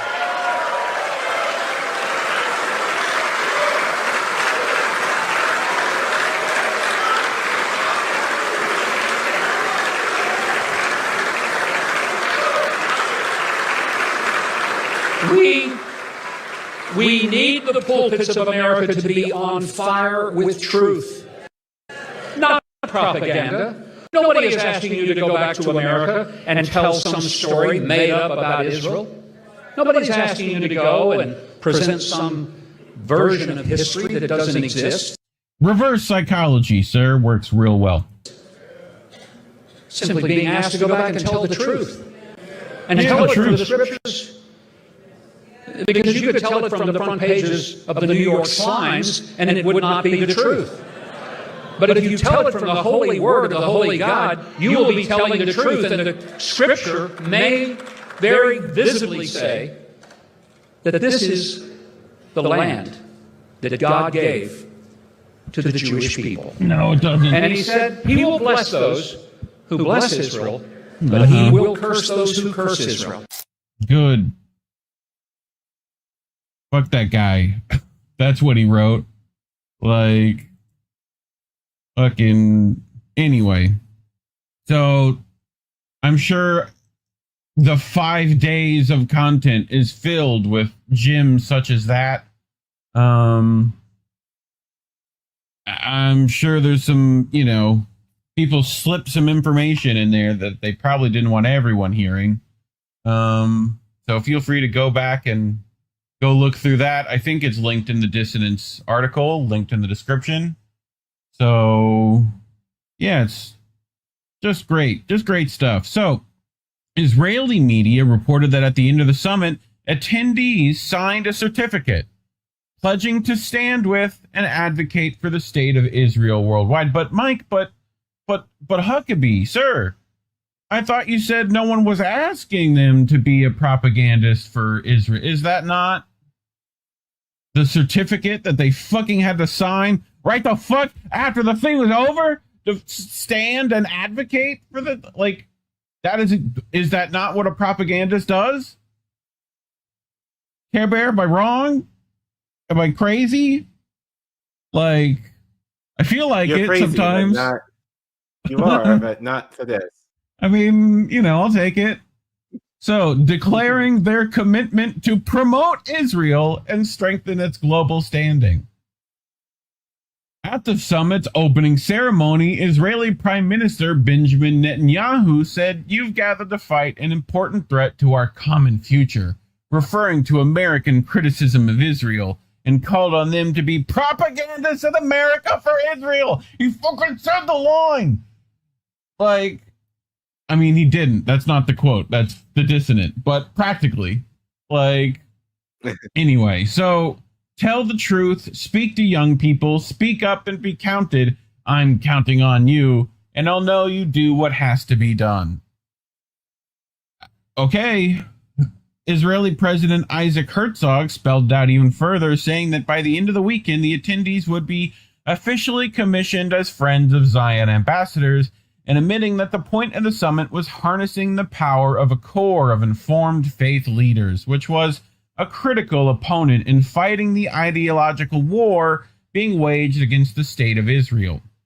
He said at the summit, as religious leaders, as pastors, the moral calling upon you has been immediate and direct, and so many of you have stepped forward to help mediate the truth, cut through the lies, and cultivate a deep love for the nation of Israel in your churches and communities. Similarly, Israeli Foreign Minister Gideon Sa'ar at the summit said the intention was to counter an evil campaign which was attempting to ruin the U.S.-Israel alliance.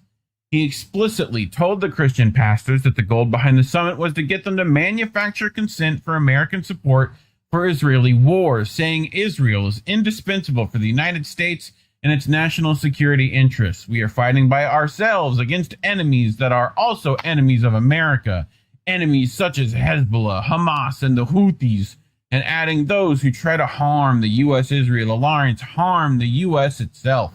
And these values, the Judeo-Christian alliance, from the basis of Western civilization, it's the foundation of the unbreakable bond between Israel and America.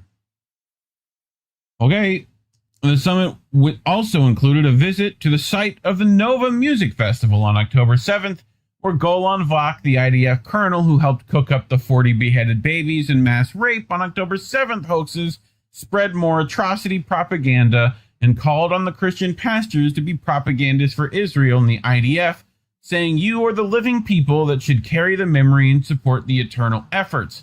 The internal war between good and bad, you supporting Israel, you supporting the IDF, is enormous. Israel is the one to lead the war of good, and we are risking our lives to save everybody's lives.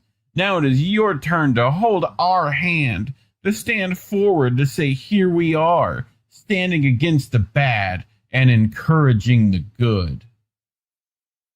At the graduation ceremony for the summit, Sagi Vasulin, a former senior officer and operations commander in the ISF, said that American Israeli critics like the New York Zohran Mamdani and journalist Tucker Carlson were the eighth front in Israel's war and the biggest threat to Israel. We're doing real poor if that's the biggest threats. I'm just going to say that right now.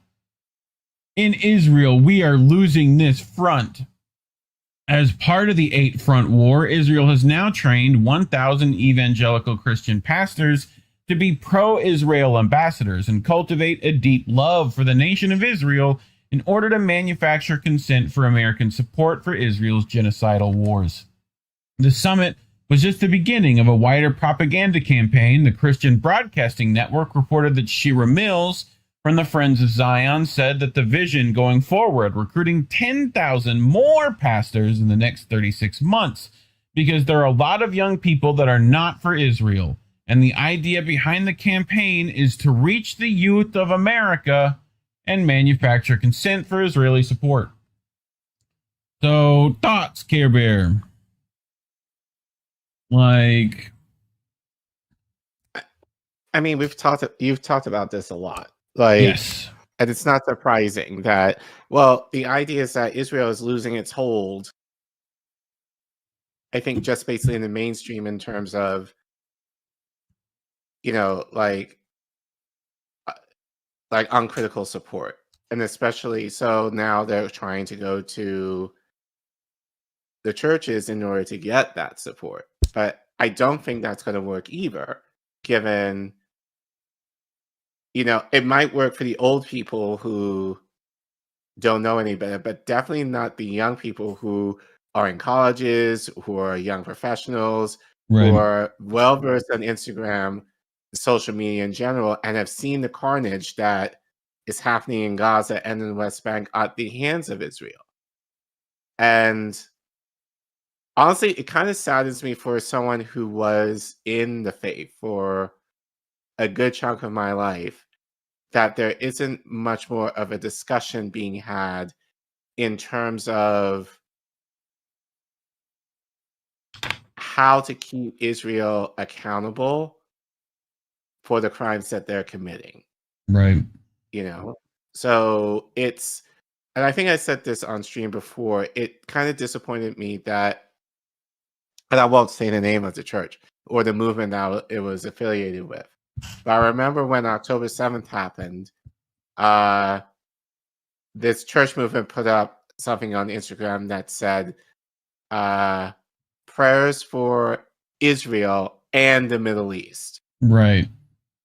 So they kind of all lives mattered it, but the focus obviously was on Israel, not on Palestine per se, in this case, or any country really in the Middle East for that matter. Where was Jesus born again?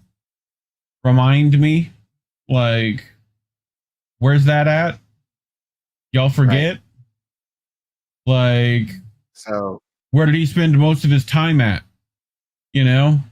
Like, y'all remember where that's at? Like, big town with a J on it? Like, Well, the issue is that Jesus, in like Christian circles, was Jewish. Yes. Therefore, but yeah, nationally, given that at the time when he was alive, it was a Roman colony. Under, well, you argue Judea at that point. But if he existed at all, which is, right, disputed. Well, that's the story for another day. Yeah. But, but it was under the name of, and I'm going to get this wrong, but Palestine was the name that was given to the region for centuries until recently. So regardless, it's still the idea, but even with that, it's like, okay, you can disagree or whatever, but it's still the idea of the murder, the carnage, and like almost, and I think especially like, and again, I'm far removed from the church now to even know, but there's no talk in terms of the blatant genocide that is going on, and you would think as Christians, or at least evangelical Christians, that they should be standing up against that. And to be fair, I haven't been in church for a very long time to know what conversations are being had in the church, but that doesn't seem to be a lot, especially given how much, I think just more of the doubling down of like, Israel is our ally. Israel is like the place given our propagandized mind. I'm going to say it that way in terms of the Bible, whatever you kind of think of it. Mm-hmm. And we're going to stand by Israel uncritically, so I mean, I just find it disappointing, especially since that could have been, well, not to say that could have been me, but I was in communities where this kind of thinking exists. Yep. And especially since a lot of my friends, even who I've talked to recently, have kind of shown their ass in terms of really how plugged in they are to this, but especially given that a few of them are it's Islamophobic along with that. Yeah. So, and these are the same people who are willing to go to the Middle East countries like Jordan and Morocco, like at least that I've gone to, in order to evangelize the gospel. So it's, I don't know, like, you could outlaw religion and most of these sex crimes would disappear in a couple of generations. But we don't have time for rational solutions. Yeah, it just makes me feel kind of awkward, especially given, like for me, this was essentially people who I call family for a good chunk of my life. And now, granted, like I stepped away from the church way before, but in what I've seen since, it's been very disappointing. Yeah, the people are usually not the problem. I mean, sometimes they're the problem, but sometimes, it's usually it's not the fault. It's not the fault. But I do wonder if my pal Victor Marx and his All Things Possible Ministries made an appearance to Israel this week. I wonder if that's the case. I'll be looking out. I'll be looking at that thing to see if y'all sign that. Y'all graduate Friends of Zion school or what? Huh? Anyway, talking about this is why YouTube's decided to demonetize us. So you can scan the QR code on your screen. Go to code-v.com/Indie News Network if you would like to get around that system and leave us a few dollary dues anyway.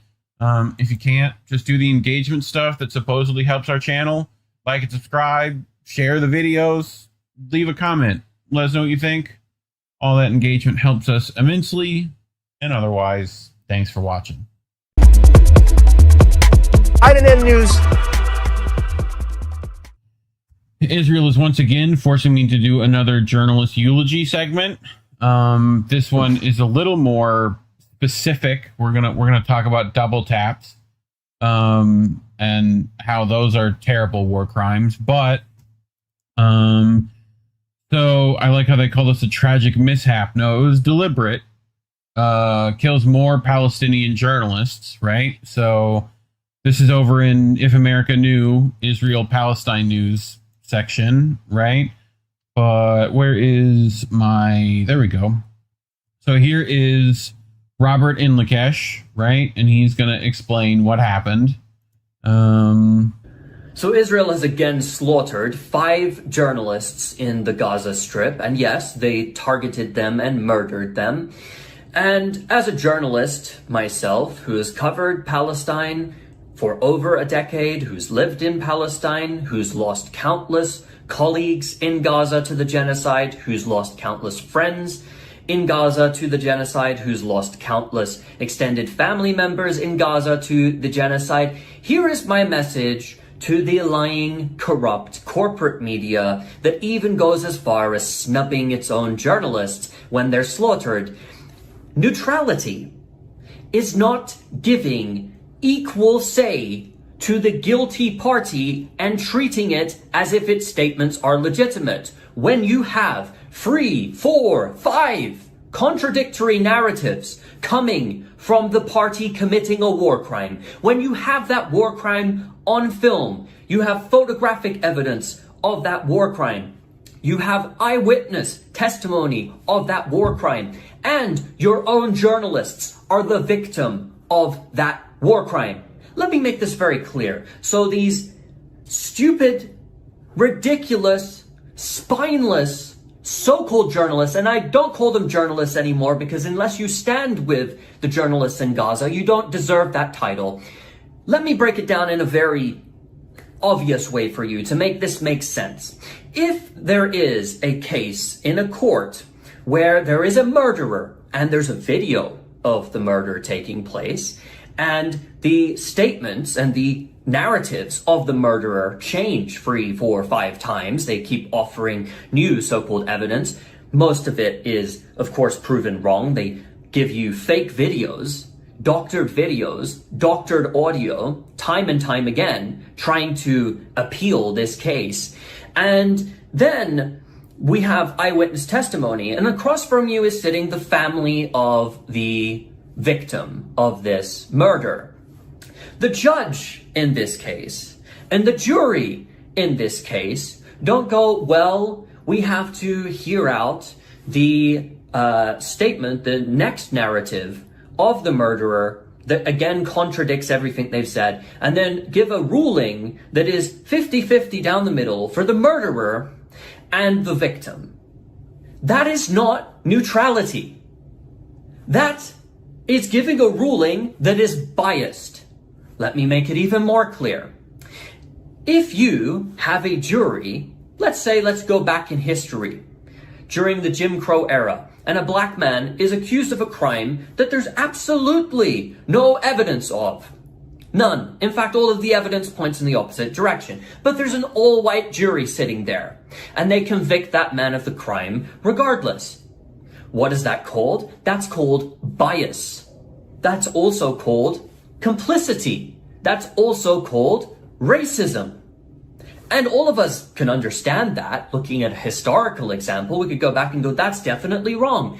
The Western corporate media are that all-white jury. That's what they are. They're not journalists. They're not neutral. They're not balanced. What is balance in a genocide? How can you do balanced reporting on a genocide? This is fucking ridiculous. And we need to call it out because they're all complicit. All of them. Even when their own journalists get slaughtered.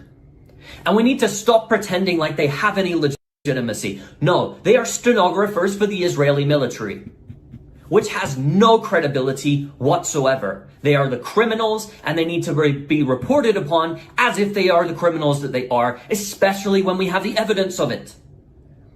If there's evidence to the contrary, sure, but a statement from a military committing a genocide, which continually lies, is not evidence. It does not need to go in a headline. It's like saying, well, on October 7, 1,100 Israelis were killed, but Hamas said it didn't kill civilians. In your headline.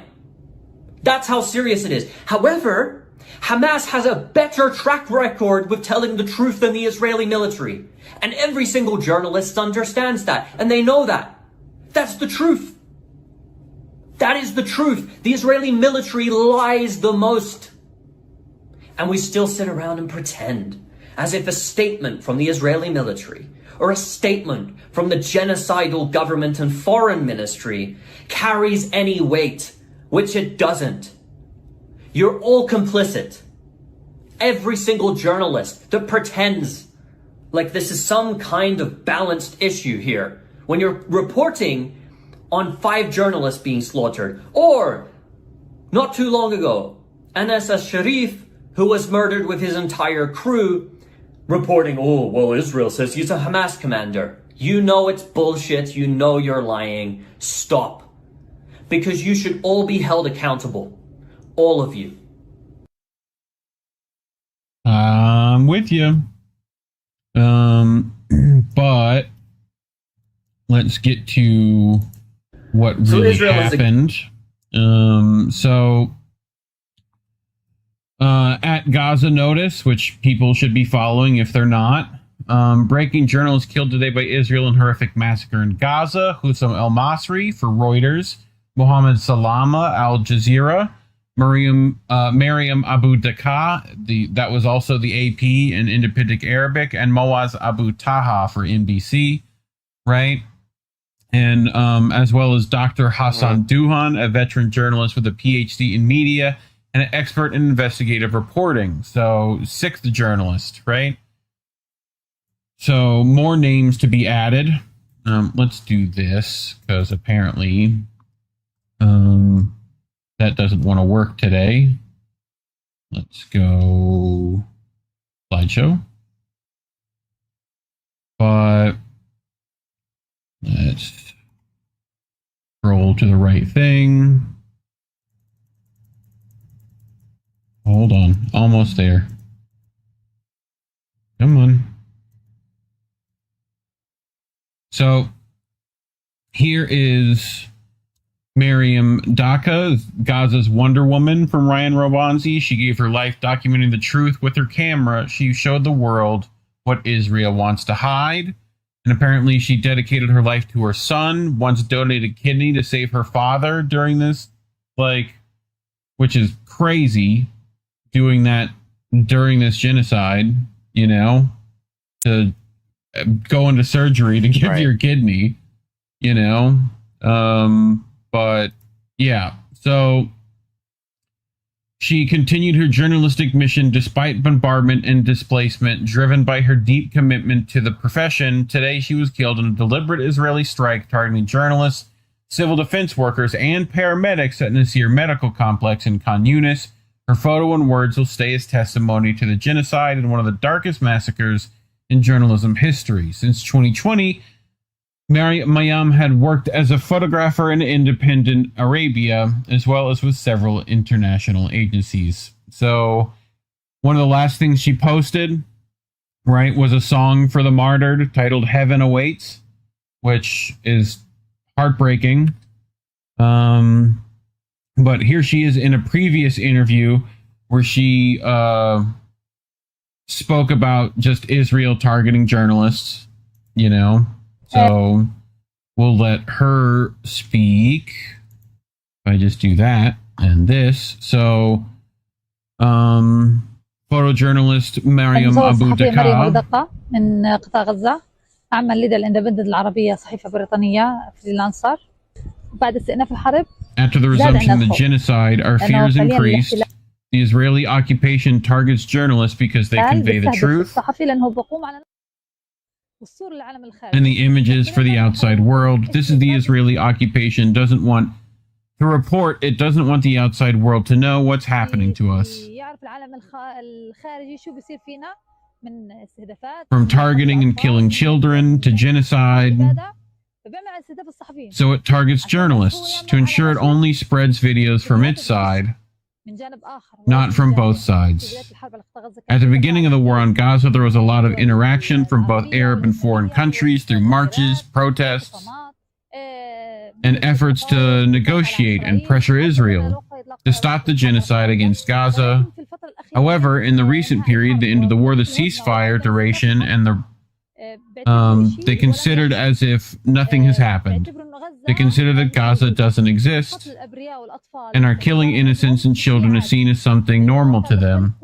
The reality is completely different. We are conveying the image, but compared to what is happening to us in Gaza,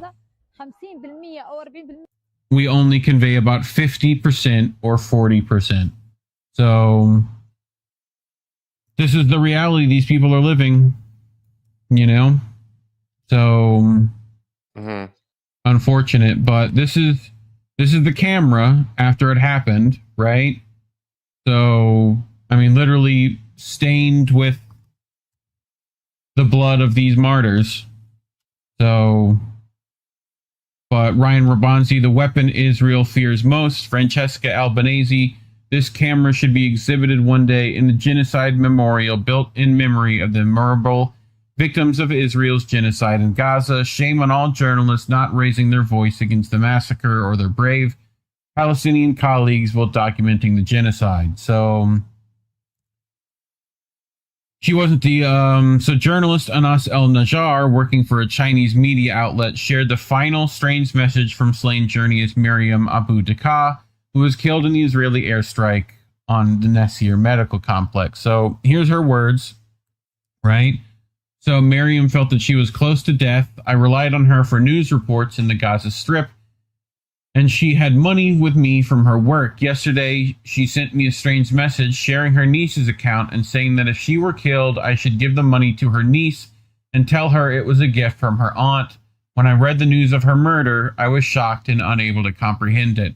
I imagine, like many other journalists before her, were getting active threats from Israeli military, like directly, right? So, yeah, especially if she's doing stuff like this, you know? So, but, just to continue, right? We heard in Lakesh talking about the AP, right? And just journalists complicit, right? So here, the AP breaking 4 journalists, including a freelancer who worked with the AP, are among 8 killed, right? Not even mentioning her fucking name, right?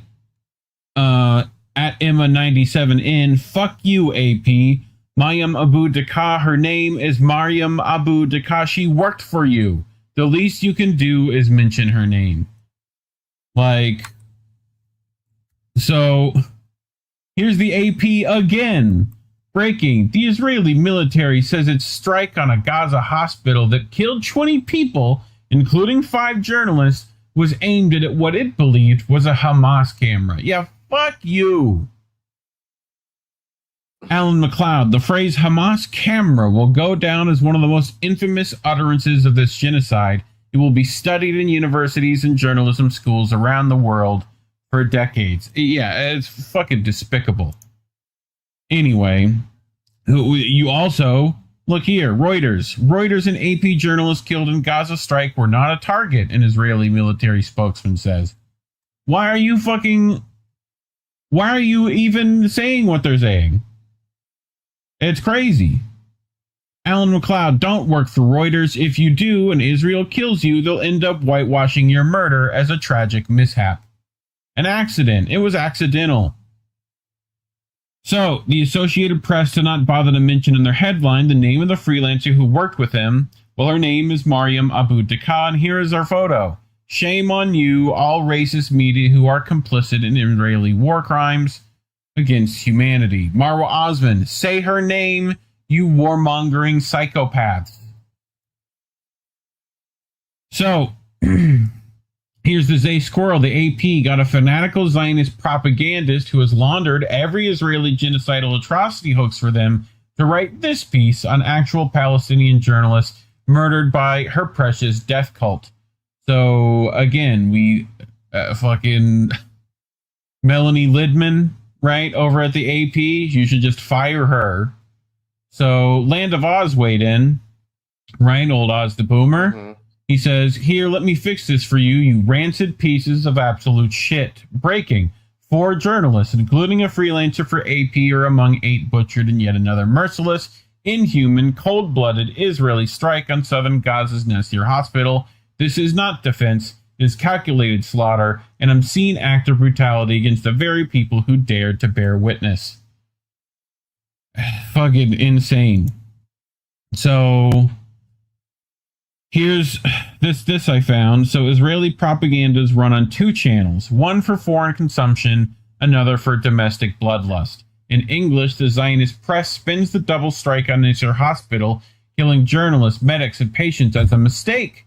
The language is sanitized, made to sound like an unfortunate accident in the fog of war.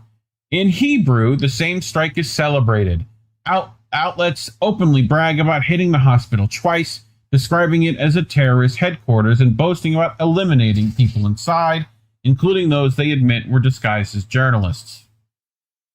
The target wasn't a battlefield, it was a medical complex filled with the wounded, reporters, and first responders. This is the operational doctrine of the occupation in one language, deny and apologize in the other, boast and incite. It's not confusion, it's the deliberate duality of a regime that knows its crimes won't survive a single consistent telling. Right? And here's the Jerusalem Post, right? IDF admits mistaken attack on hospital, killing journalists. Right? Oopsies. A big old oopsies, right? So, again, you know, this Netanyahu claims to value their work of the journalist, right? More of this kind of nonsense. So, but, yeah, I mean, Hassan Duhan was shot by Israeli forces in al-Mawasi area of Khan Yunis, right? That was the other member. So, but here's Netanyahu. Israel deeply regrets the tragic mishap that occurred today. Israel values the work of journalists. Military authorities are conducting a thorough investigation. Our war is with the Hamas terrorists. Our just goals are defeating Hamas and bringing our hostages home. Yeah, we know that's bullshit, right? But meanwhile, right, what actually happened was the fighters claimed the attack on the terror headquarters, Nasir, was approved and coordinated with the senior command. So it ain't no mistake. They motherfucking knew. And, like, they're complaining that they're apologizing, essentially.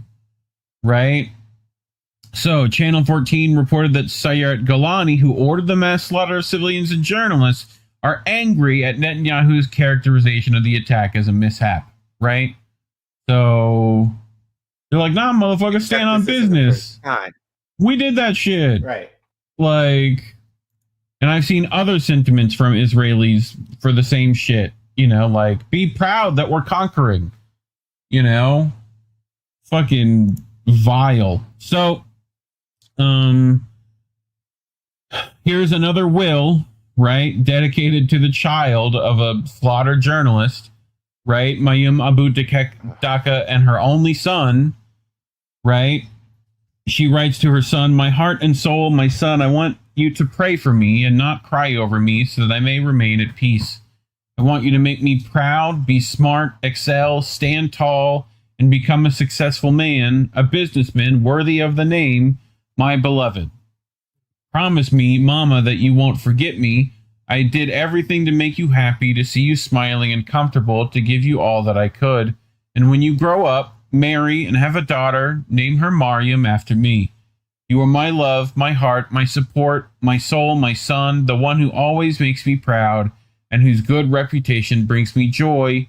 And Gehath, my dearest, your prayers, your prayers, your prayers never abandoned them. Your mother, Mariam. So, another will to a child I've had to read.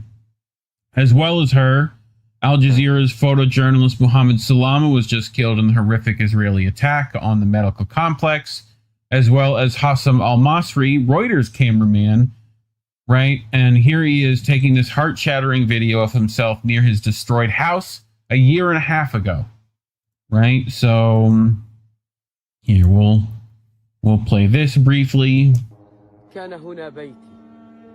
My home was here, my life was here, but life ended when the occupation destroyed everything I once had in this place.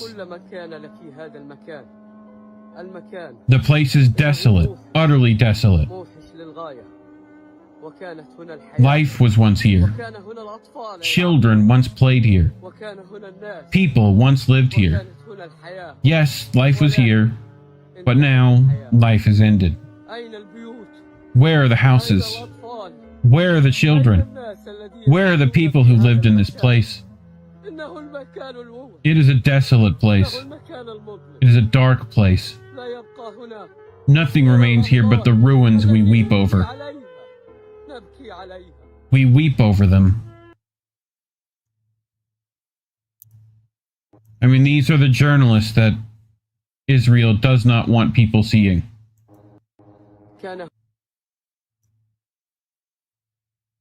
Too late. I know.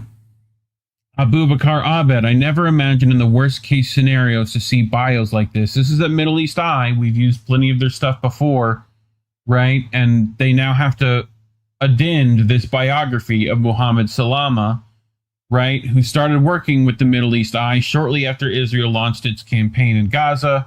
Also contributed for several other media outlets of freelance capacity, most notably Al Jazeera Arabic and Al Jazeera Mubashir. He was killed along with 4 other journalists and at least 15 other people as a result of an Israeli double-tack strike on the Nasir Hospital, southern Gaza, on the 25th of August. So one of the journalists Israel murdered today reported on Israel murdering a critical witness in the paramedic massacre investigation, which we also covered. I don't know if you remember that, Care Bear, where they assassinated Palestinian Red Crescent members, right? So yes. Even journalist Ahmed Aziz, who reported on Israel shooting dead 12-year-old Muhammad Bardawil, a key witness to Sayat Golani's perpetration of the largest massacre of aid workers in decades, was later killed on the orders of the same unit. Right? So, yeah. But I wanted to bring this because I think people have to see it. This is, I think, as damning as Collateral Murder from WikiLeaks. Right? Which they literally locked up Julian for, publishing. Right? So they essentially killed people, and as they are trying to help the injured, they kill the paramedics.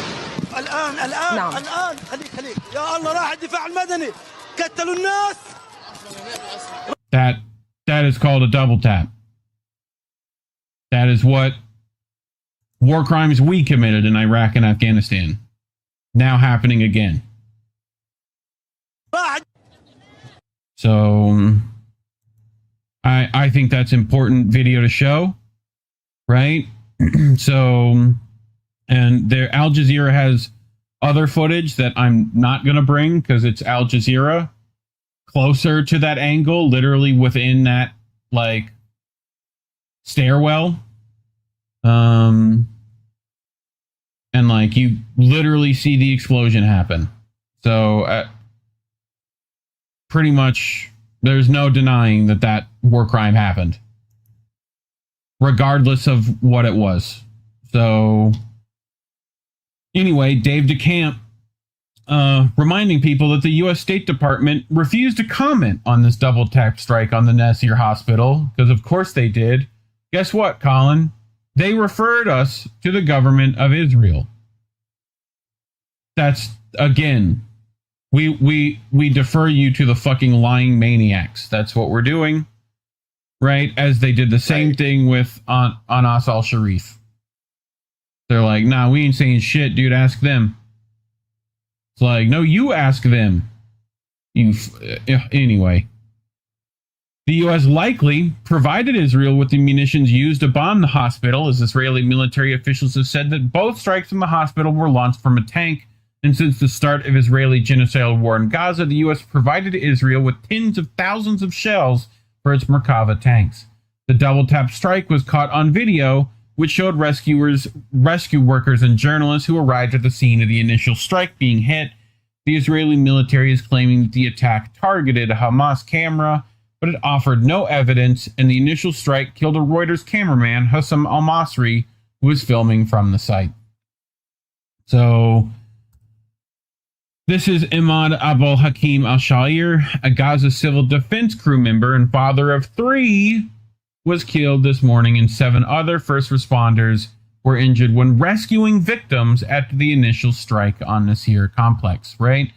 So, and you saw this guy in the video, right? This is Abdullah Amir holding the camera of journalist Hassam Al-Masri. He was the first to reach the site of the initial strike, where he found his colleague killed, and the camera turned into a silent witness to the crime. Moments later, civil defense teams and fellow journalists arriving to document the massacre, only for Israel to strike again, killing them too. Live on air, the camera was killed, but the truth will never die.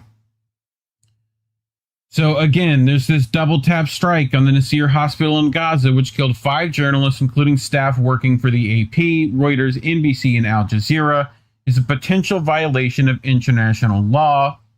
The attack targeted a civilian building, specifically a hospital, in a reckless double tap strike that killed civilians, with rescue workers and journalists among them, all categories that should be protected under international law. While the IDF, which has killed about 200 journalists already in the Gaza war, immediately attempted to suggest the killing of civilians had been in error, the reality is that it appears to be policy and not a mistake. The attack comes barely 2 weeks after renowned Al Jazeera journalist Anand al-Sharif was killed along with 4 of his media colleagues in front of Al-Shifa Hospital in Gaza.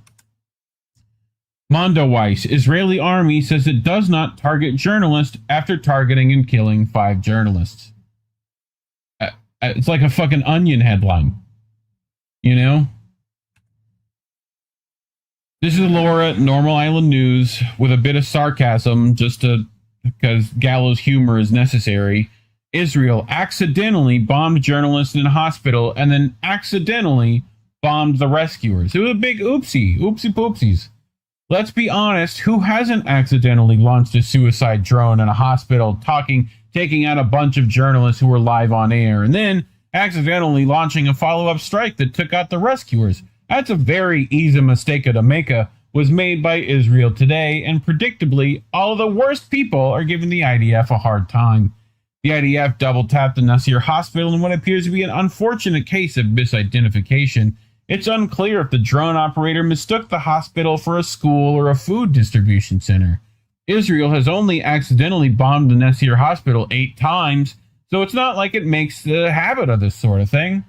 Israel is so sorry about the latest incident that it hasn't even faked evidence and claimed the journalists were Hamas. No, it has held its hands up and promised to investigate itself. It looks forward to finding itself not guilty, just like it did all these other times it bombed hospitals and journalists and schools and refugee tents and people in aid cubes. And, well, you get the picture. Israel is the unluckiest country in the world, and you should cut it some slack. If you had had this much bad luck, you would want people to ease off you. The Twitter account of Israel's foreign ministry believes in accountability so strongly that it dedicates about 50% of its output to claiming Western journalists are lying about the starvation in Gaza. I therefore have no doubt that Israel's investigation into its own crimes will be just as credible as Donald Trump's handling of the Ghislaine Maxwell thing. If only the UK understood justice as well as Israel and the US, Lucy Connolly could have found herself not guilty and saved an awful lot of bother. Sadly, we have some way to go to catch up to the only democracy in the Middle East and its obedient vassals. Israel takes such care to avoid harming uninvolved individuals that it had only killed 274 of the journalists that were revealing its war crimes. Israel has carefully killed more journalists than were killed in every other 20th century war combined, making the IDF the world's unluckiest army. Israel's latest unfortunate mishap ended the lives of journalists Hassam al-Masri, Muhammad Salam, Mariam Abu Daka, and Moaz Abu Taha, but the real victim is the Israeli drone operator who is feeling sad about what he did. Committing genocide can be stressful. But why do you think the Nasir hospital was targeted, Care Bear? Because it ain't gonna be because of fucking no Hamas camera. You want to know the real reason? Well, internet access, we've talked about before, being targeted by Israel, right? And here they are again, right? Pictures can only be done from really high places, right? As well as just connecting to satellites, right? So this is literally them trying to upload the footage, right? Look how many people are here on this same spot trying to do the same. We've got all these journalists, all these people sitting back here on this stairwell, right? Just to use the internet. So, again, that's why when we talked about the cafe massacre, that was exactly what they were targeting there as well. But I have this. So this is Dr. Issam Hamad, right, who writes these words with a trembling heart and shaking hands, overwhelmed by the horror we are witnessing today. 4 journalists were killed before the eyes of the entire world, as if humanity itself was buried with them. The occupation has crossed every boundary, every international law, and I'm now certain that humanity no longer exists in this world. What scenes are left after the deliberate killing, starvation, and targeting of innocents, doctors, paramedics, or civil defense teams? They want to silence every voice and eliminate every witness. Even my thoughts are clouded. I find myself wondering how my turn will come in this genocide. Will it be under the bombing or by direct targeting? They have broken our minds and exhausted our souls. We ask for nothing from this world that has abandoned us. Thank you to a world that has betrayed its own humanity. Our bodies and spirits are torn apart, waiting only for mercy from above after losing all hope in yours. So, thoughts, Care Bear?